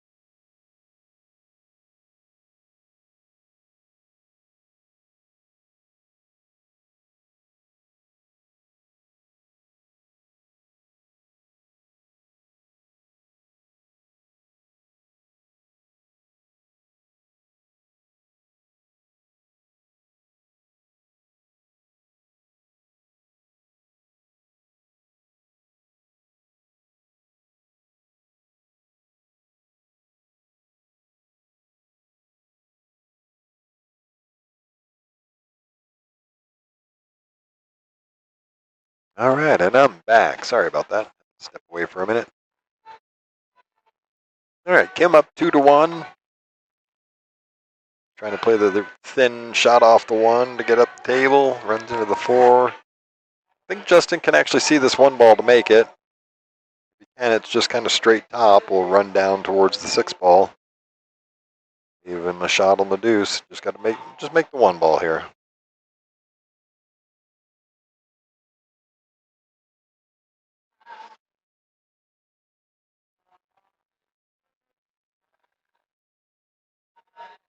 Okay, knocks it down. Look out. He's just fine.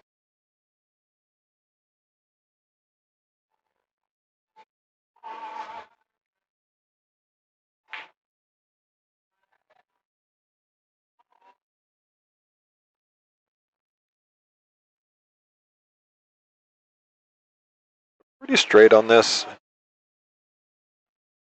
Just play the stop shot and shoot the difficult 3 up the table. Go rail first and try and get shape. Tough shot though.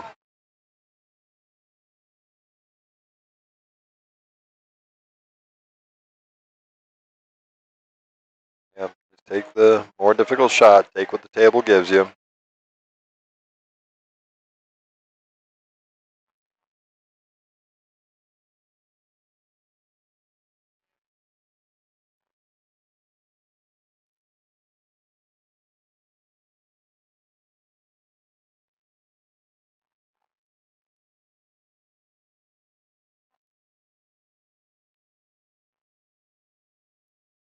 Oh, just barely misses that. It was a good effort at it.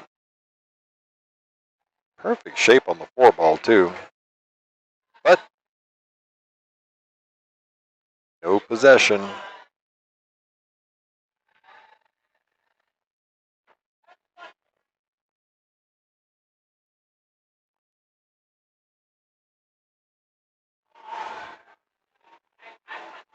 Alan Carson beats Joel Weber over on table number 3.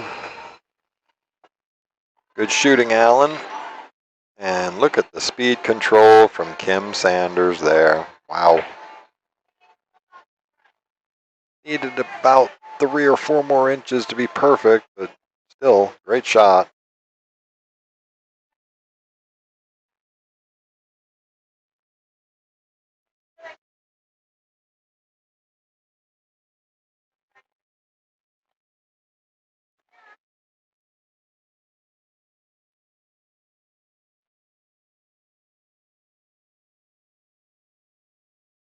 And same thing, take the more difficult shot.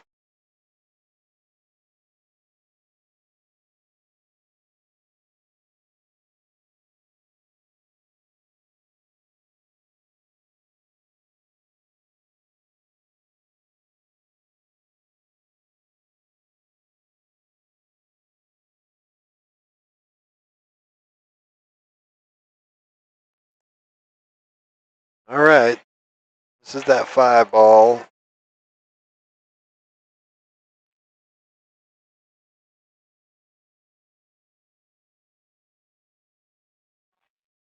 Just run with straight top through this thing. Oh, he's going to go the 3 rail option. Runs right into the 7 ball. So not exactly what he was looking for. Wanted to get down past the 7 ball there, but he's okay. He's got a shot on the 6 ball. Justin trying to fight his way back into this match.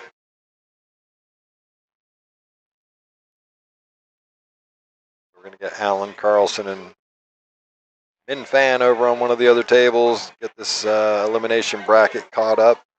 Justin Pena waiting for the winner of that match, just getting ready to get started.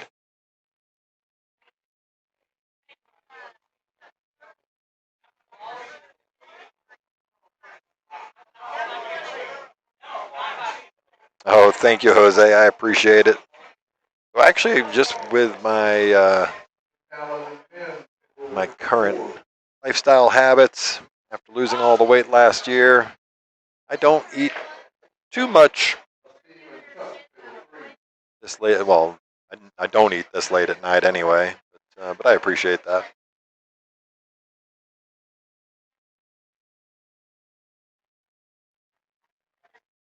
Justin just waiting for the shooters on the table next to him.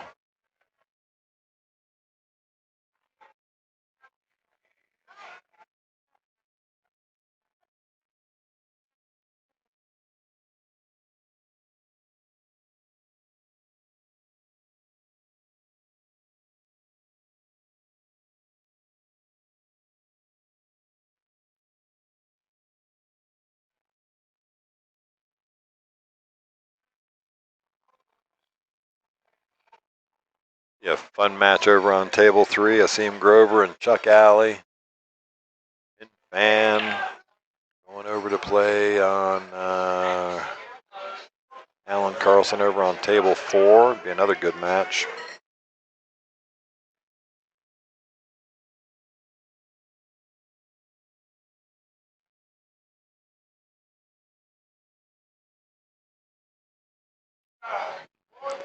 I appreciate you, Jose. Thank you so much.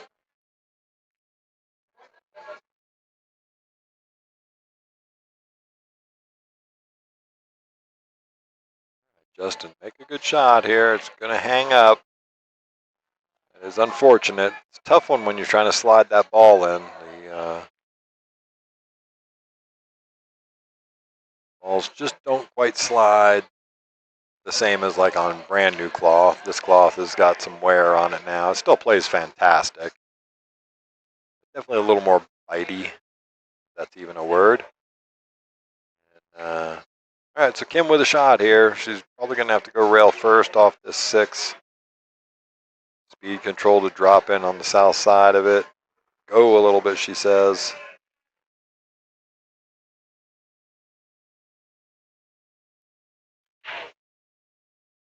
All right, big shot here. Got to make sure you don't scratch. She might opt for the crossbank here. Cut. Going to hang out in the open, giving Justin a chance for this. Make this match a hill one. Oh, thank you, Jose. I appreciate you saying that, saying that you get to learn by listening to my commentary. Well, I appreciate that.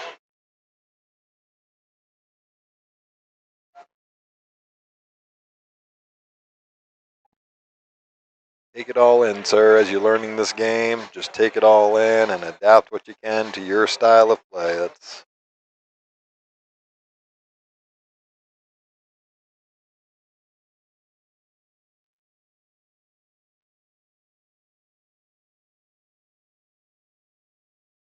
all right. Player clears away from the next table to us, so now Justin Gutierrez can get back after it on this 7 ball.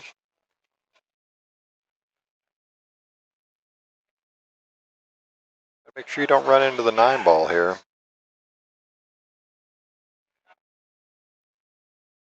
It was sitting right on the line. Recognizing those paths off of the thin cuts, the thick cuts, the back cuts. Recognize those.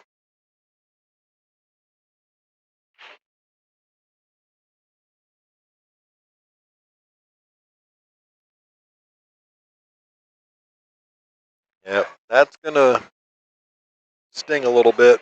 Might leave a mark.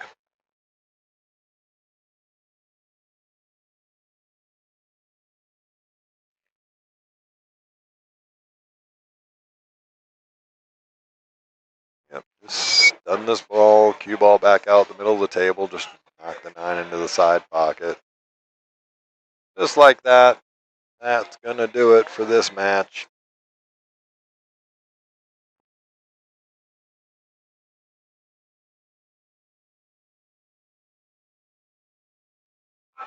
All right, there you go. Kim Sanders takes it down. She's going to win that one 3-1 over Justin Gutierrez.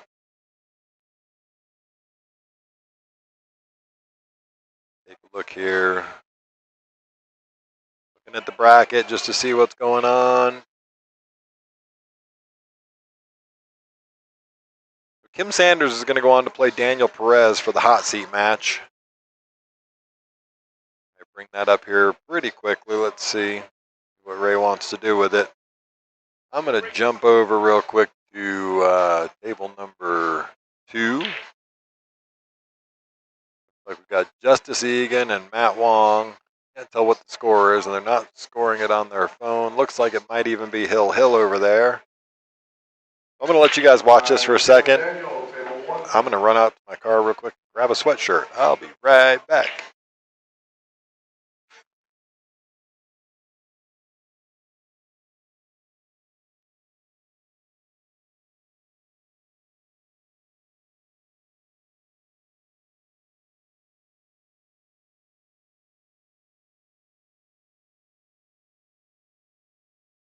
All right, we're going to jump back over to table 1 while I run outside real quick. This is the hot seat match coming up. You guys hang out for a minute. I'll be right back.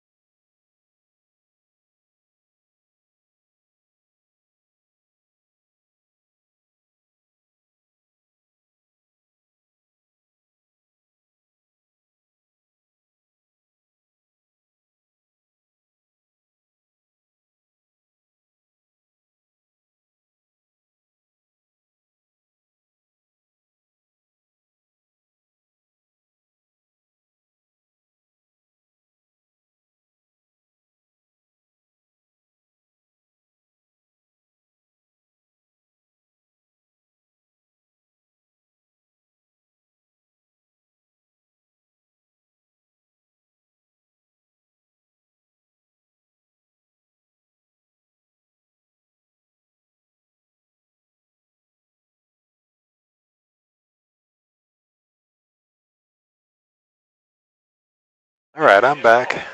Had to grab a sweatshirt out of the car. Sorry about that.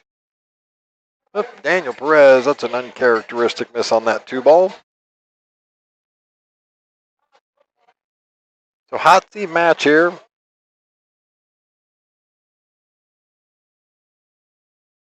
matches going on the other tables for the elimination bracket side.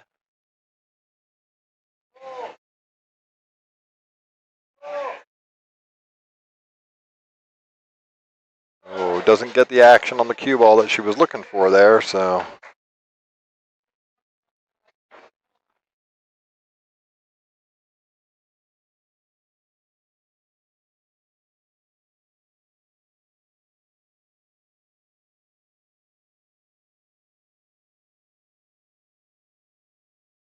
I'm just trying to think about what's the right move here. She might opt to cut this back into the corner. Nope, she's going Go for the safe. Oh, she went for the bank and ginned it. What a shot. Forgot who I was looking at there. Kim Sanders. She likes to bank.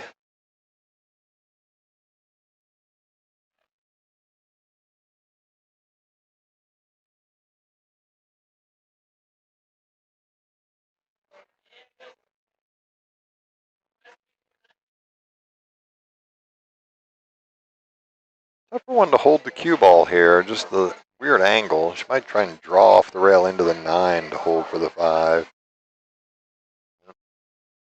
Quite get enough left spin on that. He's in go mode. Now she's going to think about it for a second. The risk here is scratching, right? You try and play this cut shot, trying to play it with a little bit of right spin, or excuse me, left spin. Yep, that's what she's looking at. Is it a scratch shot? She doesn't want to get trapped behind the 8 ball either. Those are all real options.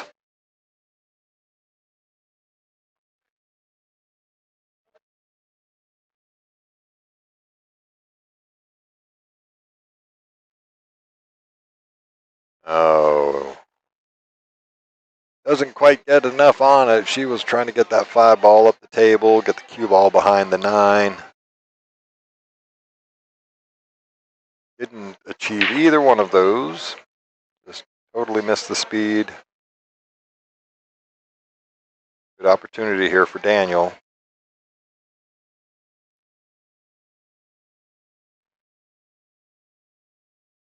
Yep, stops for the roll, leave the 6 combo into the 7.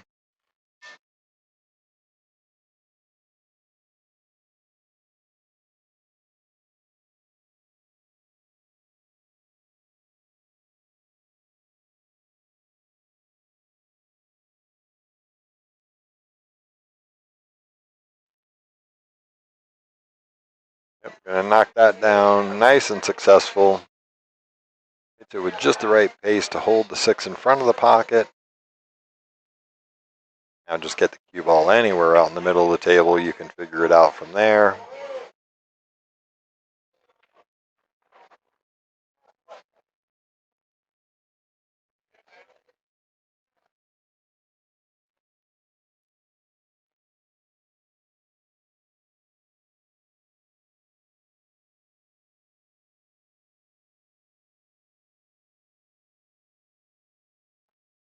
Straight top on this.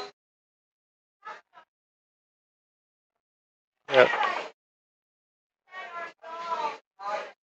Taking that around quite fine down onto the 9 ball.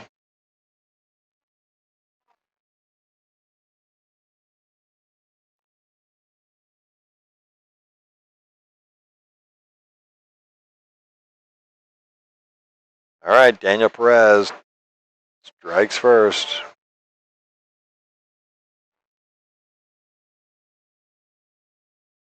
Hot seat match here on a Friday night 9 ball.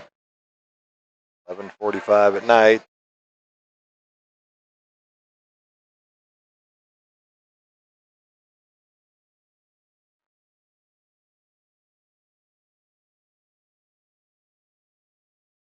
Hope everybody's going to have a fun weekend this weekend. Some nice warm weather here for sure. I'm going to try and get a little bit of golf in, maybe a lot of golf in over the weekend. Go see my niece and nephew before they leave for Florida tomorrow morning. My niece Fiona fighting in a national championships, Taekwondo. 16 years old, nationally ranked Taekwondo. Shout out Fiona Heaps and my nephew Lincoln. Going down there to Florida to support his sister. All right, Daniel Perez breaking rack number 2. Here we go. Loses the cue ball, goes off into the side pocket there. Ball in hand to Kim Sanders. Look where the 1 ball ties up. So we don't have a 3 foul rule in this tournament. Otherwise, I'd say immediately be looking at the safety. Kim might actually just try and take this on.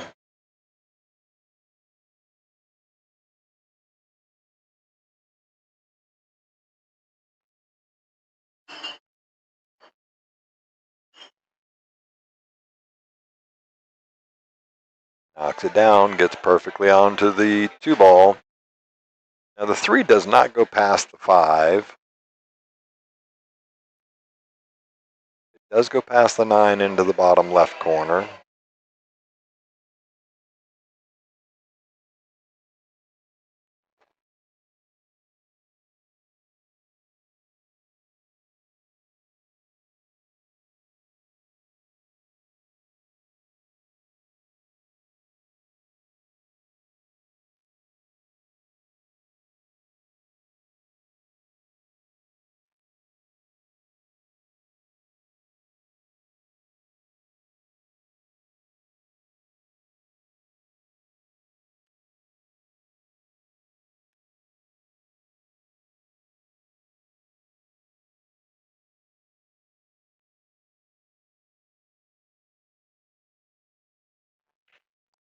Knocks it down. Don't roll too far past the 5. Ouch.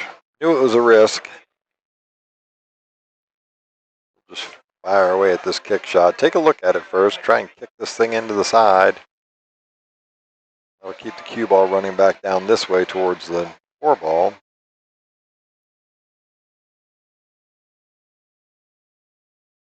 She caught it too thin. Oh, man, how good of a roll is this? She gives Daniel a little wave. Knows she got a fortunate roll there.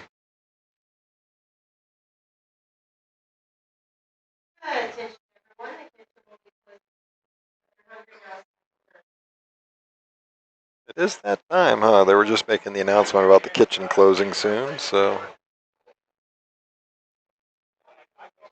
just realized it's 11:45 at night.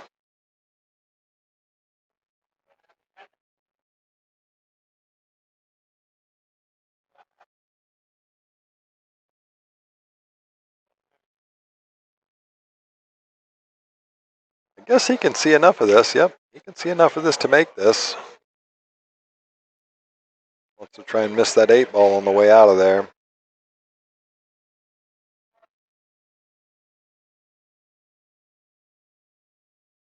And of course, getting it safe. Thin edge looks out there. Kim might actually try to go rail first on this kick.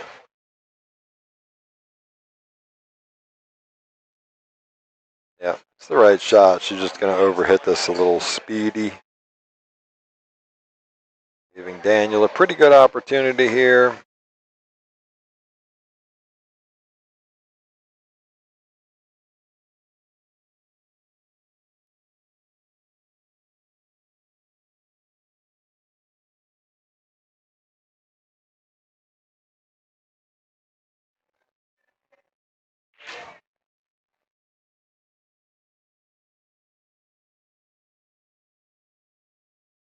Knocks it down, but that 7-ball is going to be mighty big right there. Mighty big in the way. The 2 rails in behind the 4, I think, is what you're going to be looking at here. So just trying to send the 4-ball up the table. Nope. Jump cues in hand. He's going for the aggressive move.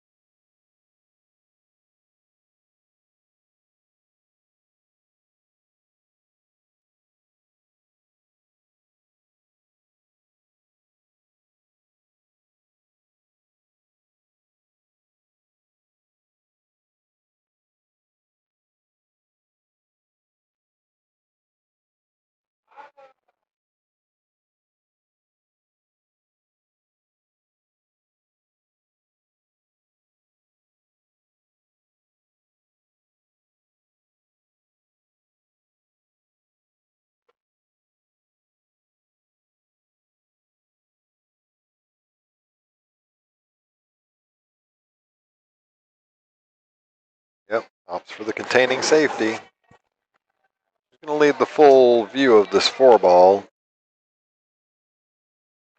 Not makeable. I mean, not in the conventional way. I mean, I guess you could bank it.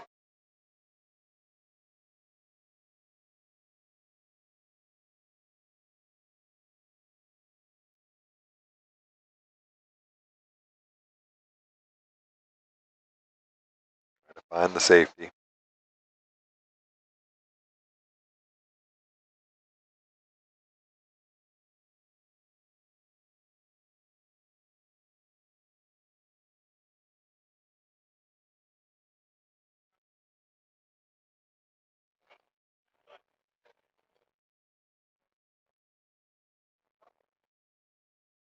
Two-rail kick into the 4-ball.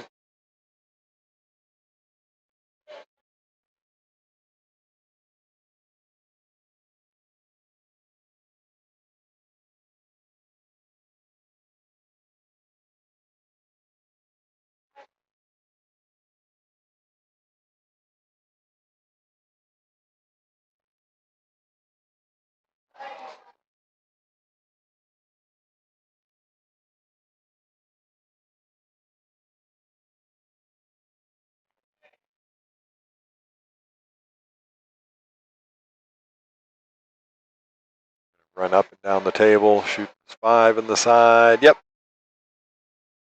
Something like that. Would have liked a little more pace on that.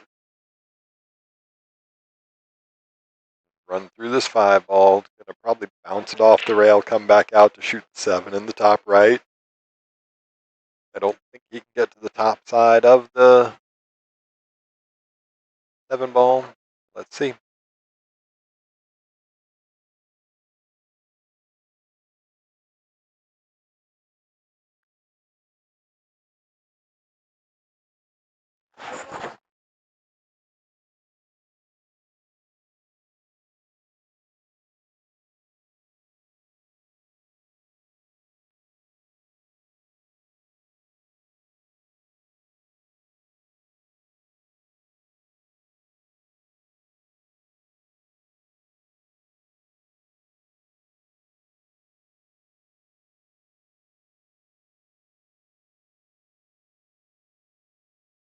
Try and cut this into the top right corner.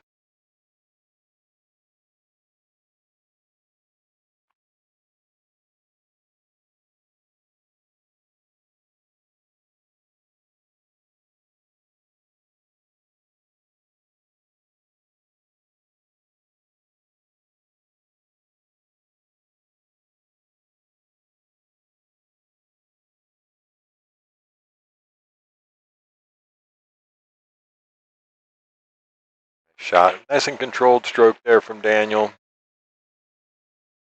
Just run this 9-ball into the corner. No worries of scratching at all.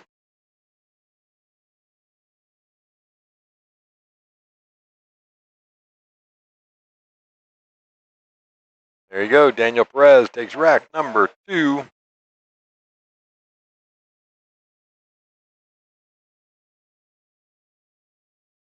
Tim Sanders to break. Rack number 3. Here we go.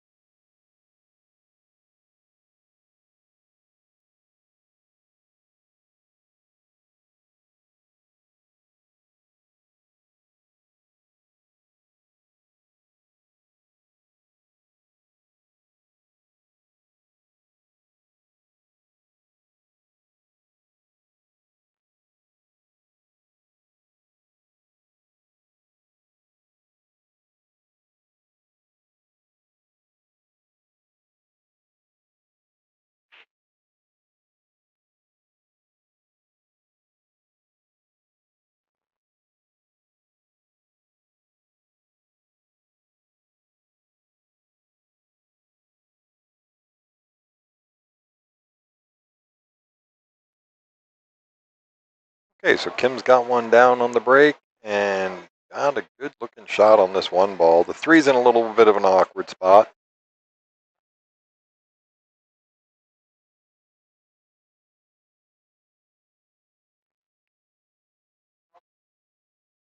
Oh, I was trying to cheat that just a little to get that perfect shape on the one ball there. On the 3 ball, excuse me.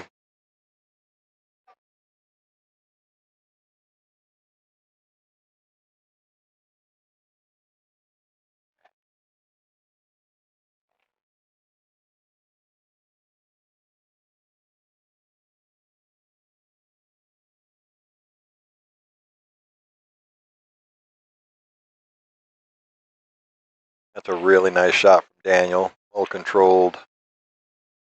Naps for sure.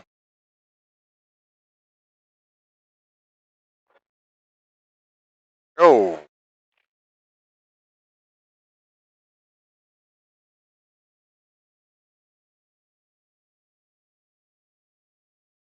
All right, it's a good opportunity here for Daniel with ball in hand. Takes all the pressure off of this one ball shot. Just bump this down the rail and in.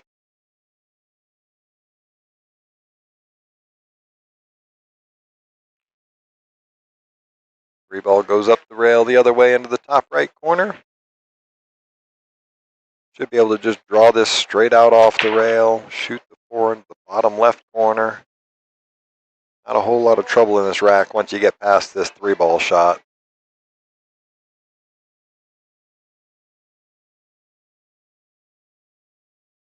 Oh, pulls it out of the pocket just a little bit. Hangs up, but gets safe with the coverage of the 5 ball, so.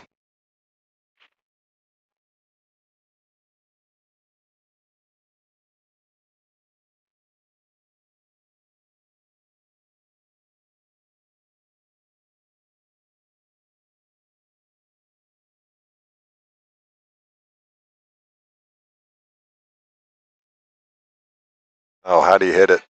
Nice kick shot from Kim.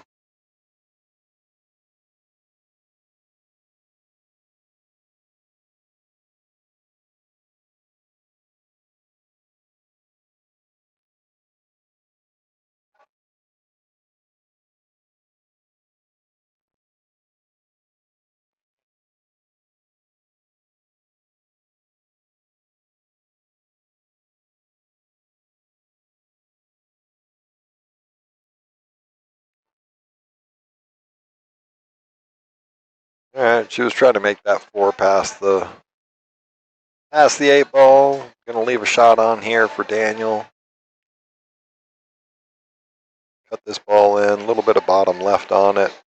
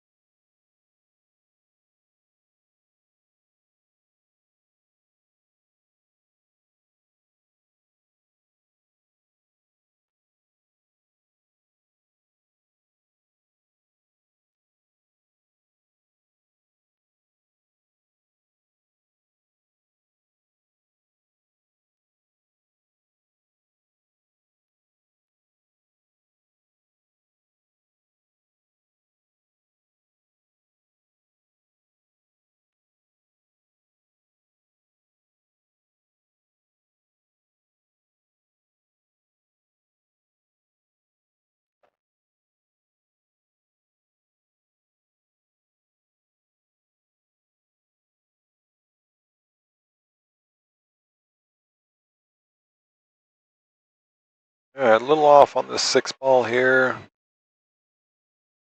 like he's gonna take the cut on.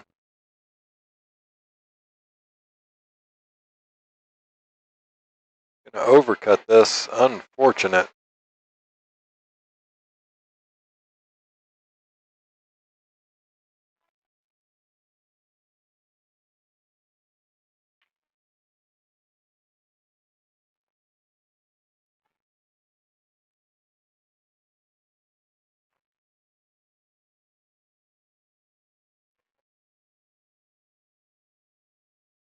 And not going to quite get down far enough down the table. So safety coming from Kim here, I would think.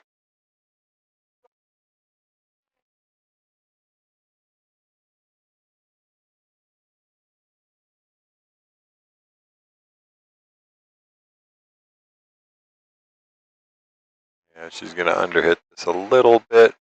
Yep.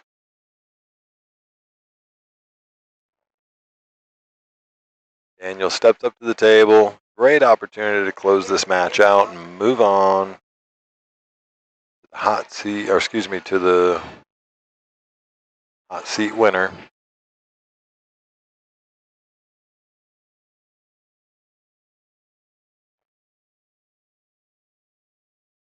That's a really good stroke from Daniel. That is perfect. Perfect side of the 8-ball. Drift right up the table there for the 9 in the side. No issues whatsoever. Big landing zone for him.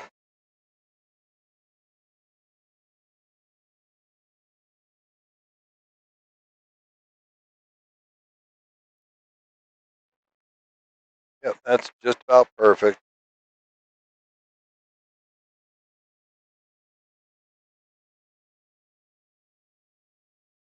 Yeah, Kim's not going to make him shoot that 9-ball for sure. Have a good night, my friend. Yeah.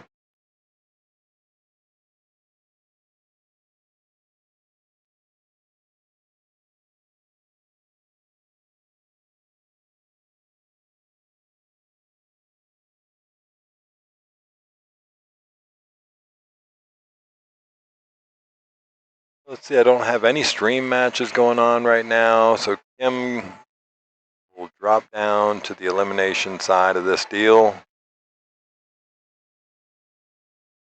Twan's still warming up over there. He's got a couple of matches to wait for yet. Over on table number 3, we've got Asim, Grover, and Chuck Alley playing.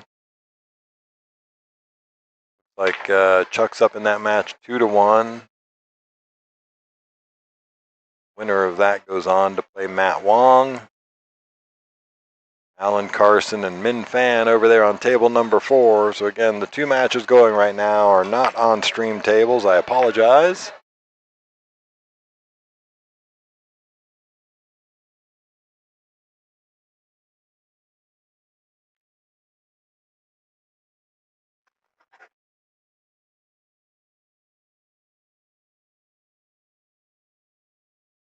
While we wait for the next match up here, I'm going to step away one more time. You guys hang out, and we'll be back shortly.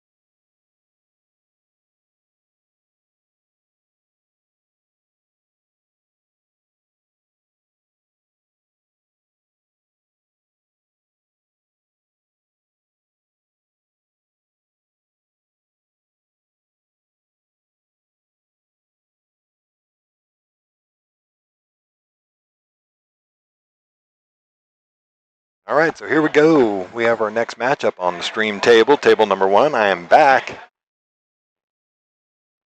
You guys are enjoying the stream tonight. We've had some great matches. Still more pool to come. Matt Wong breaking against Chuck Alley, rack number 1.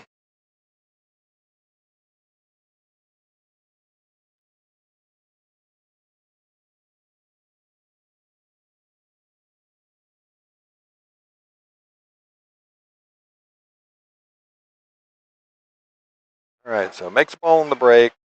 Has an open look at the 1 ball. Nothing that he can make here, so just try to play the safety.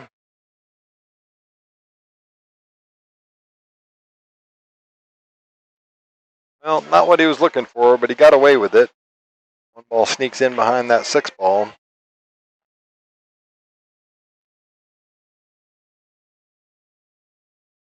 It actually landed in a really good spot for Matt.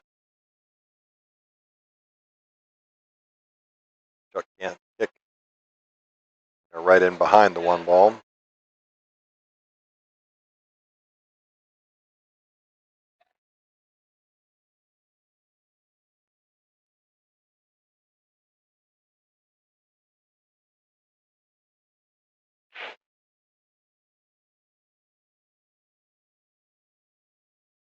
Chuck is going to get his extension out. Going to play the kick up off the top rail here.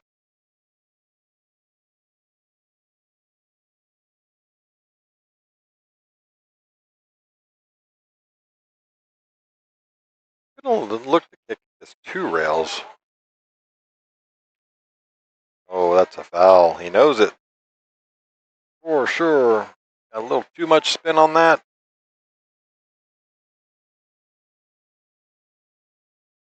Thank you, Shan. I appreciate it. Yep, had to step away for a minute while there was no match on the stream table.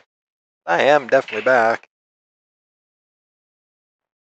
All right, here we go. Matt Wong getting to work now. On the 2 ball, draw back for the 3 in the bottom right corner. Let the 2 ball go a little bit. It's okay.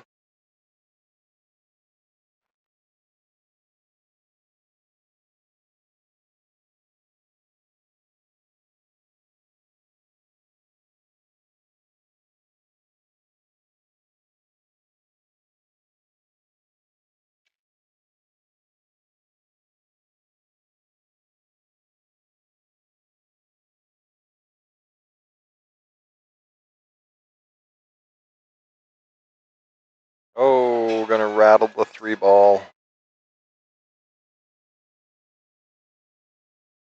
Start getting a couple of those errors when you start getting to, 12:15 at night.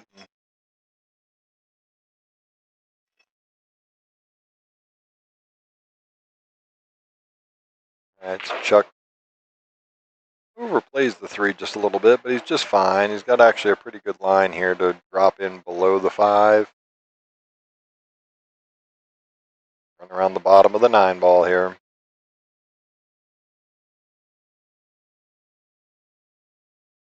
That's a really well judged speed right there.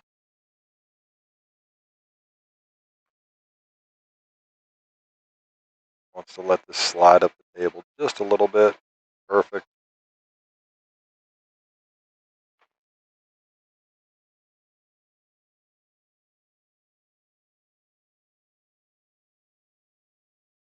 Oh, he's underhit this a little bit. He's going to have to go round the horn.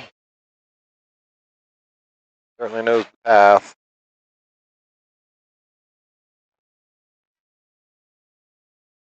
Underhit this just a little bit. Has to take on the tough cut shot again.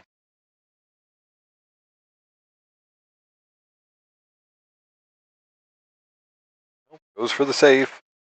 Smart play. Good speed control here. Get up. All right.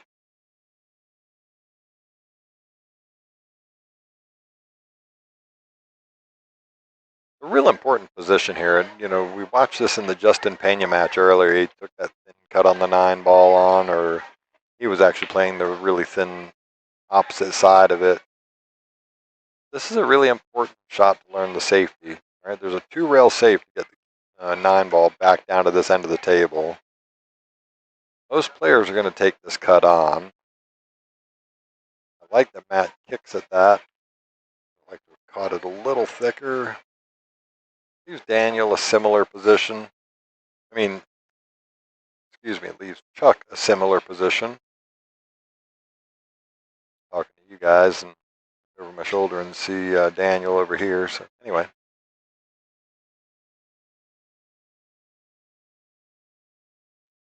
Chuck cuts that thing in and ooh, gets away with it. It's supposed to scratch. He knows when he hit it, it's supposed to scratch.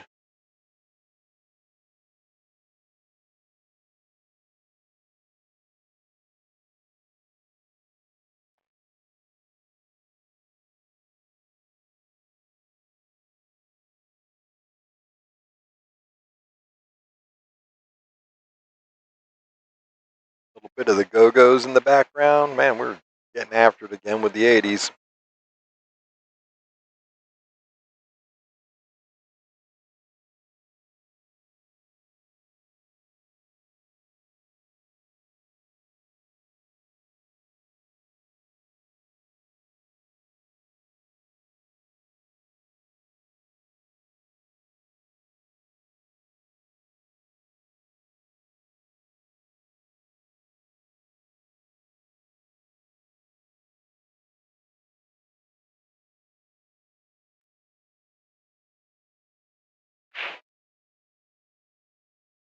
My tournament players may advise if you're still in the tournament, there isn't money.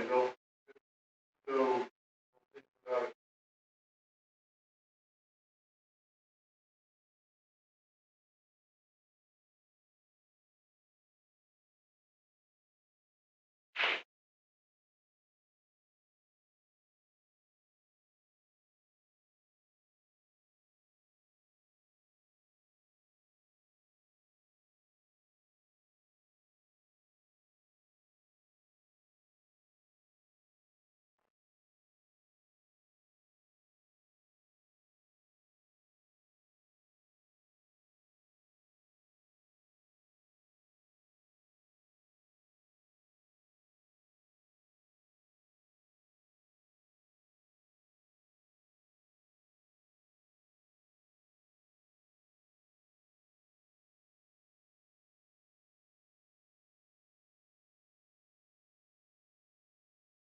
You know, this match reminds me how beautiful this game actually is. It doesn't matter how old you are. You can play at a high level. Chuck that's close to 70 years old, still getting after it, still showing everybody how it's done. Matt,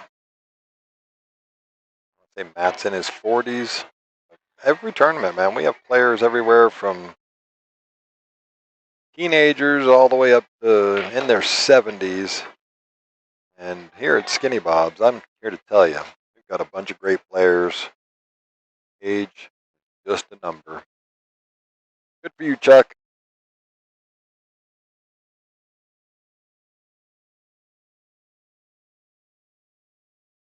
Oh, he's overcut this bank.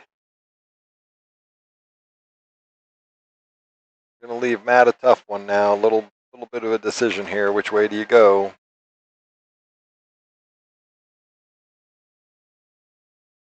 You're right. You earn every bit of it, Jose. For sure.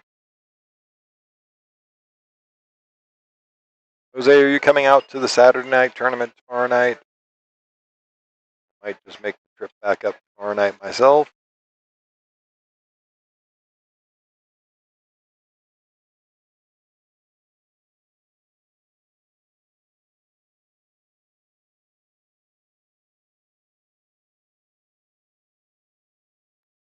That's a really nice shot. Just going to underhit it a little bit. Yep.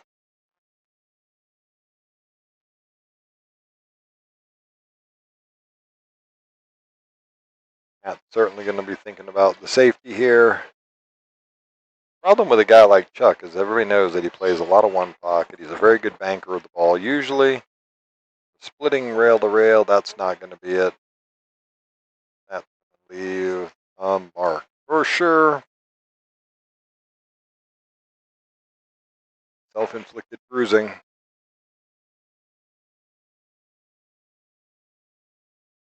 Yes, indeed. Well, good for you, Jose. Look forward to possibly seeing you tomorrow night. I'm high on the possibility of being here myself, so I will look forward to seeing you then. Nice. Taking advantage there, Chuck. Go up 2-0 in this race to 3.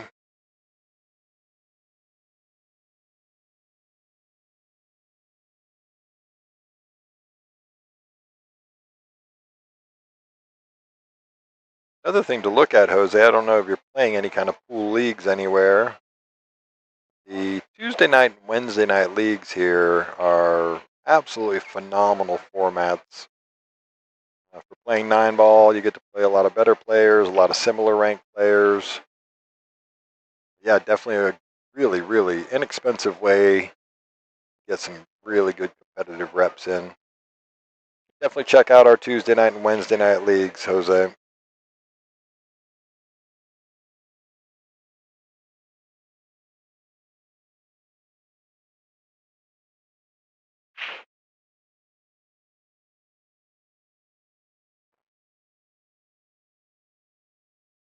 All right, dry break from Matt Wong.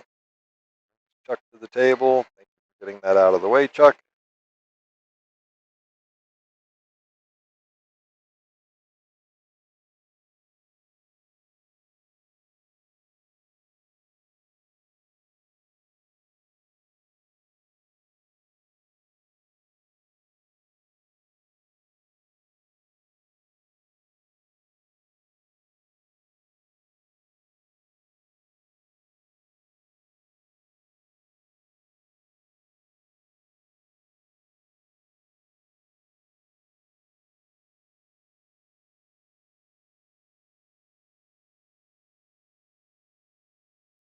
All right, let's see what Matt does here. Try to find a decent safe. Not a whole lot of options. You almost have to thin off the right side of this. Oh, he's going to try and go the other way with it. Tough shot here. Oh, nice bank. He takes the bank on. I wasn't even thinking about that.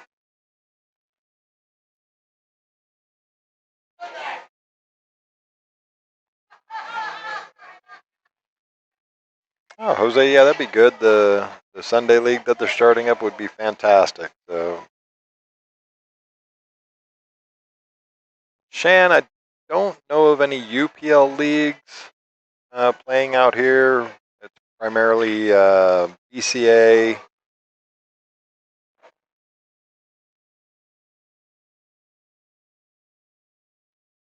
I know there was some talk about some UPL leagues coming to the area, so we'll see. But primarily BCA and APA here in the Austin market. And also getting some ultimate pool starting up here within the next month.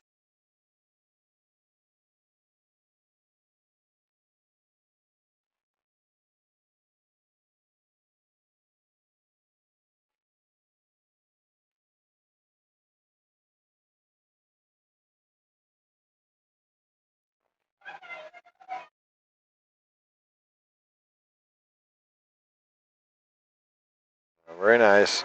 Good contact there, and gets just feather thin on that 3-ball, so he ends up in a pretty safe position.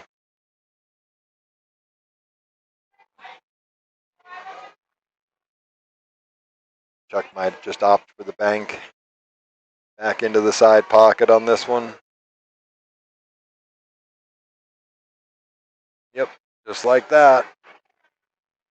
Gonna underhit the speed, but still be on the 4-ball. Easy safety here. Get this behind the 5, can get it behind the 9. He's trying for behind the 9. It's gonna be just really, really high quality shot there.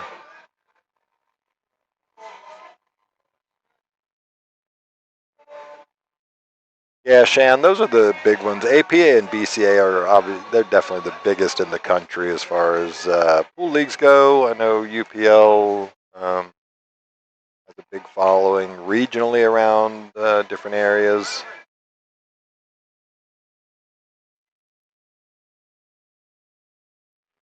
All right, got the jump cue out for Matt Wong, going airborne.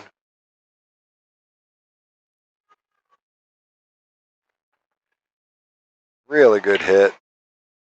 Oh, that cue ball just doesn't get anything favorable for Matt Wong.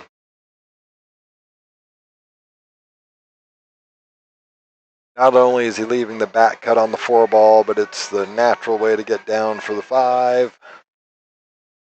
Got to make sure you don't run into the 6 and the 8.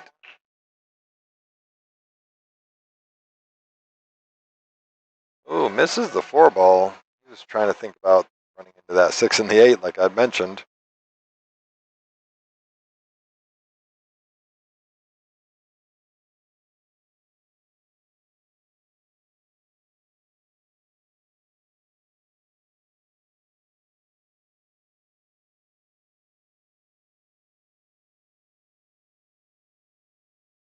Okay, not bad. Goes for the thin side of the 4 ball there.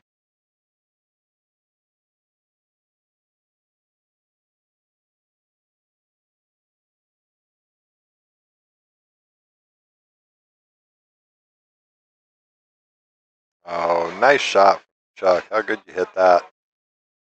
Gonna get punished by that 9 ball. Hit that 4 ball way too good.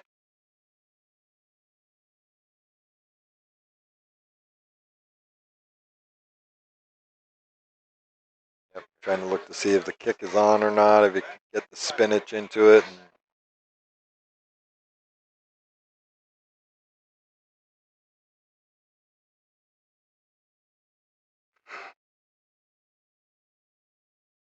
Makeable if you can get on the right spot. Yep, try. Now, his saving grace is the 6 and the 8 ball tying up to each other.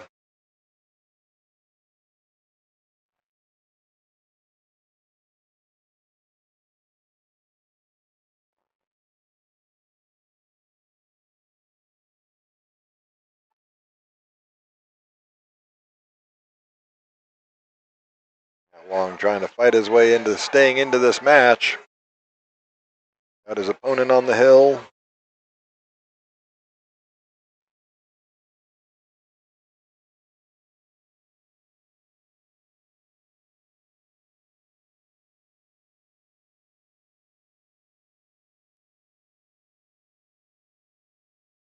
And just under hits that.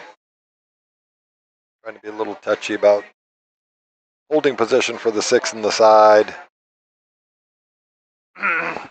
Really wanted to play that out wider to open up that line onto the 6. So a little more spin on that cue ball.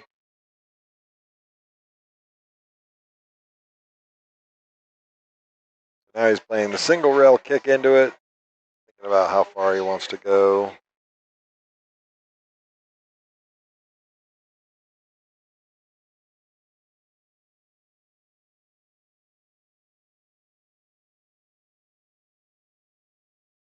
Gonna make it up in the top corner.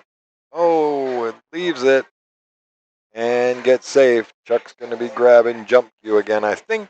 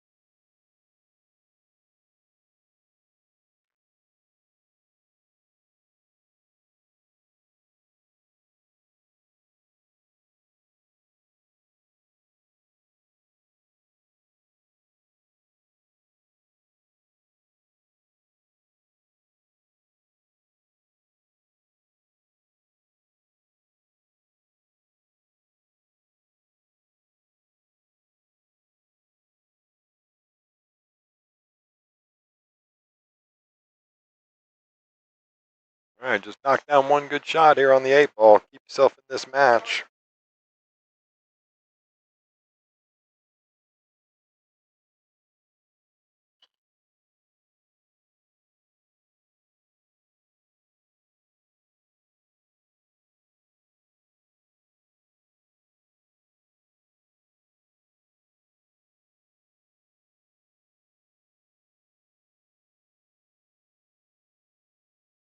All right, Matt Wong going to take that one. Takes it 2-1. Excuse me. Matt Wong breaking again to stay in the match. Try to get this to a 2-2.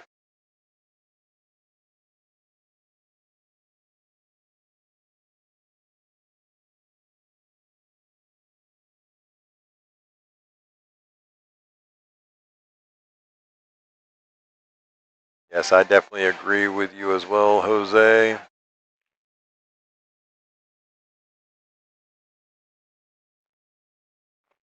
Yeah, it's a nice out. Way to grit it out there, Matt. And keep yourself in this match. Again, everybody is in the money at this point for the tournament. Looks like we're down to the final 8, 2, 4, 6, 7. Yep, last 8 players in the house.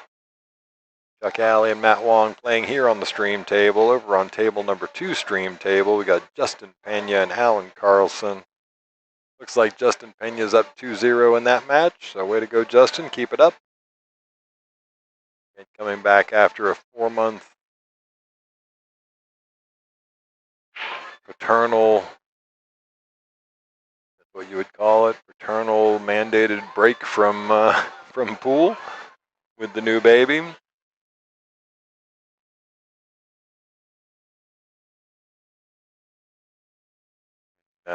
Justin's wife being supremely awesome.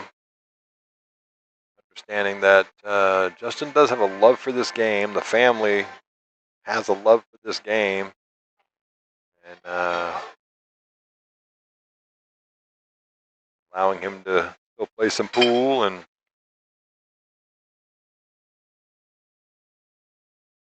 get back after what he loves doing as well.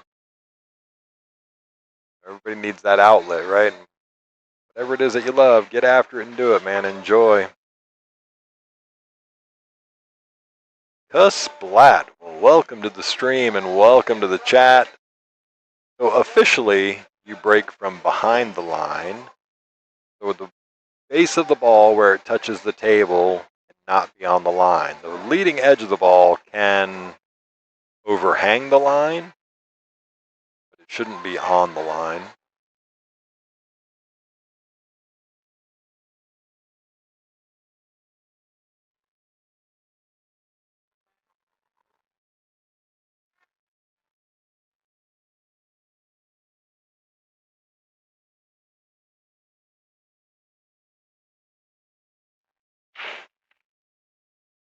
That's a pretty good effort there from Matt. He's going to get pretty good. Oh, just finds the window, it looks like.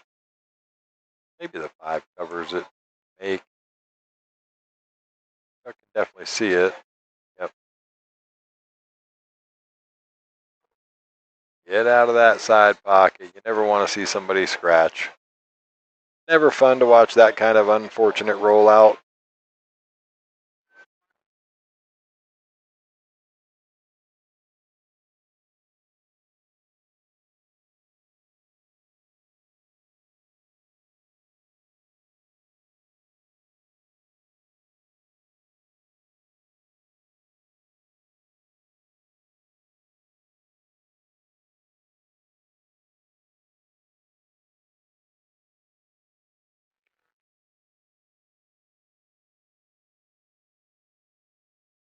Roll that in. 2 ball just might slow roll this. Make sure you hold that line for the 3 ball. 4 ball's the tough one, getting up the table from this 3. That 5, 7, 8 looming large. You might want to hit this little firm to get through there and maybe rearrange some furniture.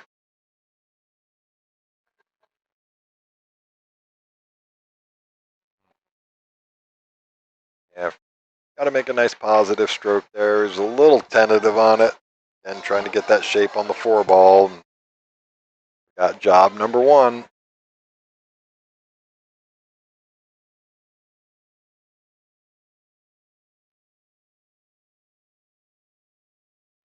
That's good, Jose. I'm glad you're really enjoying the game. And look at this cut shot from Chuck. Just getting it done. With good shape. Good-ish. Should be able to just draw this right into the rail and out across the table. Yep.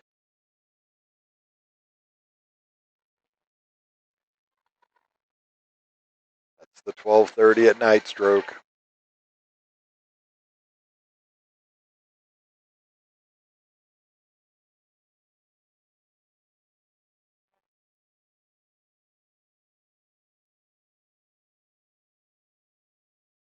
All right, plays the combo and gets the 7 to wipe its feet on the way in. Still has the 4 ball here.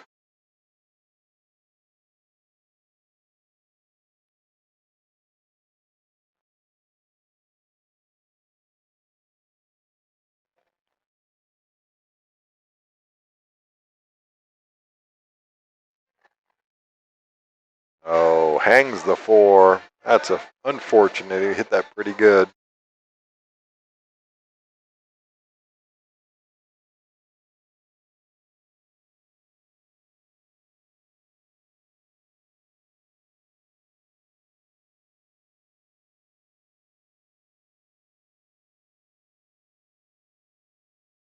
All right, up to stay on the inside line of this 5. Take the back cut. Easy to drift the ball out across the middle of the table. Knock this shot down. You should be out after this.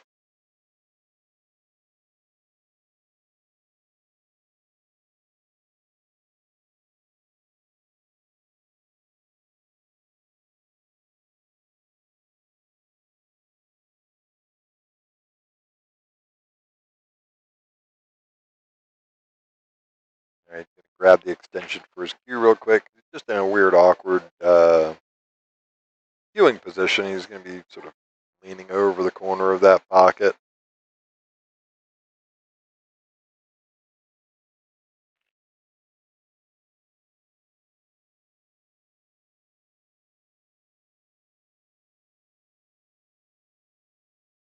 All right, perfectly played.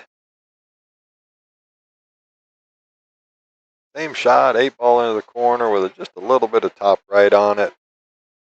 Just let it roll in. You could even play it without the right if you don't like the difficulty of it. I know Chuck well enough. All right, good match from Chuck Alley there. He's going to take that one down 3-1.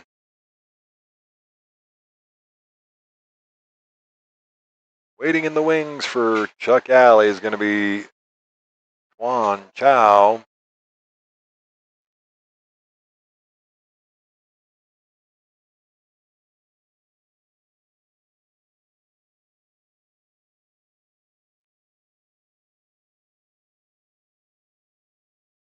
All right, so all we got left now, it looks like, is going to be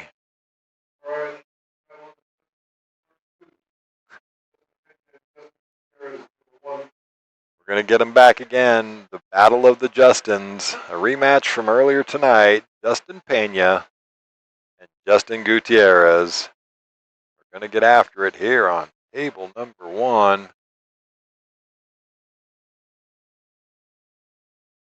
Justin Pena gutting it out. Have we're going to get Chuck Alley and Twan Chow over on table number 2. So if you want to watch that match, you can watch it on its own stream. If you want to hang out with Captain Mike on table number 1, we're going to get Justin Pena and Justin Gutierrez. Players are going to get set up here, and we will be back after it here in just a couple minutes. Stand by. It's going to be a fun one.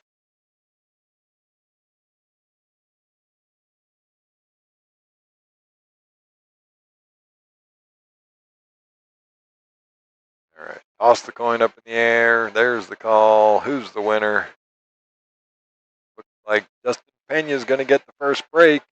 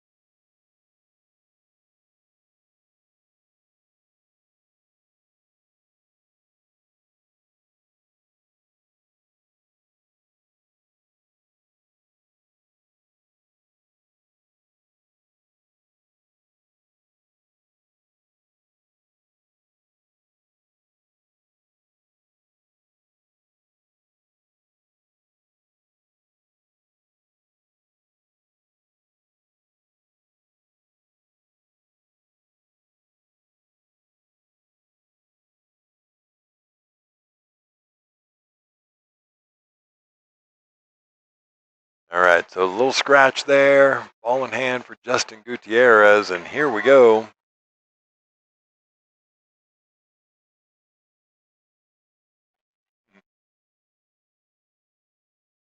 Thank you, Jose. Yep, I love the game, that's for sure. Some days are tough. Like days like today, I had to be at work extra early this morning, so leaving my house at 5:30 this morning to make it to an early morning meeting, and then straight from that job to this one. This is not a job. This is just a hobby and a pastime for me. But I do love the game, and I do love sharing it with people. So here we are, Bob's Billiards on a Friday night tournament.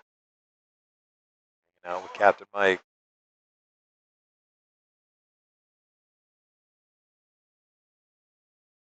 I appreciate you guys sticking it out with us.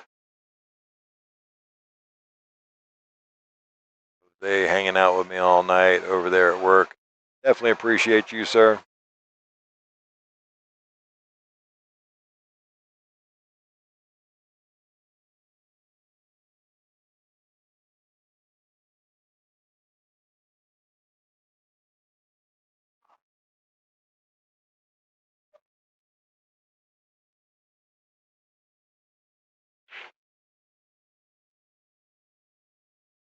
All right, Justin Pena back to the table.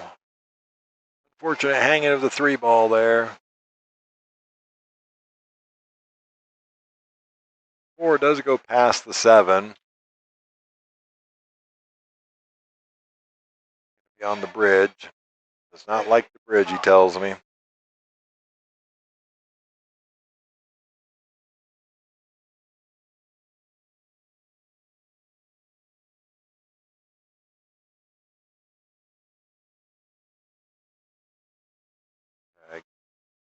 Good shot here. Knock this into the side pocket. Let the cue ball just drift straight across the table. You can shoot the 5 in the other side.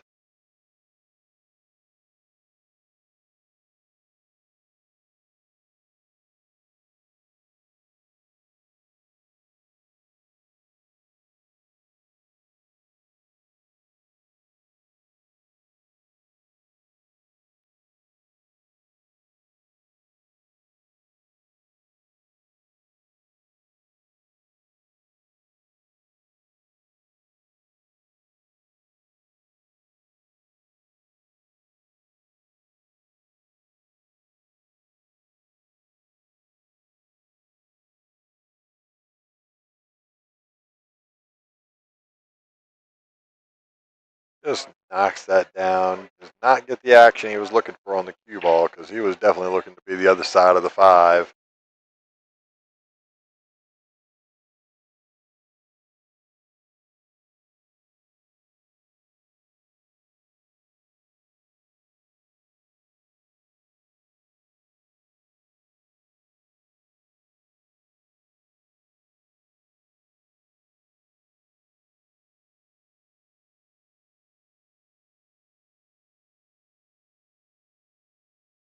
All right, containing safety there. Used the 7 ball to cover it up.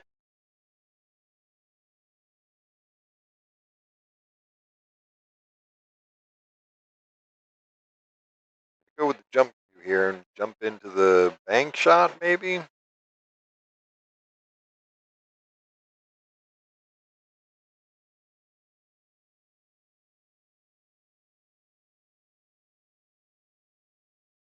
Like a James Handshoe jump cue, I think. Yeah, hits that jump really well. A little unfortunate double kiss, but he's going to get away with this. Left a tough back cut for Justin, or a tough cut into a open table combo. Getting in behind this 8-ball is not too difficult. So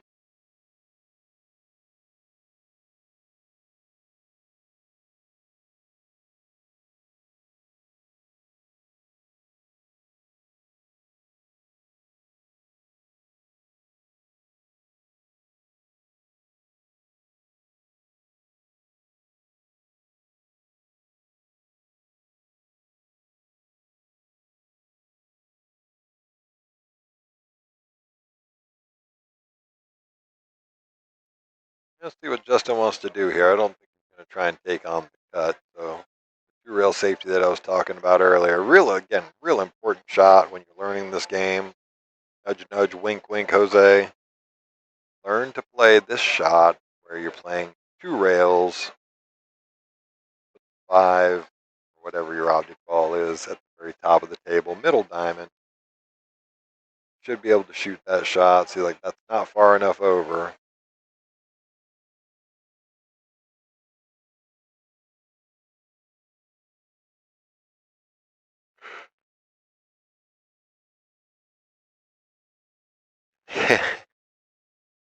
The date on the next match is off by about a week. Says, my buddy, Scott, let go my Lego.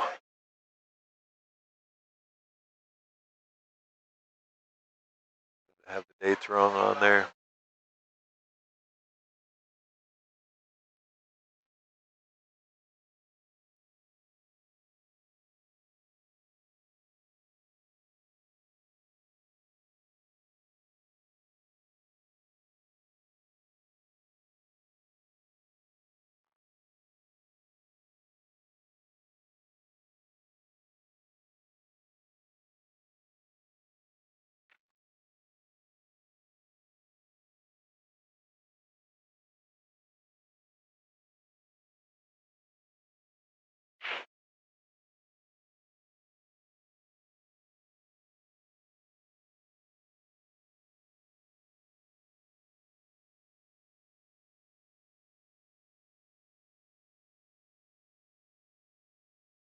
All right, Justin Pena knocks down first blood here. Takes a 1-0 lead.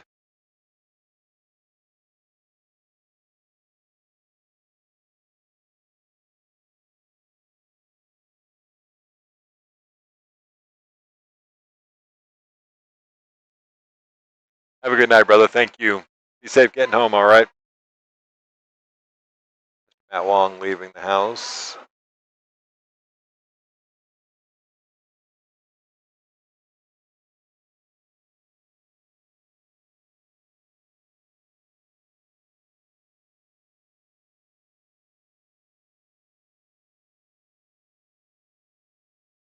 All right, Justin Gutierrez to break in this Battle of the Justins.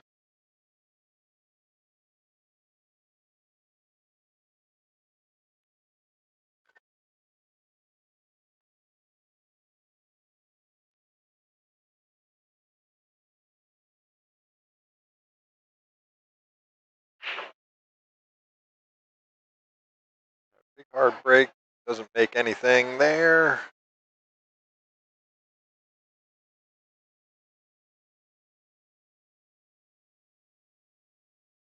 Yeah, I'll have to look into that, Scott.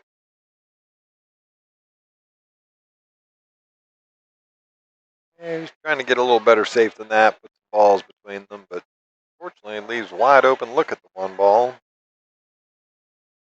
Nothing really makeable, but super controllable and a pretty easy return safety here.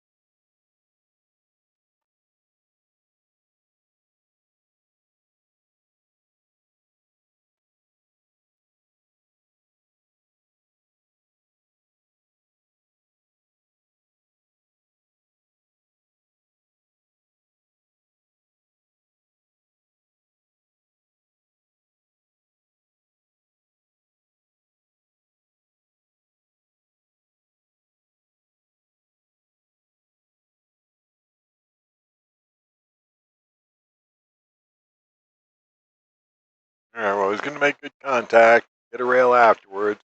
Well done. Back to the 2 ball. Stops the 1 from going in the top right corner there, so Justin Gutierrez is going to be looking for the safety again here.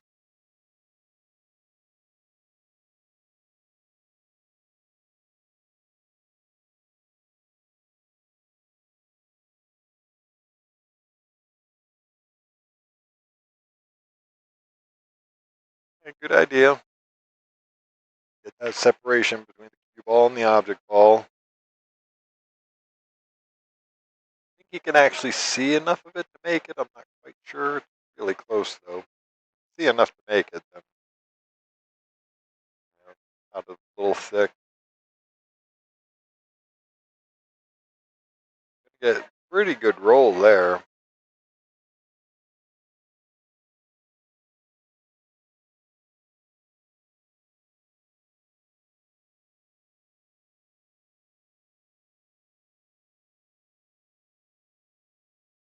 All right, so he's going to try and kick in below this 1 ball. Lots and lots of spin.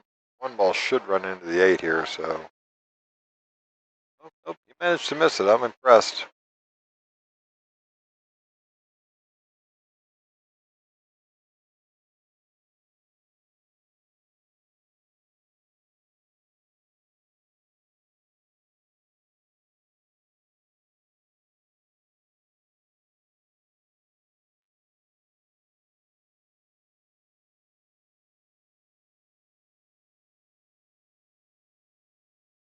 At this point, I killed the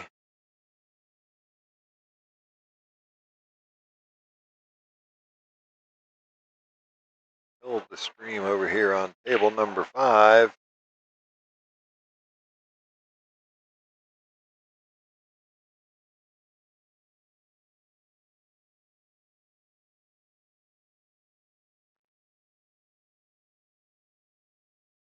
Hangs that 3 ball up. He was going for it. Keep his foot on the gas.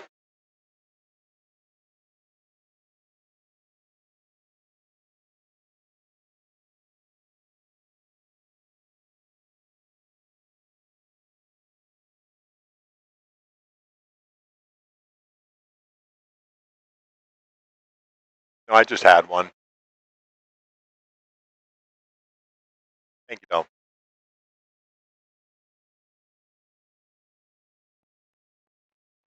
Atlanta, the water, no rush.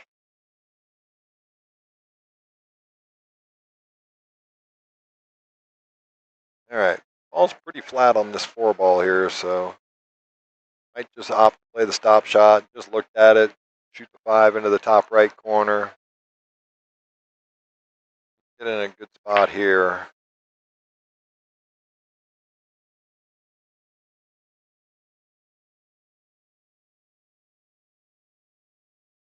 Have a good shot. Thank you.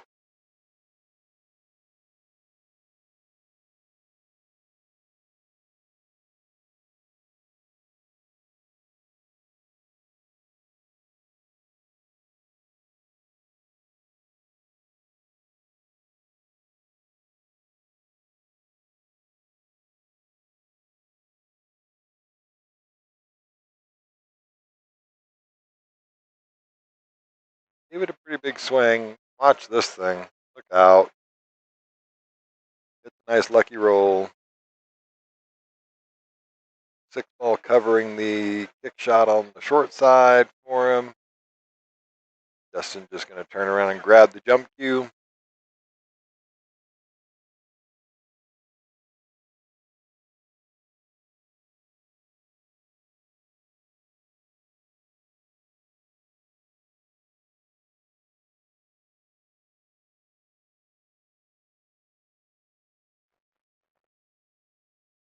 All right, contact's good. Leave Justin well on his way here.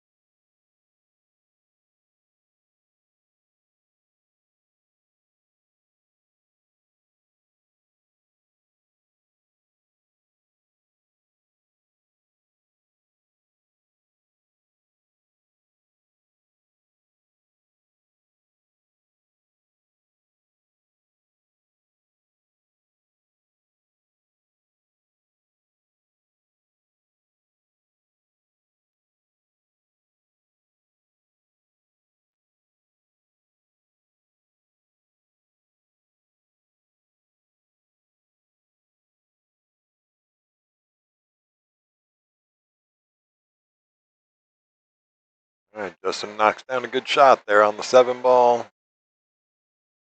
It'll work here now.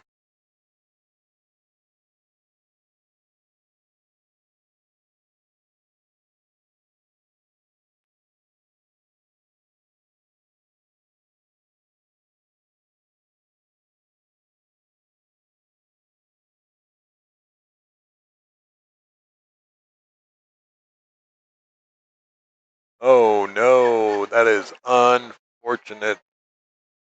Unfortunate. Misses the 8 ball, and then the cue ball just randomly caroms off the 9 into the corner.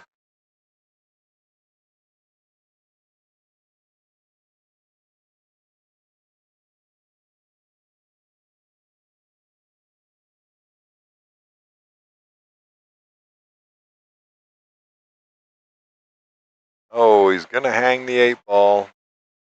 We've all done it. Yes, busting my chops. 19th was your birthday. Well, happy birthday for June 19th, sir.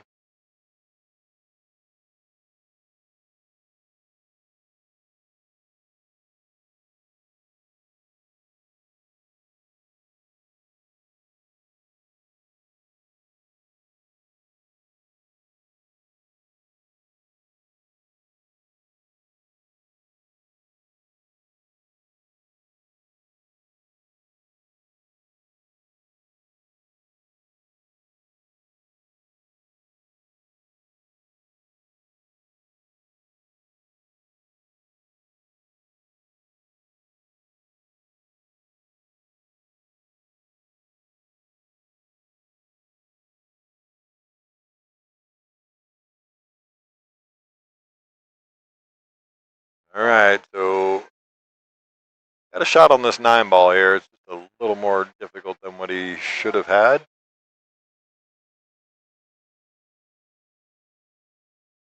Yep, hangs the 9.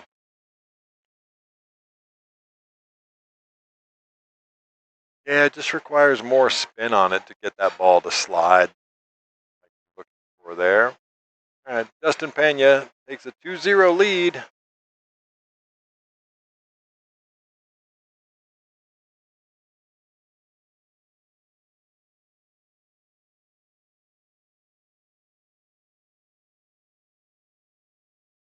Chuck Alley wins that match 3-0 over Twan Chow. That was the surprise for it to be a 3-0 match.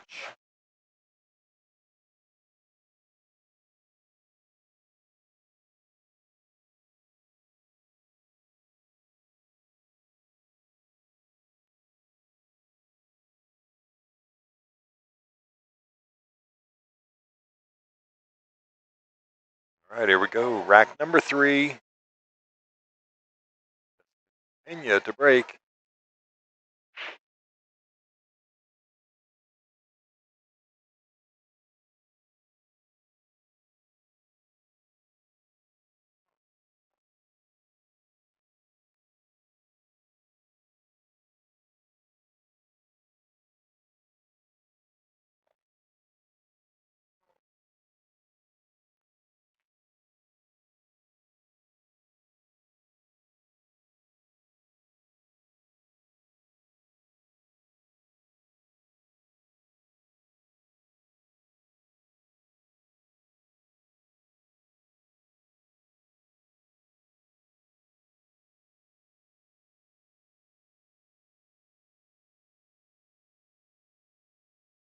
All right, Justin Gutierrez down on the 1 ball.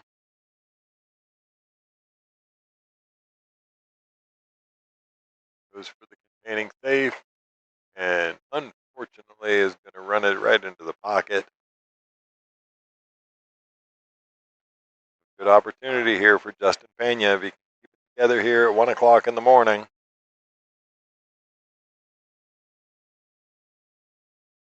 Tough part of the challenge, right? Everybody's heard me say it. Everybody that knows me, the grind is real.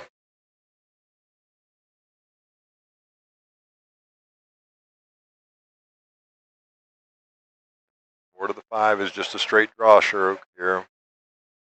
Actually wants a little angle on this 5 ball, so yeah, it's going to be pretty good there.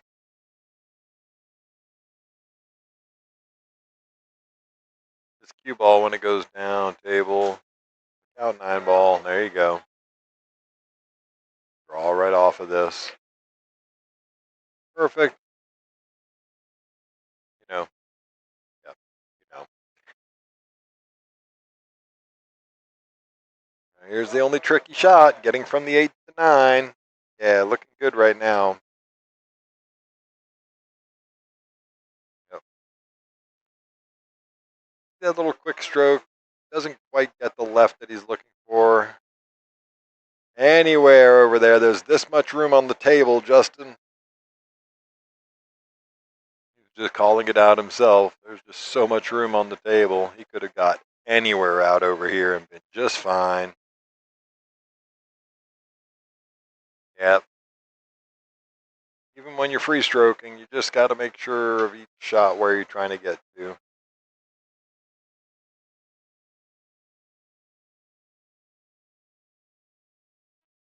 might just take the bank on. Yep.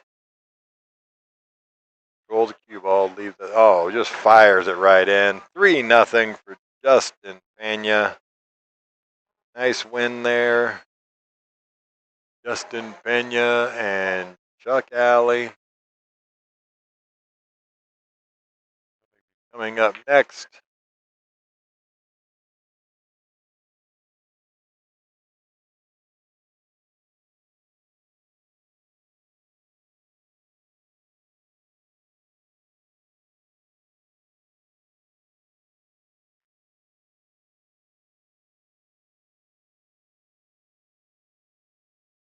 Yeah, it was a nice run out there from Justin Pena. Say it was a great opportunity for him to get into it.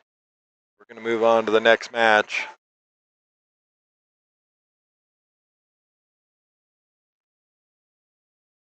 Chuck Alley and Justin Pena getting after it. Justin definitely finding a little bit of stroke, knocking some of that rust off after a 4-month hiatus. So with us there, Shan. Awesome. Way to go, Justin Pena. Absolutely.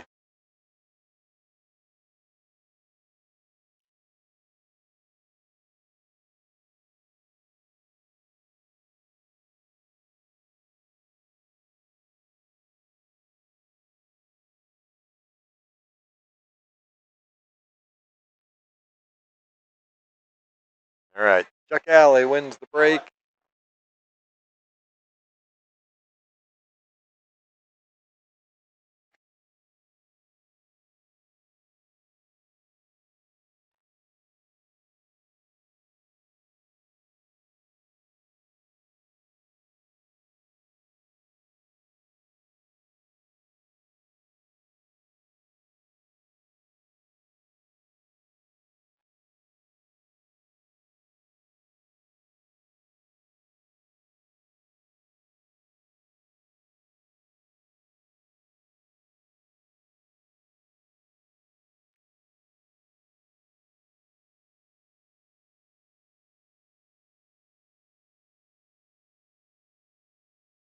All right, Chuck, let's see what you got for the first break here.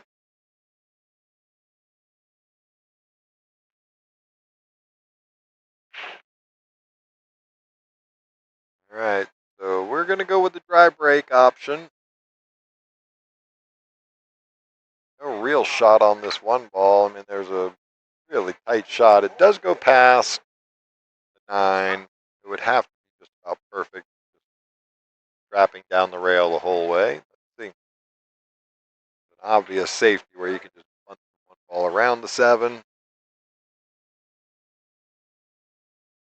Ball back up the table.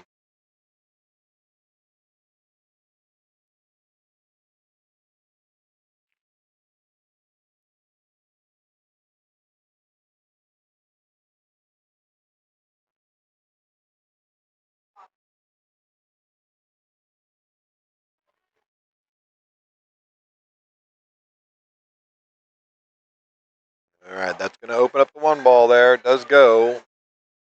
Throw. Top shot here. Maybe draw back just a little bit. Make sure you're clear of the 5 ball. Yep, pretty good shot. Well, I'm glad you're enjoying it, Shan.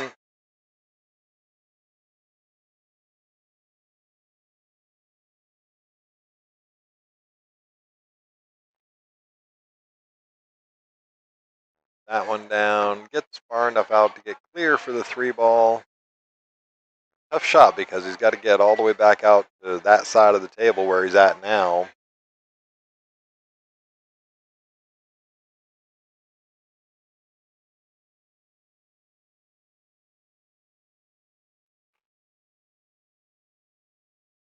Trying to overdo it. Look out. That's going to fall in the pocket on you, Chuck. Sorry about that. Trying to do a lot with the cue ball there to get down for the 4. I understand.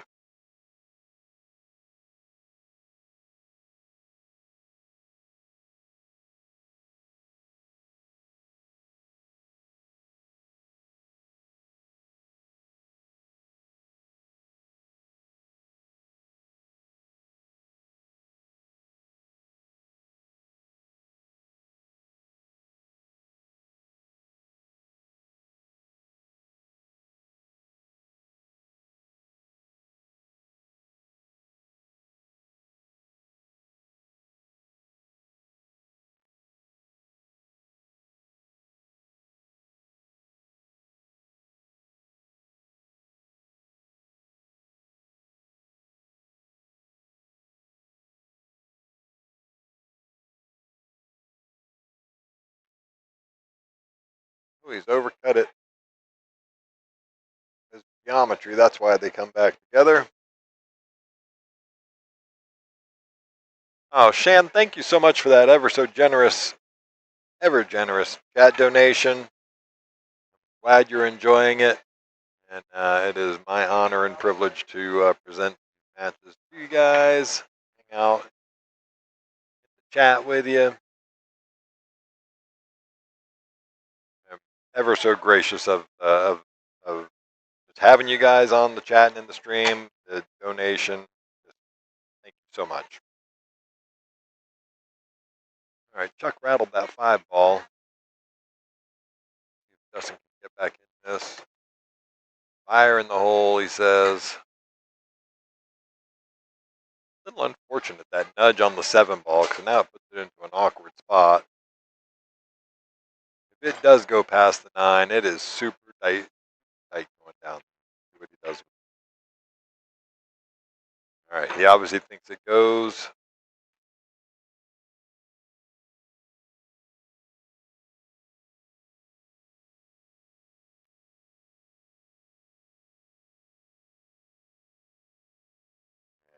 It was always gonna be tight.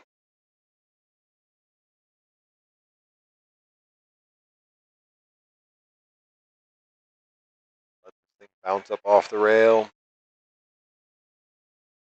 Like that. That's fine. Cue ball's gonna go straight through this 8 ball anyway. Go up the table just a little bit, not much. Get it off the other rail. Don't make it awkward on yourself.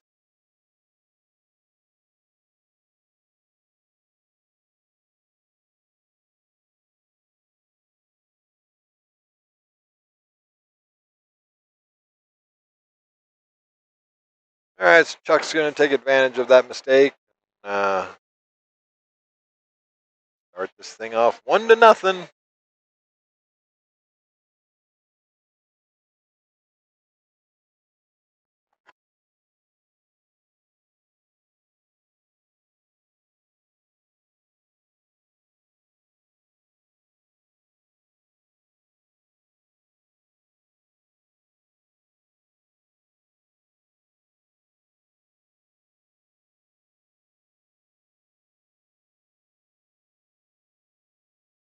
Go ahead and stop those streams on table 2 and 5 because there is nothing going on those tables now.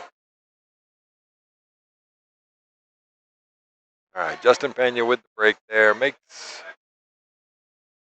nothing. Interesting.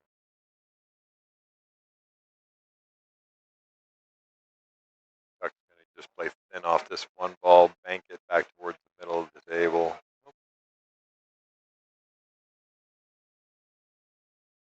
A little unfortunate that it runs solid into the 9 ball there, but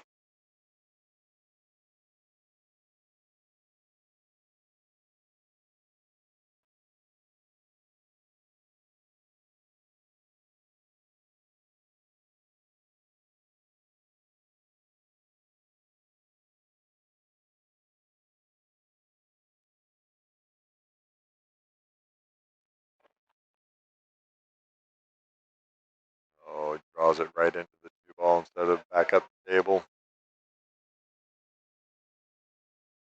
Slight stroking error there from Justin Pena, but all right. Couple of good options for the safety. It's right there in front of you. 4-ball is the one to get tucked up with.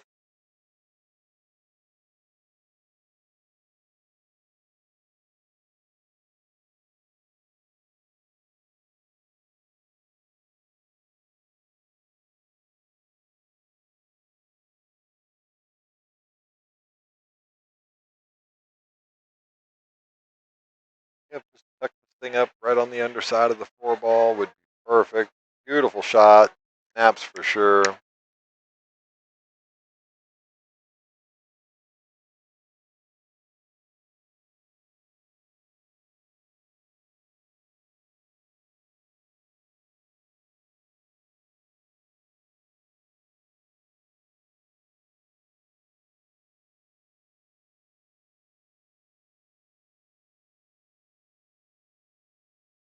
Tough one here to gauge how much off the short rail. Solid in the face, and look at this return. Oh my goodness. What a shot.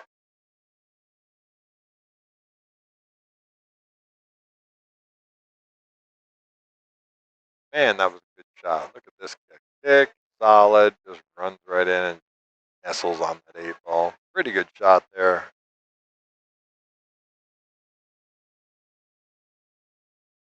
He's going to have Justin in just a bit of a blender here to get to this 2-ball. Let's see.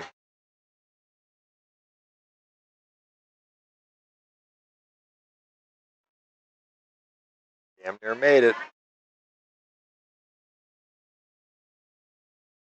Pretty good shot. Damn near made it.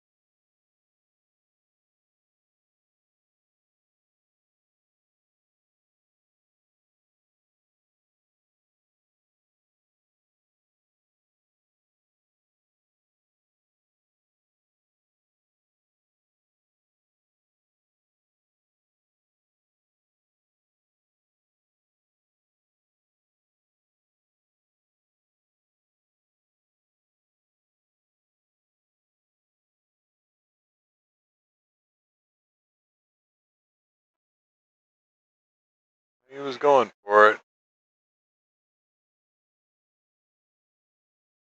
Look where the 7-ball lands. Just making this almost impossible to get onto the 5-ball. Yes, he's probably got a little bit of an angle on it, but man, cueing is awkward.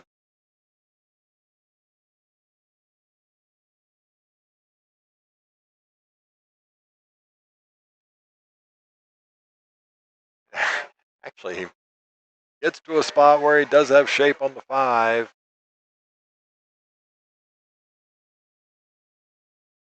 Another big stroke needed here.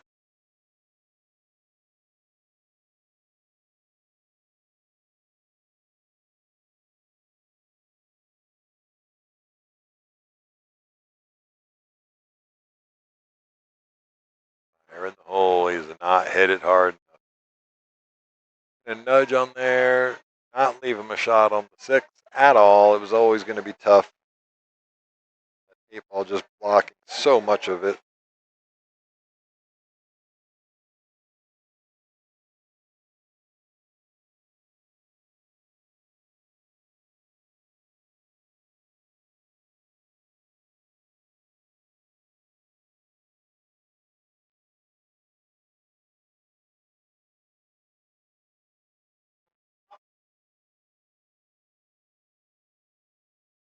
Not bad. A little bit harder would have worked better, but if he's gonna try and make this, he's got to play it off of the 8. He can only see the 6 thick. He can't see the cuttable side angle, so just run it off the 8-ball.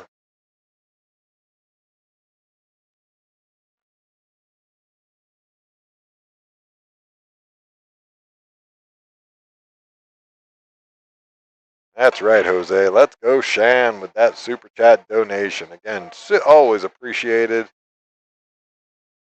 All of the donations from the chat will do go back into the stream, more equipment, better everything.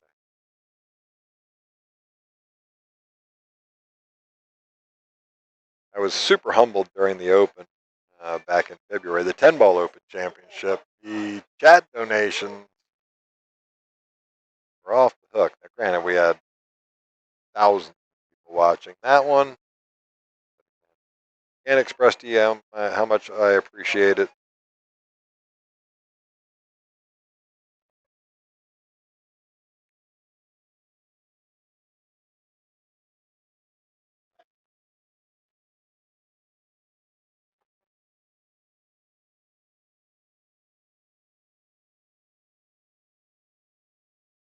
And it holds up for him. Wow.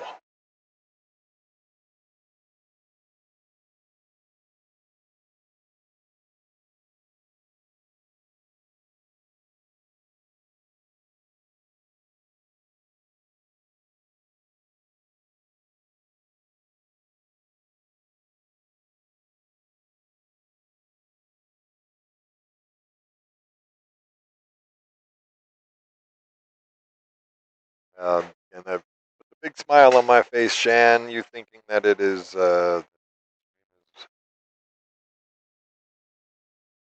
your words, just such a great stream, and I'm truly humbled by that, that you think that, and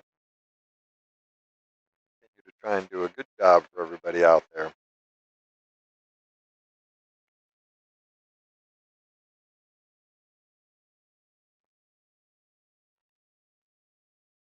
Really nice stroke from Justin. Unfortunately, that cue ball just gets away from him. What? How crazy is that?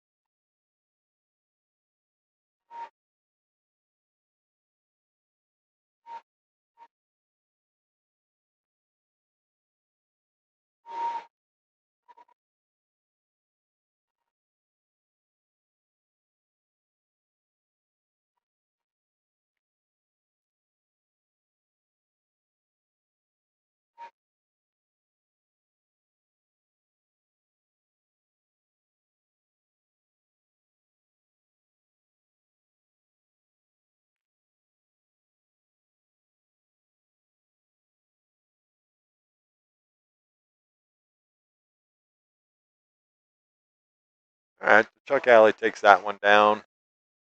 Gets the rack for rack number 3.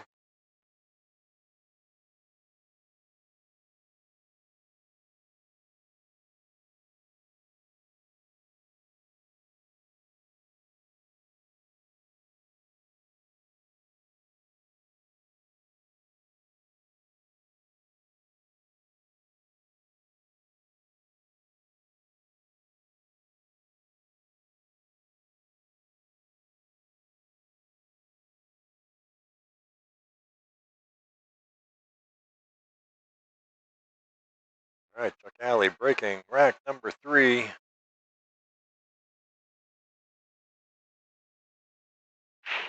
Wing ball is gone. Ball is going to run out towards the middle of the table, get covered by the 4. I see a push in your future.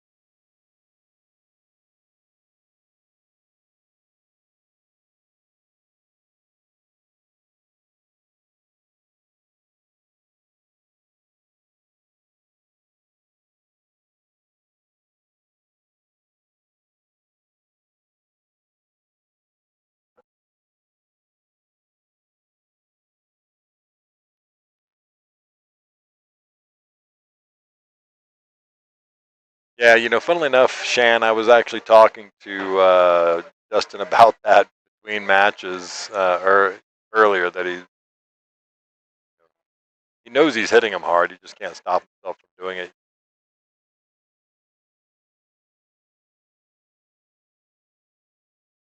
Speed control is definitely such a huge aspect of the game. I mean, your accuracy goes up. Learn how to, you start hitting the ball hard because you think you got to put extra spin on it, extra draw on it, stuff like that. And it's really not about the power; it's about the stroke. Justin knows that, and he'll definitely get back to it. We're gonna do a little sparring. Yeah, Justin will be back up to speed. I mean, I remember, before he took the hiatus with the newborn, he was definitely stroking the ball with way more touch and just working his way through thought processes and things like that. He'll get there for sure. You'll definitely see him at the end of the night again and again and again. Oh, Chuck gets that 5 ball to sneak in there. He just about almost undercut that. Shape here, not bad.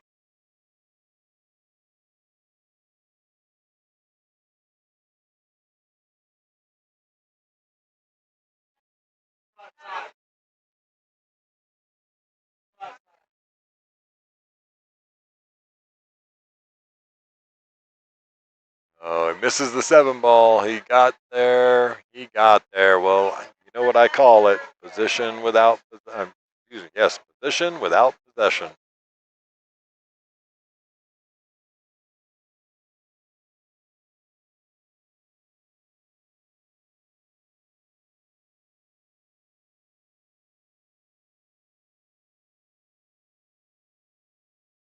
All right, a little difficult one here. This back cut on the 7 ball and controlling the cue ball just to slide it straight across the table, keep it south of the side pocket, and just trying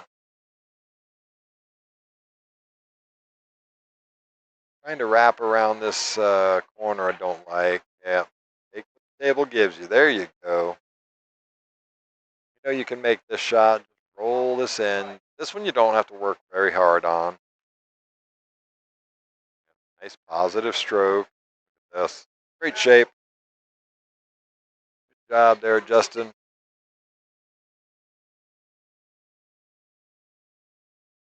and gets enough on it to miss the scratch. 2-1.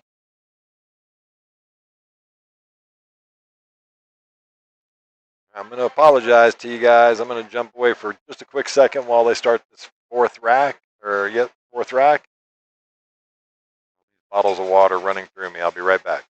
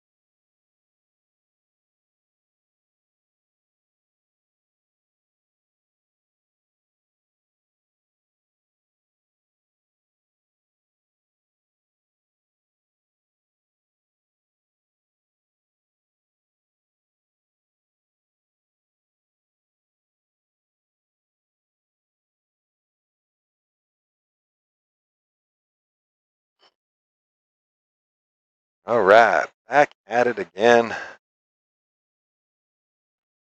Yeah, we're on the 4-ball here. Catch back up with you guys. Yep, Chuck is 70. It looks great. He's grinding it out every night. He truly loves the game. Plays a mean game, obviously, and plays one pocket just as good, if not better. Boom. Fire that bank in. The bank is open at 1:30 in the morning, Austin time. Roll that 5 in. Oh yeah, connect the dots right now. Just get the right spot on the 7 ball is what you want. No, he's not going to be happy there.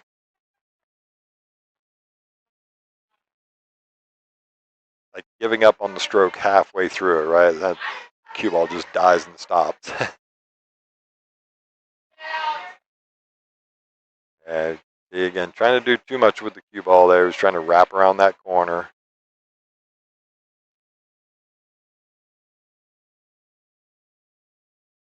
give Justin a chance here. Not a great chance, but this is definitely makeable. Oh, gonna overcut it. Gonna get up far enough to make this difficult proposition.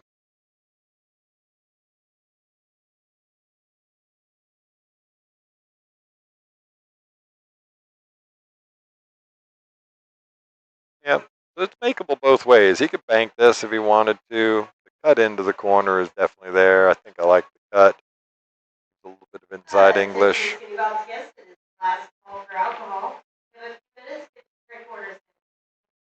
Oh. But look at where it lands. It lands just on the outside on the short rail.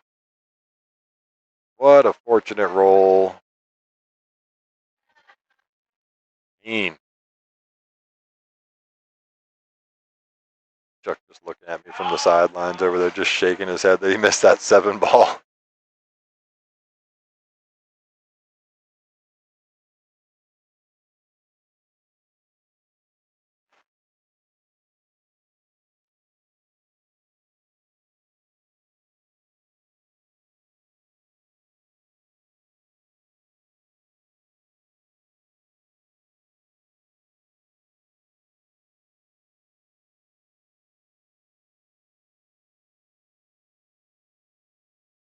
Trying to think about what he wants to do here. Tough position.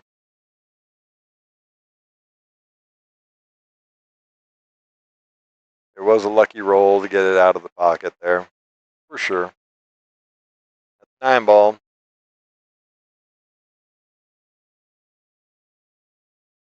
All right. You don't want to leave the one pocket player this shot.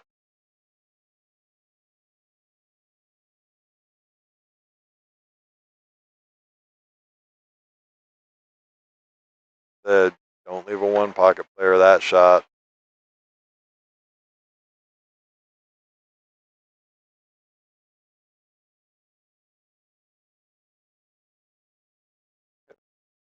The 2 rail around route. Look out. All right, he's okay. Just make it a little bit awkward there with the bridging over the pocket.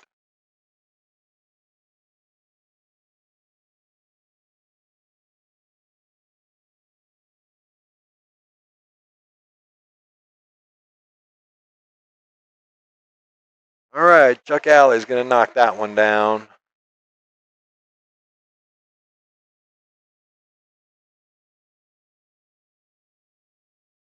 Get a winner out of Chuck Alley. Beats Justin Pena 3-1. Good shooting, Justin. Good job, man.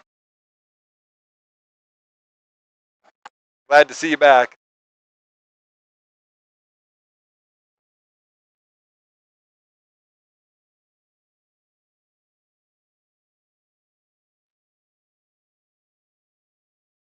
All right, we're going to get our next match. Chuck and Kim. And grinding it out. This is for the second and third place spot, I believe.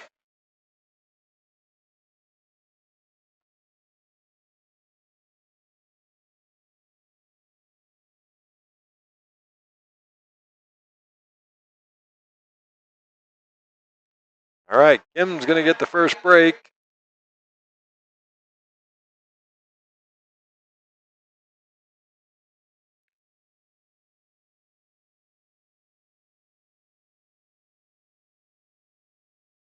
Another hour.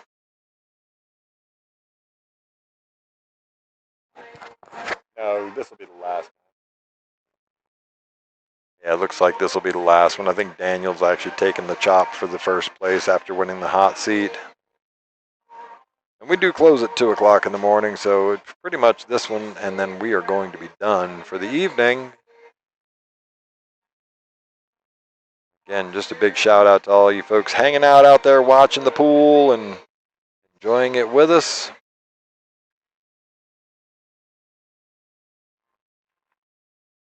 Jose and Shan active with me in the chat. I love it. I appreciate it. Well, I tell you this, Shan, one pocket is definitely the game that opens up a lot of creativity,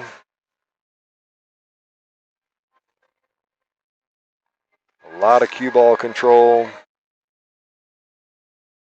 It is definitely a game changer when you learn how to play it. Learn how to play it well.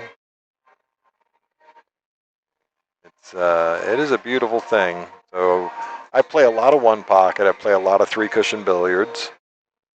I love both of them because they make you think a lot more than just the actual making of a ball.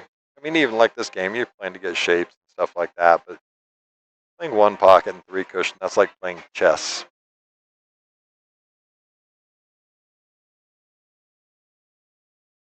Nine balls like playing checkers. Now both have a talent, both have their challenges, of course. Definitely think you learn so much from playing one pocket. It all translates out. Again, just good cue ball control is so paramount.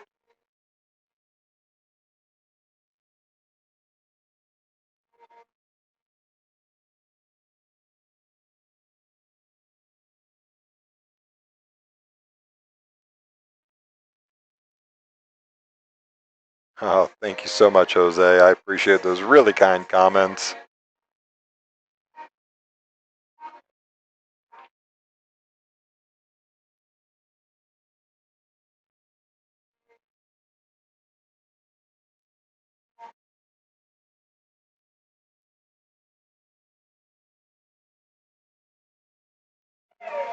Well, welcome to the chat there, Deborah Sanchez. Can't wait to go play there again. 806 Super Joe. Right on. Well, welcome to the stream and welcome to the chat.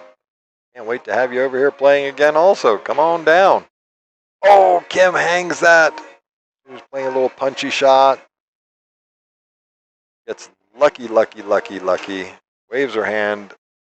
Definitely knows she got a fortunate roll there because she did not get shape on the 8-ball. Had she got shape on the 8-ball and missed the 7 the same way, then Chuck would have had a better shot. And we're going to miss that one. Sent it a little bit long. Ball in hand to Kim.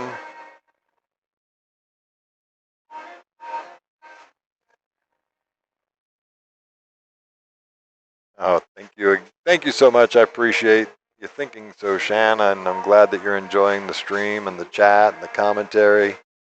That's what it's all about for me. It's just sort of conveying that, I have a passion for this game. We all have a passion for this game, and we're just sort of sharing like-mindedness. I love it.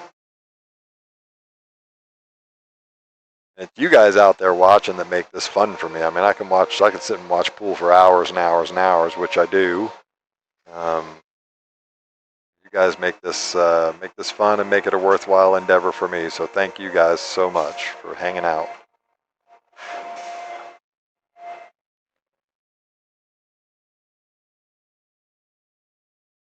You guys keep watching over the next few weeks. I've got some new features that I'm gonna run out during the next few weeks on the Friday night streams.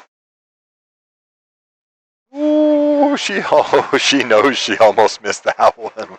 Yep, waves her hand at me. She knows. All right, Kim, good job.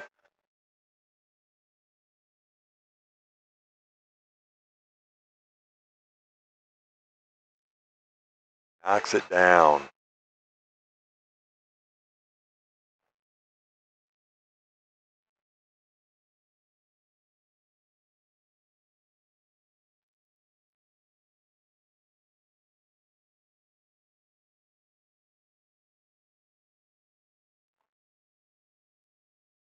All right, so Kim takes the first one there. I'll help them update that score real quick.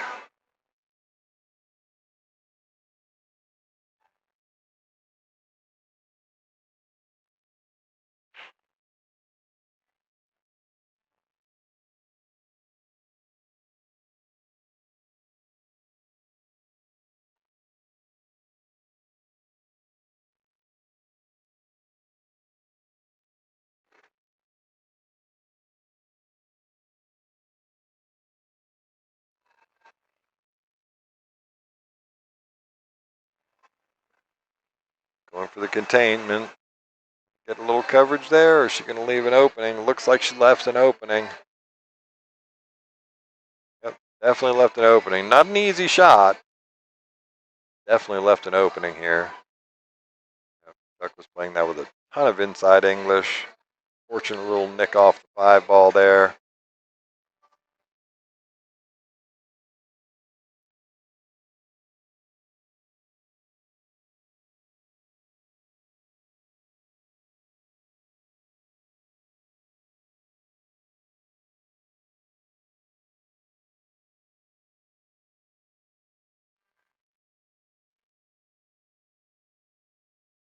All right, well, she doesn't gin it. She almost did. Like Chuck might be able to see this to make. I say you have to hit that one with a big stroke, just given where the 2 ball was sitting.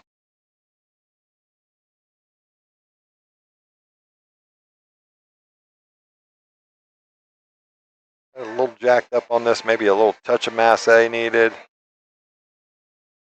She was going to go rail first. Okay. All right, well, perfect for Chuck here. Just that little touch of angle. You can opt to run down into the 2 and the 9. Just like that. Doesn't quite get the fortunate roll.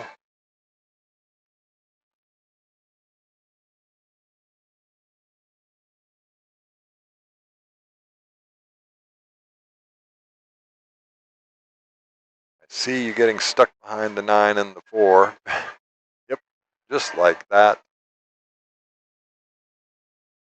Fortunately for Kim, Chuck didn't get it all the way to the top rail there, so she's got options. She can have 2 rails in below this ball, or above it rather. Like that's the route she's going to go the 1 rail route.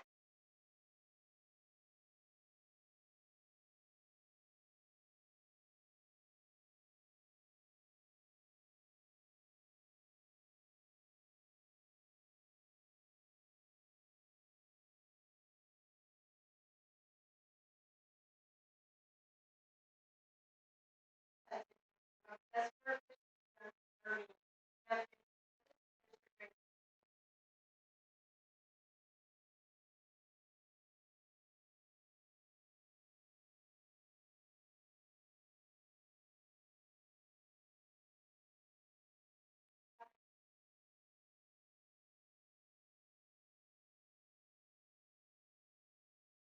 Yep, just use that little force.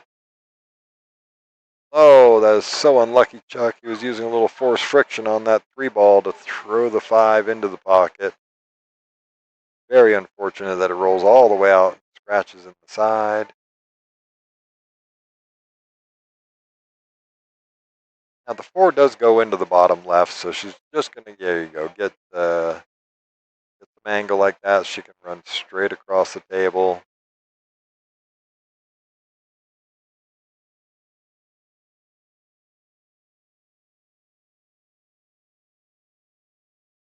All right, well, that's a fortuitous nudge.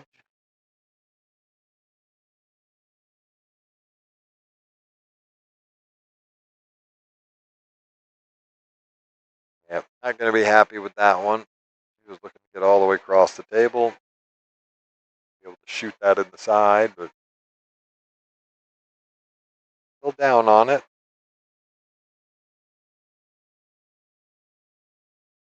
How do you hit it? And nudge again. I have a new name for Kim Sanders. It's going to be the Queen of Nudge. All right, tough cut shot on this 7 ball down the rail.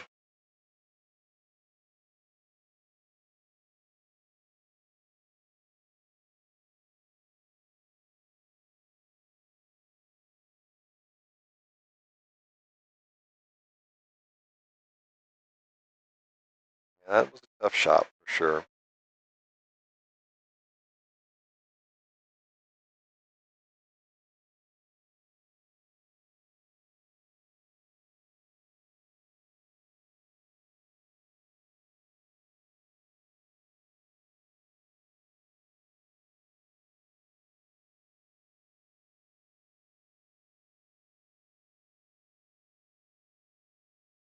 Great fat cut indeed.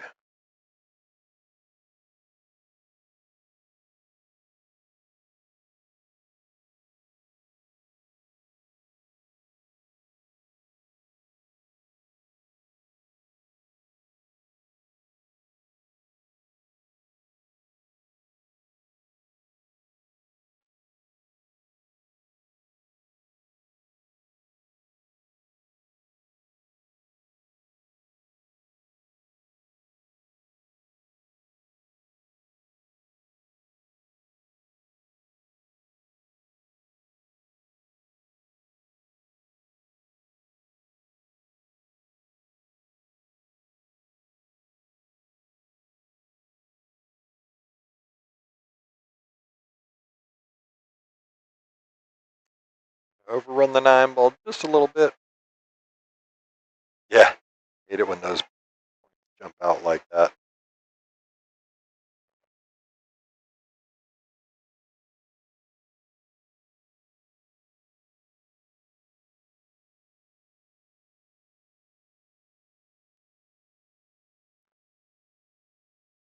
Ooh, sneaks that in. Nice out from Chuck. 1-1. Game on. So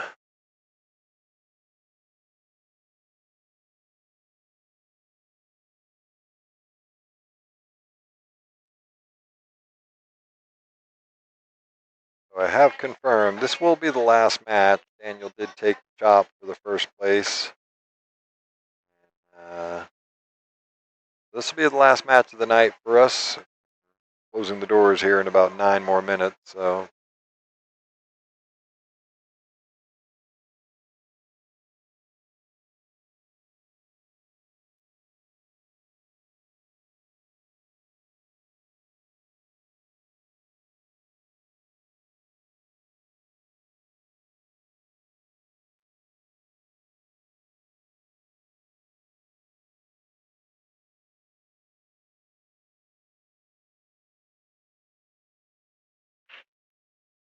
all right, breaks.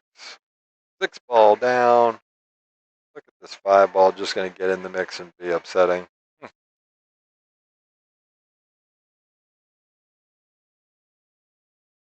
It was a great shot and a great out for Chuck indeed.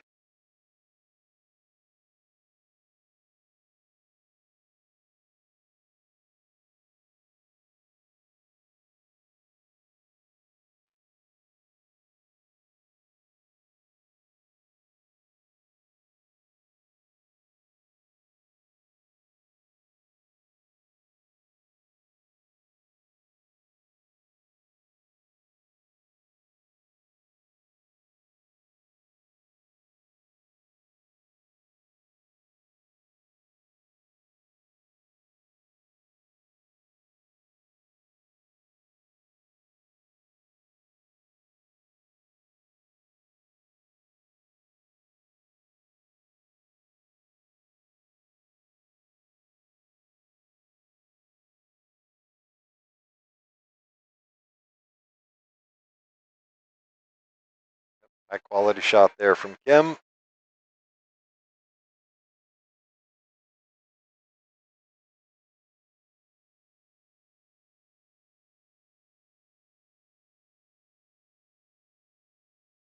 Good one here.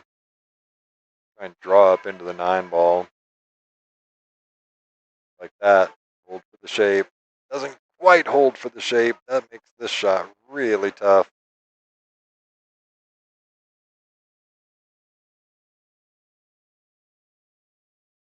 The right-hander here, so shooting this shot is almost impossible without the bridge.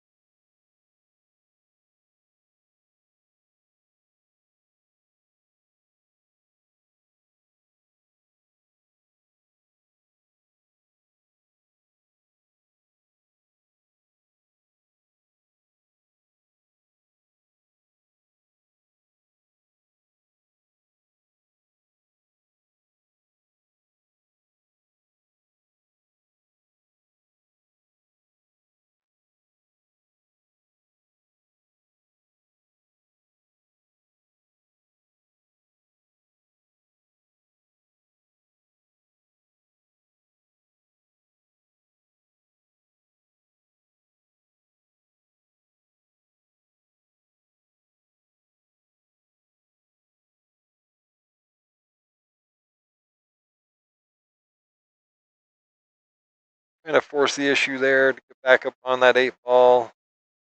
Little nudge again. Yeah, when it's your night, right?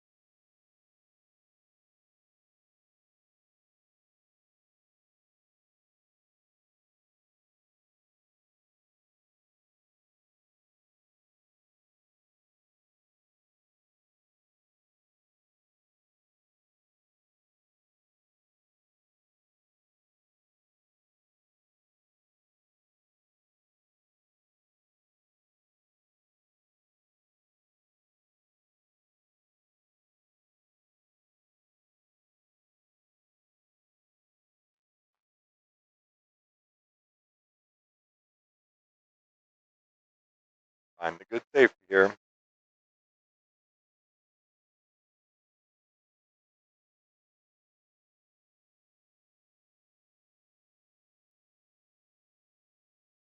Nope, not going to make it. Leave the out there for Chuck.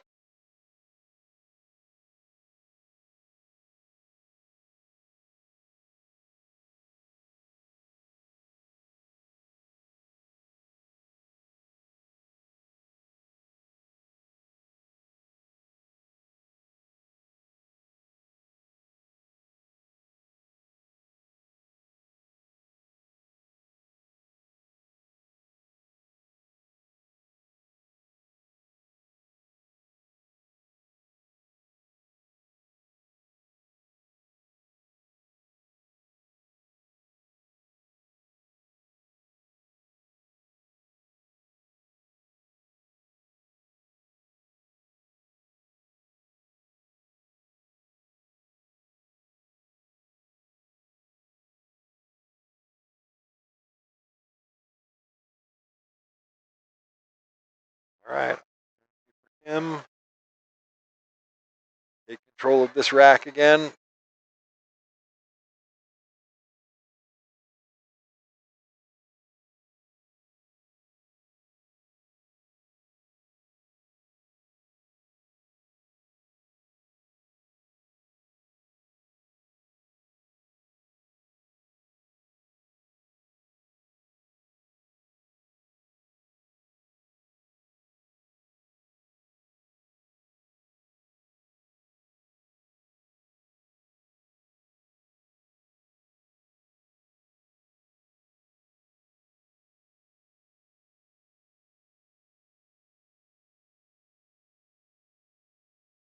No, Shan, I do not have to work tomorrow, thankfully.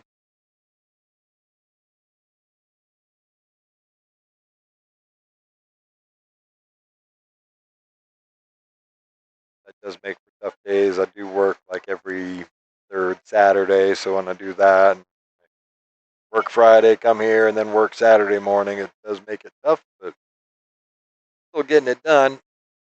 All right, grabbing her extension there.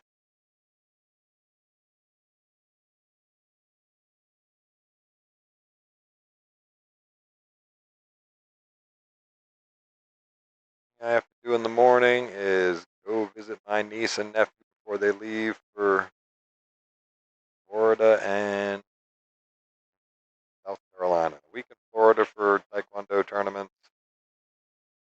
My niece and nationals in Charleston, I believe it is after that. Shout out to Fiona Heaps, my niece. Went out there to compete in national event Taekwondo.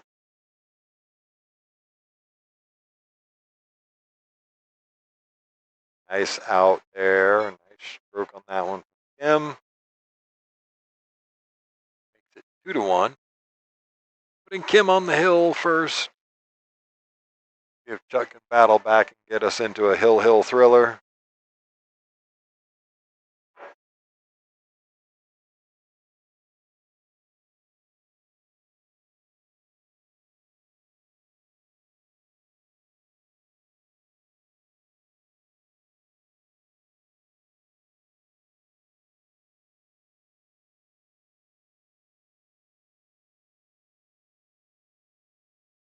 so much, Shan. Definitely pass that on to them. Once I've visited them, I think they're leaving at lunchtime, so I'm going to go in the morning and hang out with them for a little bit before they go to the airport.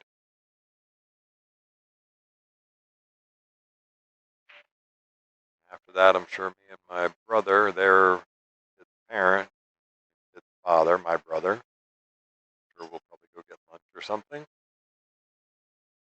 Hang out, have a chill day, and then I'll probably come up here and play some pool tomorrow night. The stream will be on tomorrow night, just no commentary. You actually take one night to play pool myself.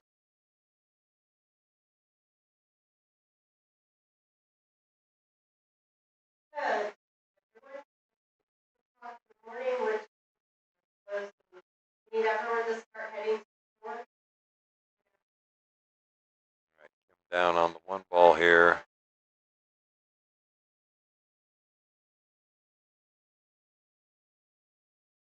All right, find a good save here now, where you want to run the cue ball at.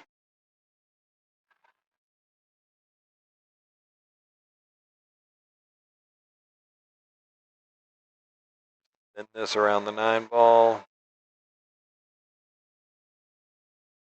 What? Oh my God. Well, when it's going well, it's going well. Congratulations to Kim for winning that one. You know what? Congratulations to all the players tonight. Everybody's had a good time tonight. Congratulations to Sanders, $2,200 in break pot money. Daniel Perez, great shooting tonight, winner of the hot seat match. Even bigger shout out and thank you to all you folks hanging out, watching the stream, hanging out with us in the chat. Shan and Jose, keeping me entertained all night. I appreciate that so much. The super chat donations from the few people, always appreciative of all of that.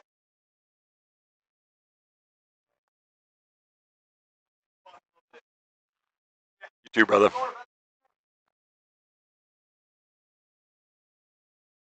Saying bye over there. Anyway, I'm Captain Mike. This is Skinny Bob's Billiards, and I just want to say thank you again to all of you folks. Really just makes my night go by so much easier, and I thank all of you so much. Enjoy your weekend. It's going to be a nice one. Certainly a nice one here in Austin. It's going to be hot. Yeah, so we'll see you next time. Next Friday night, we'll be here again. We do start again at 7:30 next Friday night with Captain Mike. Again, tomorrow night, though, 7:30, the stream will start up. The Saturday night 9-ball tournament, same format as tonight. Same break pot as tonight. It'll be about $14,500 in that break pot tomorrow night. You never know. I might even get drawn and have a shot at it. Jose, you might even get drawn and have a shot at it. Definitely get on down here. Shan, thank you. We'll see you next time. Hail no in the chat earlier tonight. Always good to see you. I can't mention everybody, but you know the ones. Everybody, I appreciate you all. This is us in Round Rock, Texas saying good night. Peace.